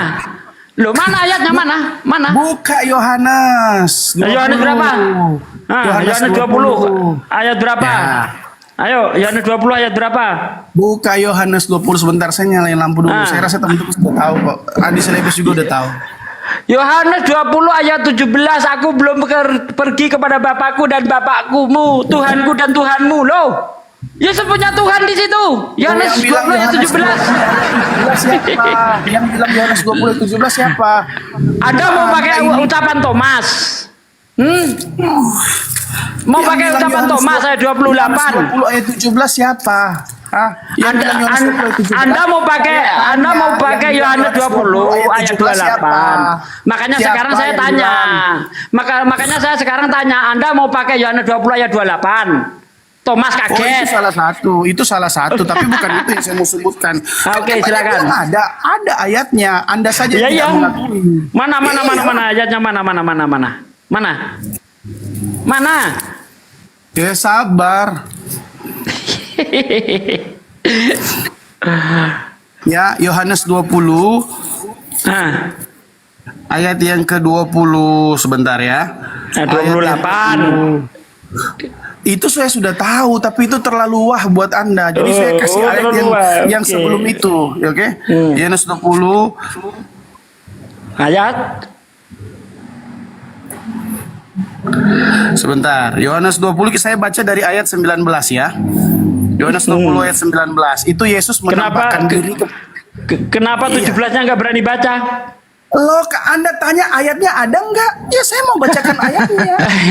Coba kamu baca dari ayat 17, jangan disembunyikan dong ayat 17 dong. Tanya ayatnya ada, berarti ayatnya nanti disebutkan ketika nanti di ayat 19 sampai seterusnya.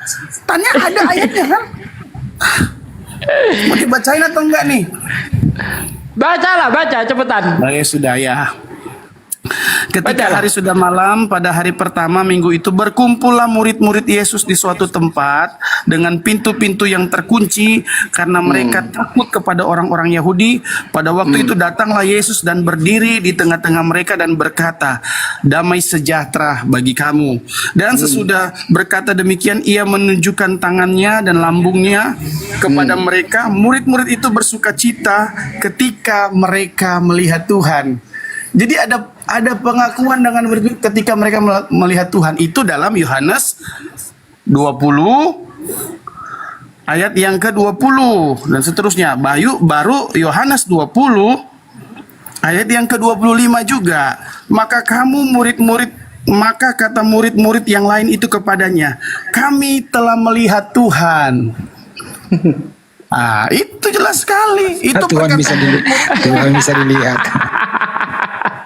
Jadi yang benar yang mana nih? Yang benar penulis Yohanes itu kan narasi, itu bukan ucapan Yesus. Anda tanya kan? Mana Bentar ayatnya? dulu, jangan tadi ada saya kasih Itu kesempatan ngomong loh.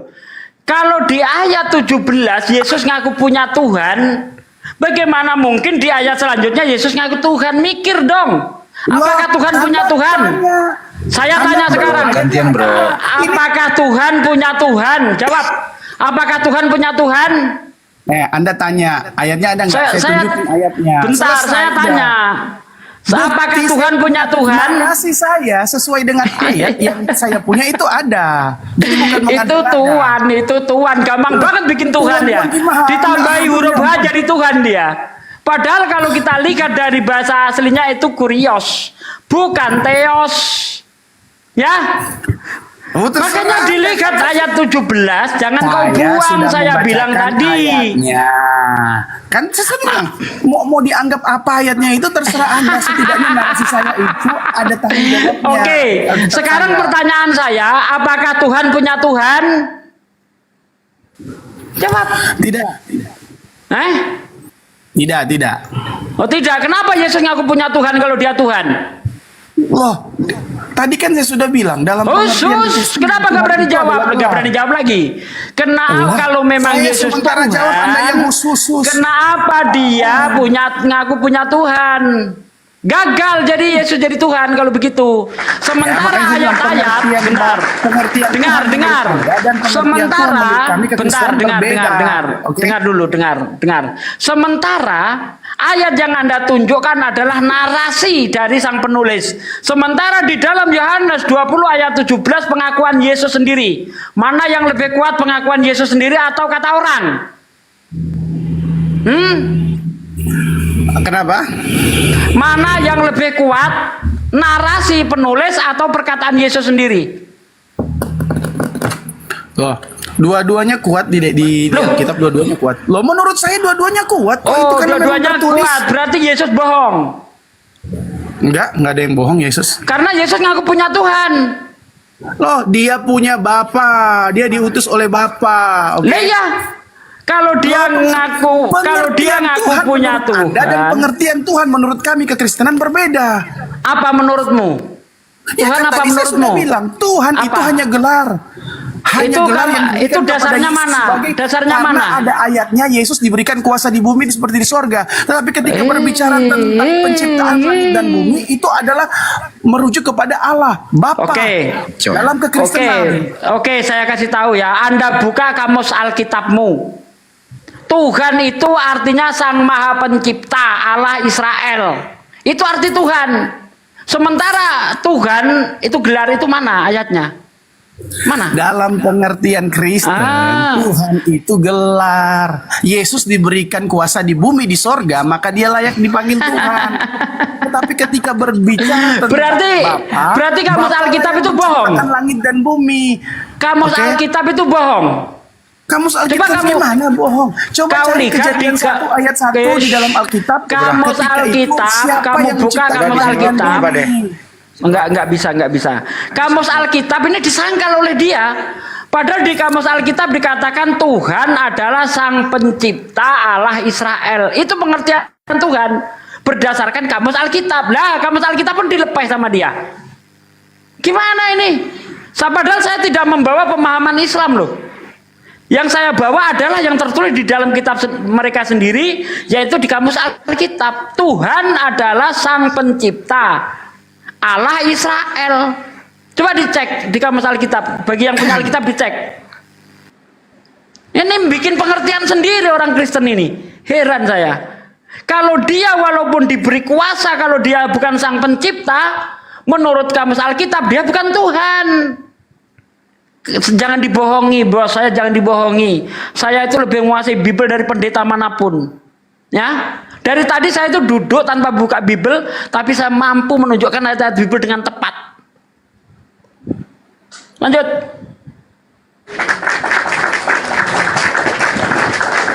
Ya kamu diputuskan lah. Debat cuma modal asumsi, nggak ada data, ngapain? Capek. Bang John, selamat malam. Kristen atau Muslim, Bang? Bang John, dibuka mute-nya, Bang. Bang John, saya Katolik. Saya bukan Kristen, saya bukan Muslim, saya Katolik. Katolik. Siap. Yesus disembah atau hanya sebagai utusan Tuhan, Bang? Kalau bentar, saya Bang. Ajaran kalau dia bukan Kristen artinya bukan pengikut Yesus. Mohon maaf ya, saya jawab dulu ya. Kita ini kan menganut ajaran kan sendiri. Kita Katolik, ada yang Kristen, ada yang Katolik, ya kan. Jadi saya tetap pengikut Yesus, ada dasarnya. Cuman kan iman kita kan tergantung dari kepercayaan kita. Oh gitu. Ya lanjutlah. Kalau untuk oke lah ya. Terus kalau untuk untuk tadi jawab pertanyaannya, Yesus apa disembah atau diapain? Tadi boleh diulang nggak pertanyaannya? Ya, soal Thomas, Bang. Thomas itu kan murid Yesus. Thomas itu ceritanya di situ kaget melihat lambung Yesus yang lubang. Silakan tanggapannya, Bang.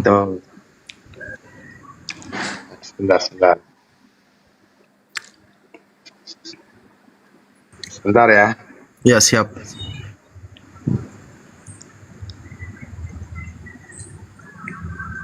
Nanti gantian dengan Ustadz Tata ya, Ustadz Sugi. Sambil apa tadi bahasa? Siap. Pade, Apa tadi bahasanya? izin dulu. Pade, saya mau geser dulu ya. Saya ingin buka room sama di mana nanti roomnya. Saya ingin spesial mengucapkan milad ke Bang Juma ya. Spesial loh, mari ini. Saya geser dulu ya. Kalau Pade mau ikut silakan. Ya Bang Andi. Khusus itu aja. Kalau di sini boleh nggak ya? Boleh lah. Sini aja Kenapa ya? nggak boleh? Boleh. Iya, Ntar sini dulu ya, aja ntar dulu. udah. Kalau begitu, tunggu dulu. Saya ganti topik dulu ya. Pade ganti topik aja dulu, spesial. Oke. Tunggu ya. Saya live dulu ya. Saya bikin dulu. Ganti dulu Pade topiknya. Boleh. Apa judulnya Bang Andi? Ya. Judulnya ya selamat milad untuk Bang Juma.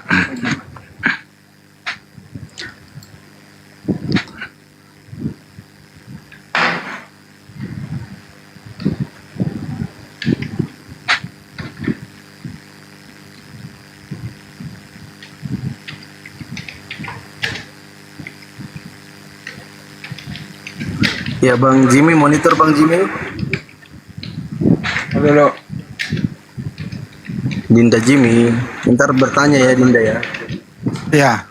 Diselingi nanti Siap. pertanyaan. Siap.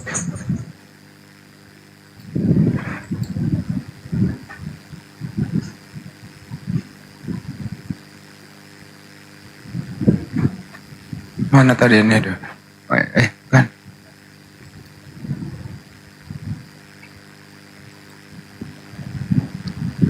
Dah. Ntar saya belum. Tunggu. Dikit lagi. Oke, Pade silakan dibuka Pade. Baik, Assalamualaikum warahmatullahi wabarakatuh, saudaraku sekalian. Baik yang ada di TikTok ada 2.100 orang dan yang ada di channel-channel YouTube. Alhamdulillah malam ini kita masih bisa mengucapkan selamat milad kepada gurunda kita Bang Zulkifli M. Abbas. Makanya beliau beberapa hari ini tidak hadir mungkin ya, karena sibuk. Nah, tahu sendiri seperti Bang Juma itu kalau ulang tahun banyak sekali orang-orang yang mengucapkan selamat. Ya, kita ucapkan selamat milad Akhi Zulkifli M. Abbas. Semoga semakin mantap dalam menyampaikan dakwahnya dan selalu semangat, sehat terus. Allah jaga kesehatannya. Kita sudah bersama-sama selama 15 tahun. Subhanallah, tidak terasa, mulai dari HP jadul sampai HP Android kita selalu bersama dan tidak pernah terjadi konflik di antara kita. Subhanallah, semoga kita dapat mempertahankan atas persahabatan ini, dan bukan hanya persahabatan di dunia, insya Allah menjadi sahabat dunia akhirat, sebagaimana janji Akhi Juma, antum adalah saudaraku dunia akhirat. Itu saya berkaca-kaca ketika mendengar ucapan itu, diucapkan ketika waktu masih di zaman Zoom, di zaman WA dulu. Subhanallah, itu selalu saya ingat. Tetap semangat guruku, ya, tetap kita berdakwah di jalan Allah, dakwah mati-matian dalam dakwah, tidak berhenti dakwah sebelum mati. Itu cita-cita kami Bang Andi. Masya Allah. Masya Allah. Sebelum saya kita persilakan dulu Ustaz Tata dulu. Ustaz Tata, assalamualaikum Ustaz. Waalaikumsalam. Ya, silakan, mungkin ada berupa doa dan seterusnya. Silakan Ustaz Tata. Monggo Ustaz. Ya, pertama kami ucapkan selamat ya, ulang tahun untuk Gurunda Juma. Mudah-mudahan diberi umur yang panjang, umur yang berkah, juga manfaat. Berkah itu adalah ziyadatul khair, tambah kebaikan.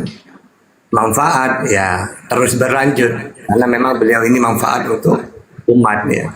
Khairun nas anfa'uhum lillah. Jadi paling baiknya manusia adalah mereka yang manfaat untuk orang lain. Ya seperti Gurunda ini ya sudah manfaat untuk orang lain dengan berdakwah itu. Nah, kita bacakan doa ulang tahun untuk beliau ya. Bismillahirrahmanirrahim. Allahumma tawwil umurana ajsadana wa nawwir qulubana wa sabbit imanana wa ahsin a'malana wa wasi' arzaqana wa ilal khairi qarribana wa anishari ab'idana waqdi hawaijana fid dini wad dunya wal akhirah innaka ala kulli syai'in qadir. Subhana rabbika rabbil izzati amma yasifun wa salamun alal mursalin walhamdulillahi rabbil alamin. Amin amin amin. Amin. Oke, silakan lainnya. Ya, Kang Dito lagi, Kang Dito, silakan. Kang Dito mualaf. Siap. Masya Allah, Alhamdulillah. Barakallahu fi umrik. Gurunda, Bang Zuma. Doa kami semuanya. Mudah-mudahan diberikan umur yang panjang, sehat, barokah, selalu dilindungi oleh Allah Subhanahu wa Ta'ala. Bang Zuma adalah panutan kita semuanya dalam hal berjihad di jalan Allah untuk menghalau pemurtatan untuk saudara-saudari kita. Mudah-mudahan terus bersemangat dan tidak pernah berhenti. Kami semuanya ada di bersama dengan Bang Zuma. Itu saja dari saya. Masya Allah. Host. Bang Andi aja, Bang Andi. Lanjut. Host dulu lah, baru saya. Baru kan masih ada Pak Lord. Host dulu. Biar Pak Lord dulu, Pak Lord. Silakan. Ya, Pak Lord. Silakan Bang Lord. Assalamualaikum warahmatullahi wabarakatuh. Waalaikumsalam warahmatullahi wabarakatuh. Lil akhina Bang Zuma Zulkifli M. Abbas, semoga berkah umurnya, berkah rezekinya, semua apa yang sudah dijalankan selama ini atas karena jihad fisabilillah, jihad dalam berdakwah. Dan semoga Bang Zuma selalu sehat walafiat, dipanjangkan umurnya, diberikan kesehatan, dan selalu diberikan teman-teman dan sahabat-sahabat para akhwanul muslimin. Terima kasih teman-teman, dan saya udah lama berjuang juga sama Ustadz Sugi, Bang Handi sejak di Zoom dulu sama Ustadz Tahta. Itu dulu, terima kasih. Wabillahi taufiq. Assalamualaikum warahmatullahi wabarakatuh. Waalaikumsalam warahmatullahi wabarakatuh. Mas Pandi lagi deh. Silakan Mas Pandi. Siap. Assalamualaikum warahmatullahi wabarakatuh. Untuk Bang Zuma ya, semoga diberikan kesehatan oleh Allah, rezeki melimpah oleh Allah. Nanti kalau memang Abang Zuma duluan atau tidak jumpa dengan kami ini nanti Bang Zuma di jannahnya Allah, pertanyakanlah kepada Allah, di mana adik-adik saya dulu yang pernah berjuang bersama saya di jalan Allah, di agama Allah. Pertanyakan kepada Allah, di mana kami, seperti itu. Semoga kita bisa berjumpa bersama nanti di akhirat kelak. Amin ya rabbal alamin. Amin ya rabbal alamin. Baik, kalau saya sendiri ucapkan selamat milad kepada adinda tercinta Zulkifli M. Abbas. Semoga sehat selalu, dimudahkan segala urusannya, dan kami semua mendukung. Kami selalu mengharapkan, dan kami semua selalu ada dimanapun Bang Zuma berada. Hanya satu yang belum tercapai, cita-cita beliau itu di ulang tahunnya yang kesekian ini, yaitu adalah kita doakan bersama, semoga cita-cita yang mulia ini ingin membangun pesantren di samping Masjid Nur Maulidah. Kita doakan semoga cita-cita beliau diijabah oleh Allah Subhanahu wa Ta'ala, agar Amin. pesantren ini nanti akan mendidik generasi-generasi pelanjutnya, terutama mengenai kristologi dan lain-lain gitu. Sekali lagi, mari kita ucapkan bersama, Sekali lagi semoga diberi umur panjang, kesehatan, dan dimudahkan segala urusannya, dijaga lisannya. Karena beliau ini adalah aset umat. Kira-kira begitu. Semoga Banyuma sehat selalu. Amin. Dan jangan lupa juga netizen di sini maupun yang ada di YouTube, silakan mengucapkan apapun kepada Zulkifli Abbas. Silakan. Karena ini nanti kalau di YouTube itu nggak bakal hilang, menjadi apa ya namanya ya, jejak digitalnya selalu tertulis di sana. Chat-chat Anda apapun itu merupakan doa kepada Zulkifli Abbas. Terima kasih.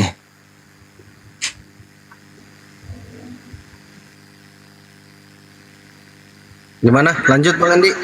Lanjut kita diskusinya, diselingi aja. Saya coba kontak beliau sibuk bener nih. Tadi sih sempat nelpon, ini sepertinya di gunung tidak ada signal.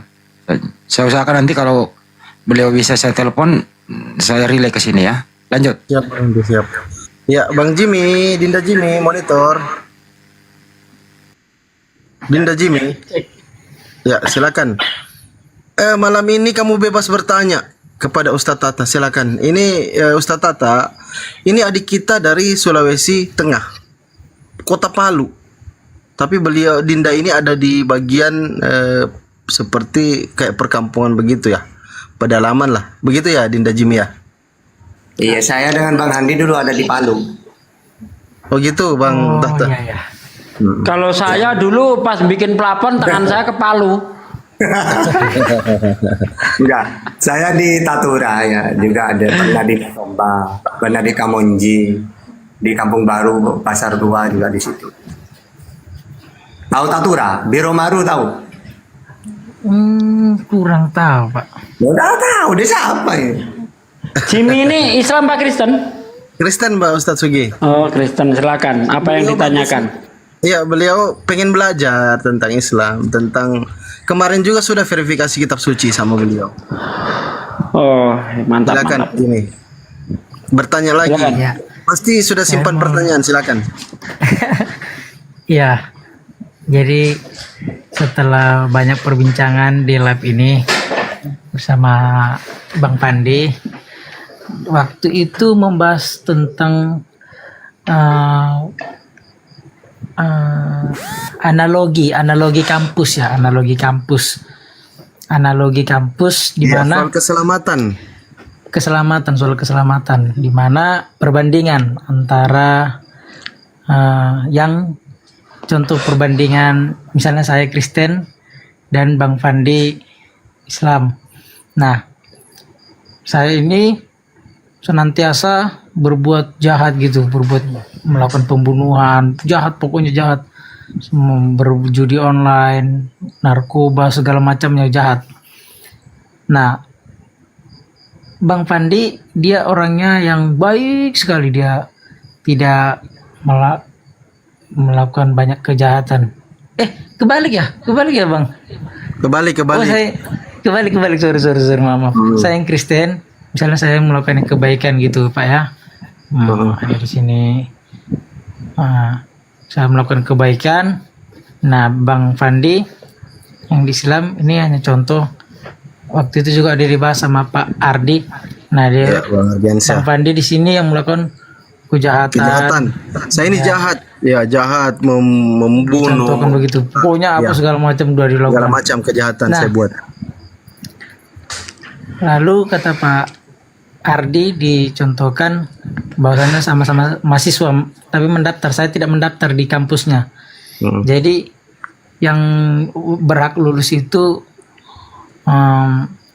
Bang Fandi gitu, dari lulus itu. Nah, mau saya tanyakan karena itu kan dari sudut pandang Pak Ardi. Saya mau tanyakan dulu dari sudut pandang bapak-bapak senior semua di sini yang ada di sini. Kira-kira kalau diperbandingkan antara dua orang dengan dua agama, satu di agama Islam, satu di agama entah itu Hindu, Konghucu atau Kristen. Nah, yang di agama lain ini dia melakukan yang baik selama hidupnya dan mati, dan kemudian di yang Islam dia melakukan kejahatan dan mati. Itu bagaimana nasib mereka di keselamatan? Terima kasih. Baik, ya Ustadz Tata, silakan Ustadz Tata. Ustaz kita Sugi izin gantian ya. di mute dulu Ustazku. Gurunda. Izin dulu di mute. Nanti Ustaz Sugi juga berpendapat biar kita enak, karena ini bukan dialog tapi tanya jawab. Siap, betul siap. Oke. Pertama, saya pakai Al-Quran dulu, bahwa Allah menciptakan surga itu bagi orang-orang yang mentuhankan Dia. Dan Allah menciptakan neraka bagi orang-orang yang tidak mentuhankan Dia. Itu inti itu udah. Inti pokok hukum yang terutama sudah itu. Makanya dalam Al-Quran surat Al-Anbiya ayat 25. Wa ma arsalna min qablika min rasulin illa nuhi ilai annahu la ilaha illa ana fa'budun. Dan kami tidak mengutus seorang rasul pun sebelum kamu Muhammad, melainkan kami wahyukan kepadanya bahwasanya tidak ada Tuhan yang hak melainkan aku. Maksudnya tauhid. Harus mentuhankan hanya kepada Allah. Makanya semua para nabi itu, sehingga di dalam di Bible juga gitu, bahwa semua para nabi itu kan tadi pakai Al-Quran kan ya, bahwa orang yang selamat itu harus mengenal Tuhan satu-satunya. Makanya ketika Allah mengutus Musa, memperkenalkan Tuhan itu Esa, Allah. Ulangan 4:35. Juga ulangan 6 ayat 4. Begitu juga ketika Allah mengutus Nabi Daud, ya ajaran tauhid, memperkenalkan Tuhan itu Esa, yaitu Allah. 2 Samuel 7:22. Ya, atau juga di dalam Mazmur 86 ayat 8 sampai 12. Begitu juga ketika Allah mengutus Salomo, diperkenalkan Tuhan itu Esa, satu, yaitu Allah. Ini ada di dalam Raja-Raja 8:22 sampai 23. Begitu juga Nabi Yesaya memperkenalkan Tuhan itu satu, Esa, Yesaya 43 10 sampai 11, atau Yesaya 44 ayat 6 ya, atau Yesaya 45 6. Mohon maaf Pak, itu katanya ada yang komen putus-putus Ustadz katanya. Iya Pandi. Enggak lancar. Bagus. Iya. Juga terlahir Nabi Isa atau Yesus. Nah, sama seperti dalam Al-Quran, tidaklah semua nabi itu aku utus kecuali hanya satu intinya, memperkenalkan Tuhan itu Esa, yaitu Allah. Ini di dalam Markus 12:29 ya. Atau Yohanes 17:3, mengenal satu-satunya Allah yang benar dan mengenal Yesus sebagai utusan. Berarti benar dalam Al-Quran itu. Wa ma arsalna min qablika min rasulin illa nuhi ilai annahu la ilaha illa ana fa'budun. Jadi Tuhan dulu yang dikenalkan. Coba nanya ke Yesus. Yesus, hukum yang terutama apa? Yesus mengatakan, dengarlah Israel, Tuhan Allah kita, Tuhan itu Esa, tauhid. Gitu. Makanya dalam Islam orang masuk surga itu beriman kepada Allah. Mana dalilnya? Al-Hajj ayat 14. Innallaha yudkhilul ladina amanu wa amilu solihati jannatin tajri min tahtihal anhar. Innallaha yaf'alu ma yurid. Sungguh Allah akan memasukkan orang-orang yang beriman di situ, iman di situ kepada Allah. Ya. Dimasukkan kemana? Ke surga. Begitu juga wa udkhilal ladina amanu wa amilu sholihat, lagi-lagi orang beriman kepada Allah. Ibrahim 32. Begitu juga Al-Kahfi ayat 107. Begitu juga Maryam ayat 60. Begitu juga di dalam Al-Hajj ayat 23. Begitu juga dalam Al-Hajj ayat 56. Begitu juga di dalam Al-Ankabut 58. Surat Ar-Rum ayat 15. Surat Luqman ayat 8. Surat As-Sajdah ayat 19. Dan terakhir surat Asy-Syura ayat 22. Apa? Orang masuk surga itu harus beriman kepada Allah. Nah, bagaimana caranya ada orang yang baik banget, tapi dia tidak kenal Tuhannya? Ya neraka tempatnya. Karena surga itu diciptakan bagi orang yang mentuhankan dia. Sebaik apapun dia, kalau tidak kenal Tuhannya, yang menciptakan, yang memberi hidup, yang memberi mata, yang memberi kaki, yang memberi otak semuanya, kok dia tidak kenal kepada penciptanya, maka dia tidak akan masuk surga. Ini ajaran semua samawi itu. Gitu. Sehingga kalau baik apapun tidak punya tiket dia. Atau tidak daftar kuliah, kata Bang Ardi, masuk itu. Ya, loh, saya ini rajin, sekolahnya rajin, kenapa ketika wisuda saya tidak nerima, tidak wisuda saya? Loh, kamu sekolah mana kamu? Enggak, saya tidak kuliah sini, tapi saya pinter. Ya percuma. Gitu. Jadi benar istilah itu benar. Karena memang makanya umat Islam, lalu bagaimana Tata? Kalau ada orang Islam perbuatannya jelek, dosa-dosanya banyak, tapi dia mengenal Tuhan yang benar, maka dalam Islam dia tidak langsung masuk surga. Karena Allah tidak mungkin Allah itu berbohong. Apa? Kalau orang membunuh, dihukum dia. Berzina, dosa. Dosa itu tempatnya neraka. Orang mabuk-mabukan, tempatnya neraka. Cuma karena dia itu punya kunci surga, la ilaha illallah, maka neraka itu hanya untuk membersihkan dosa-dosanya. Ibaratkan gini loh, surga itu lemari ya. Lemari ini khusus pakaian yang bersih. Mana mungkin pakaian kotor langsung masukkan lemari? Tidak, harus dicuci dulu. Setelah dicuci, dijemur. Panas kan jemur itu. Setelah dijemur, disetrika. Setelah disetrika, bersih, dilipat, masukkan ke lemari. Nah, orang Islam itu seperti itu. Kenapa Tata? Dia kan banyak dosa, tapi kan sudah dibersihkan di neraka. Dan dia punya kunci surga. Maka dia lama di neraka, umat Islam lama atau tidaknya di neraka sesuai dengan dosanya. Kalau dosanya sedikit, dia gampang. Sama dengan orang mencuri ayam dengan mencuri alpat, beda. Masa sama hukumnya? Gak adil Tuhan itu, gak adil polisi itu. Begitu juga orang yang cuma melihat dosa-dosanya, cuma melihat perempuan, cuma hal-hal kecil itu ya. Dengan dosa pezina, pembunuh, ya beda. Dosa-dosa besar ya lama di neraka. Dosa kecil sebentar, sesuai dengan yang dilakukan di dalam dunia. Ya. Nah kalau orang kafir, ibaratkan serbet, tahu serbet, lap-lap di dapur itu. Walaupun dicuci, dibuat serbet lagi. Kenapa? Karena dia tidak layak masuk lemari. Lemari itu khusus, ibaratkan surga itu khusus bagi orang yang mentuhankan Allah. Ya, jadi kalau ada orang Islam banyak dosa, tidak bertobat, dia ibaratkan pakaian dicuci dulu. Tapi orang yang non muslim yang tidak mentuhankan Allah, sebaik apapun dia, tetap dia tidak punya kunci surga. Ya, selamanya dia khalidina fiha, kekal di neraka. Nah, itu perbandingan kayak gitu sebenarnya. Karena memang semua para nabi itu hukum terutama mengenal Tuhan dulu. Itu. Ya, innalladzina amanu tadi ayat-ayatnya dalam Al-Qur'an udah saya jelaskan semuanya. Gitu, silakan Ustaz Rugi atau yang lain menambah.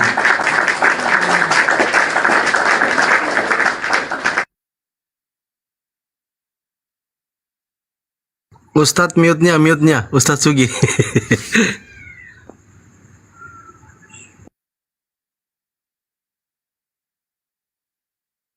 belum mute-nya. Tunggu aku undang. Oke. Baik. Oke. Jadi baik menurut manusia belum tentu baik menurut Tuhan. Baik yang menurut Tuhan itu adalah sesuai yang ada perintah dan larangan. Nah, contoh seperti apa baik menurut manusia belum tentu baik menurut Tuhan? Contoh ada orang nyembah pohon.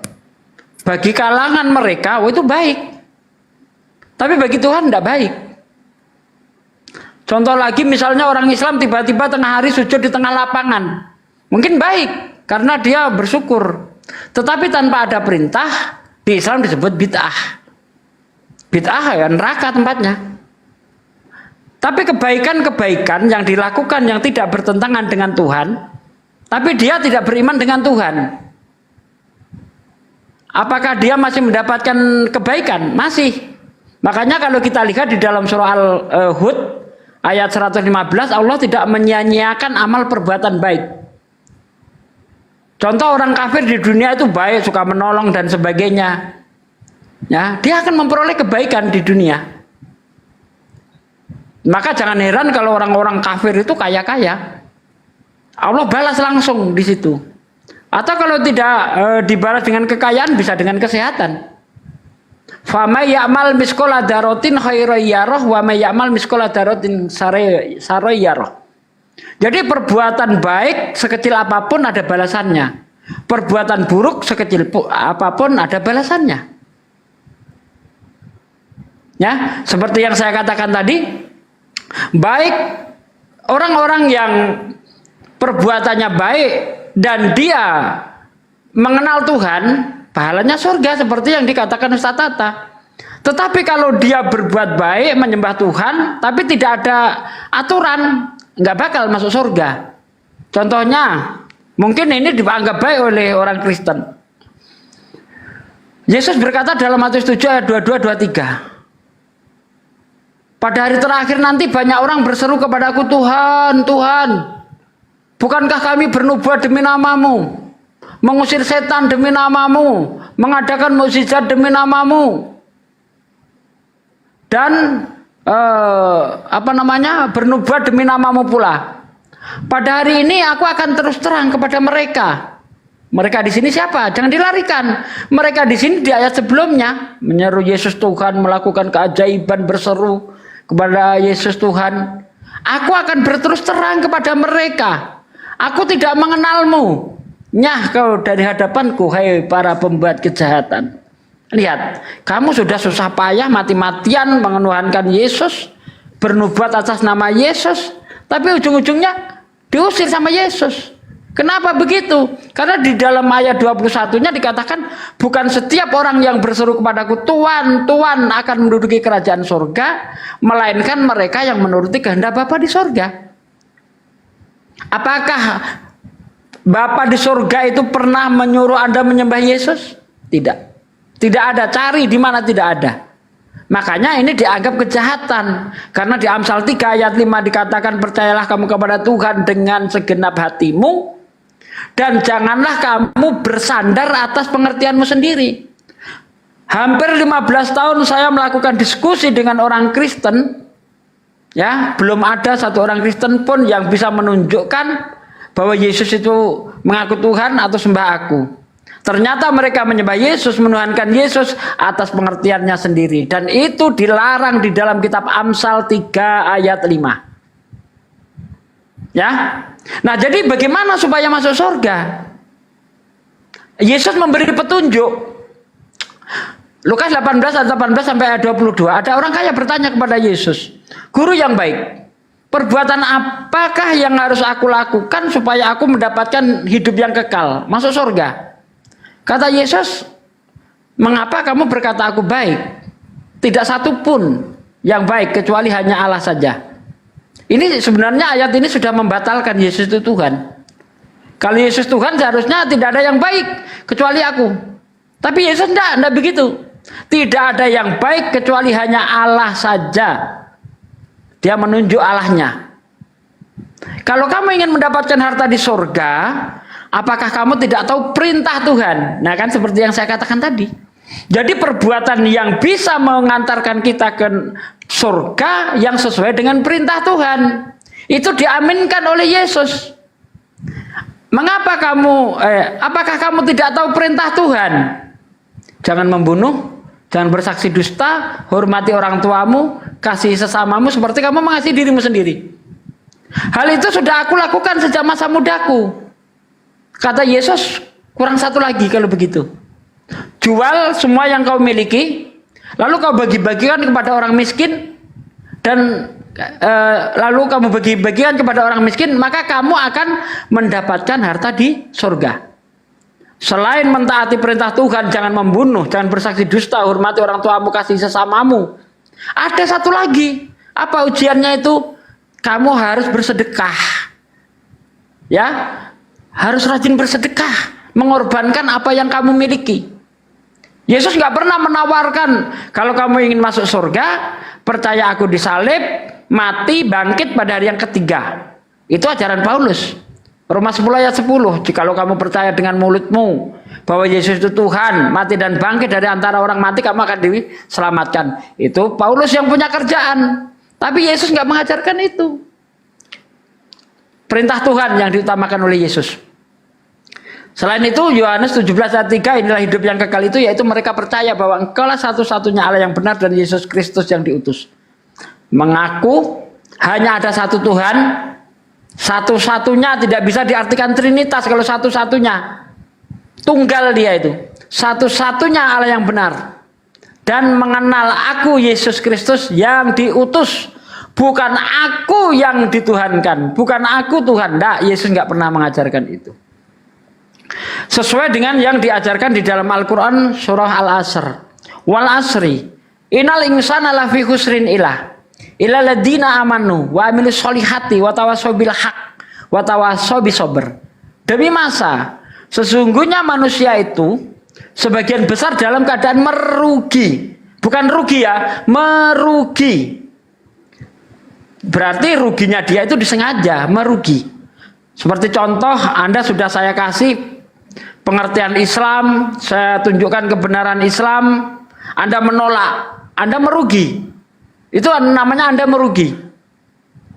Nah, kecuali kata ayat itu, ilal ladina amanu, kecuali orang yang beriman. Sama kata Yesus, beriman juga. Yohanes 17 ayat 3. Ilal ladina amanu, orang yang beriman. Wa amilu solihati, berbuat baik. Seperti yang diajarkan Yesus, tidak seperti yang diajarkan Kristen. Perbuatan baik tidak mengantarkan kita ke surga. Kita mendapatkan surga pahala gratis atas rahmat Tuhan. Yesus tidak mengajarkan itu. Yang dikatakan Yesus berbuat baik. Jangan membunuh, jangan bersaksi dusta, hormati orang tuamu, kasih sesamamu, itu perbuatan baik. Satu lagi, bersedekah itu perbuatan baik. Di Islam dikatakan wa amilu solihati, beramal soleh, watawasaw bil haq, saling menasehati di dalam kebenaran. Kita beriman, beramal soleh, tapi kita tidak peduli dengan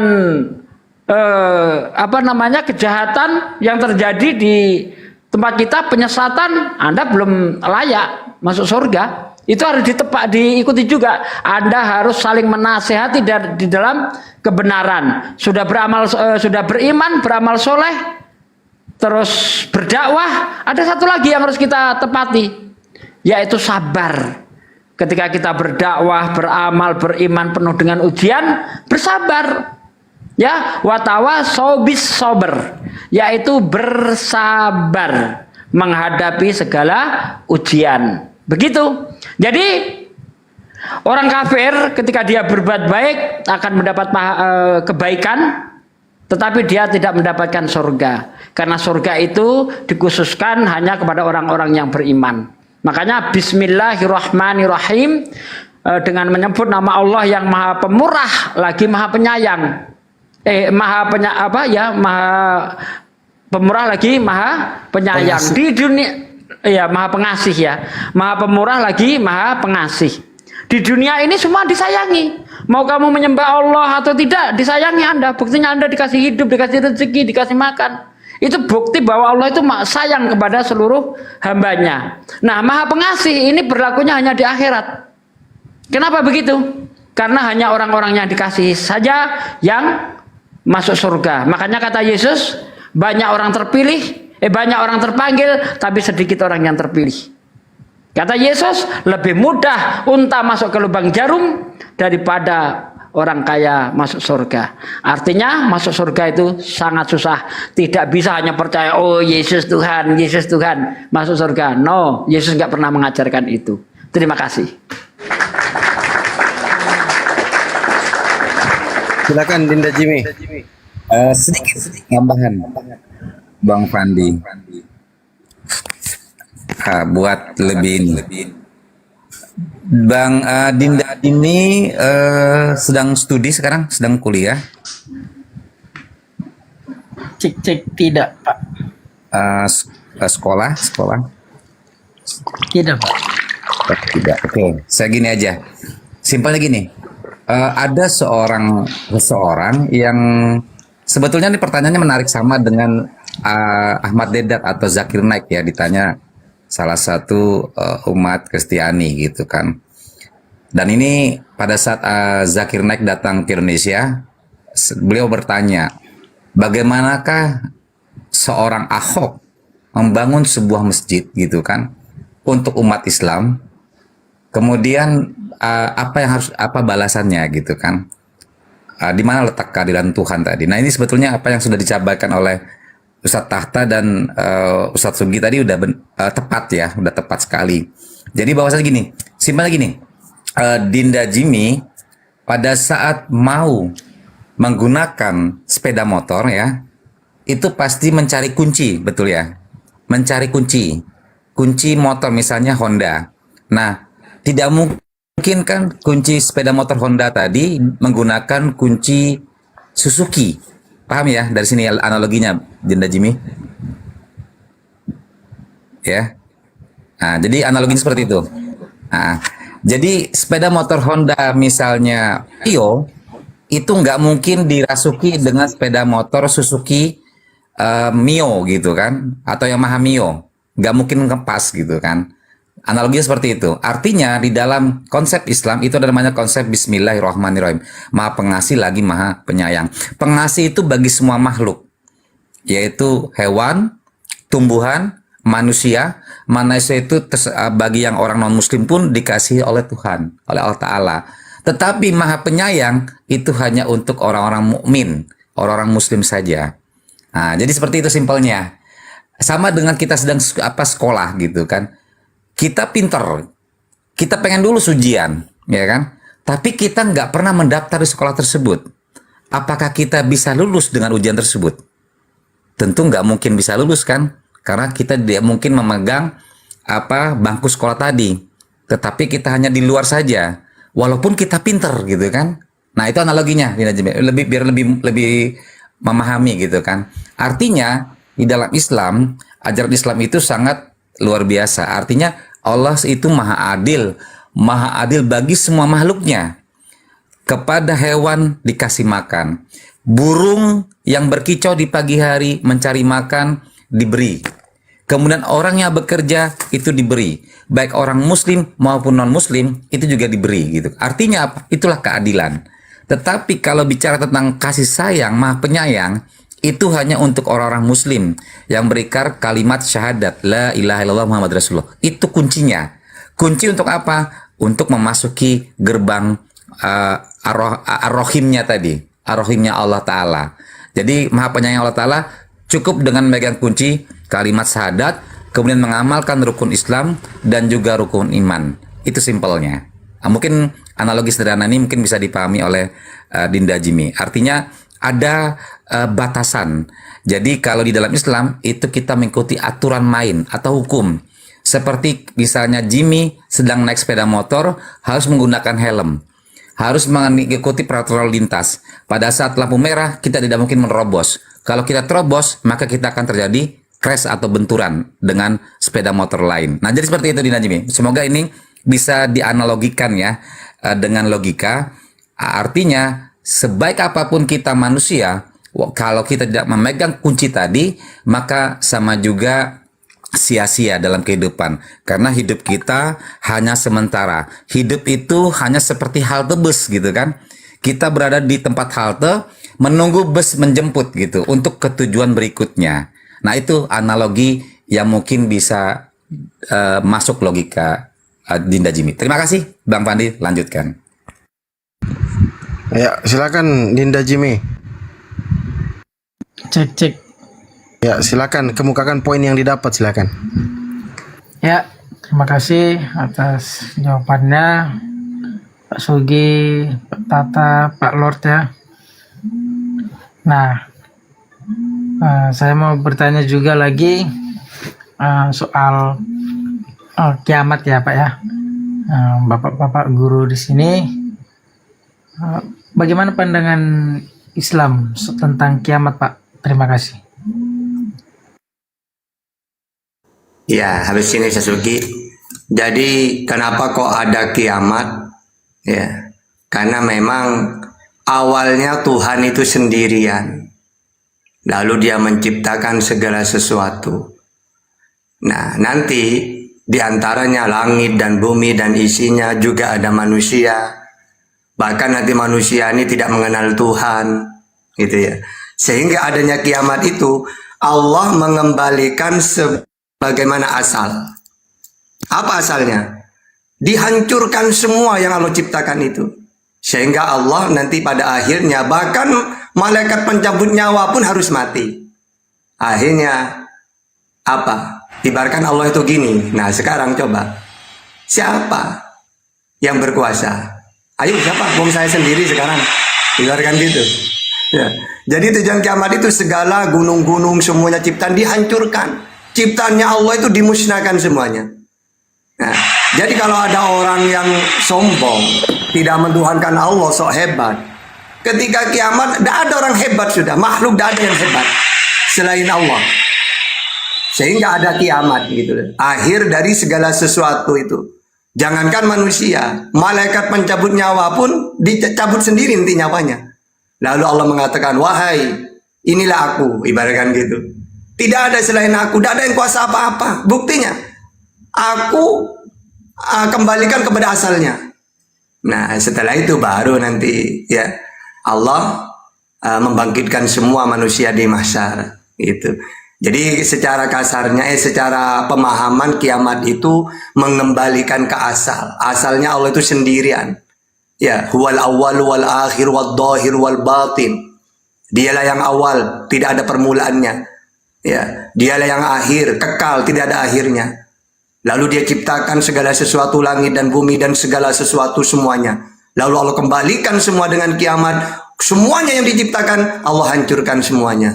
Sehingga kembali lagi ke asal lagi, Allah sendirian. Sehingga tidak ada orang sombong, saya masih ada ya Tuhan, saya masih ada. Gak ada. Cukup Allah sendiri nanti itu. Lalu setelah itu Allah bangkitkan lagi. Cipta apa? Mahsyar. Allah ciptakan mahsyar. Lalu manusia akan bangkit nanti dihisab satu-satu sesuai amal perbuatan dulu di dunia. Gitu. Silakan Ustadzku, Ustadz Sugi dan yang lain.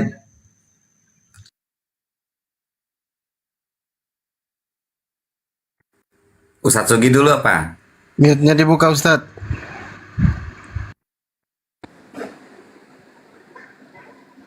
Tes ya. Jadi apa pertanyaan tadi? Mengapa harus kiamat gitu ya?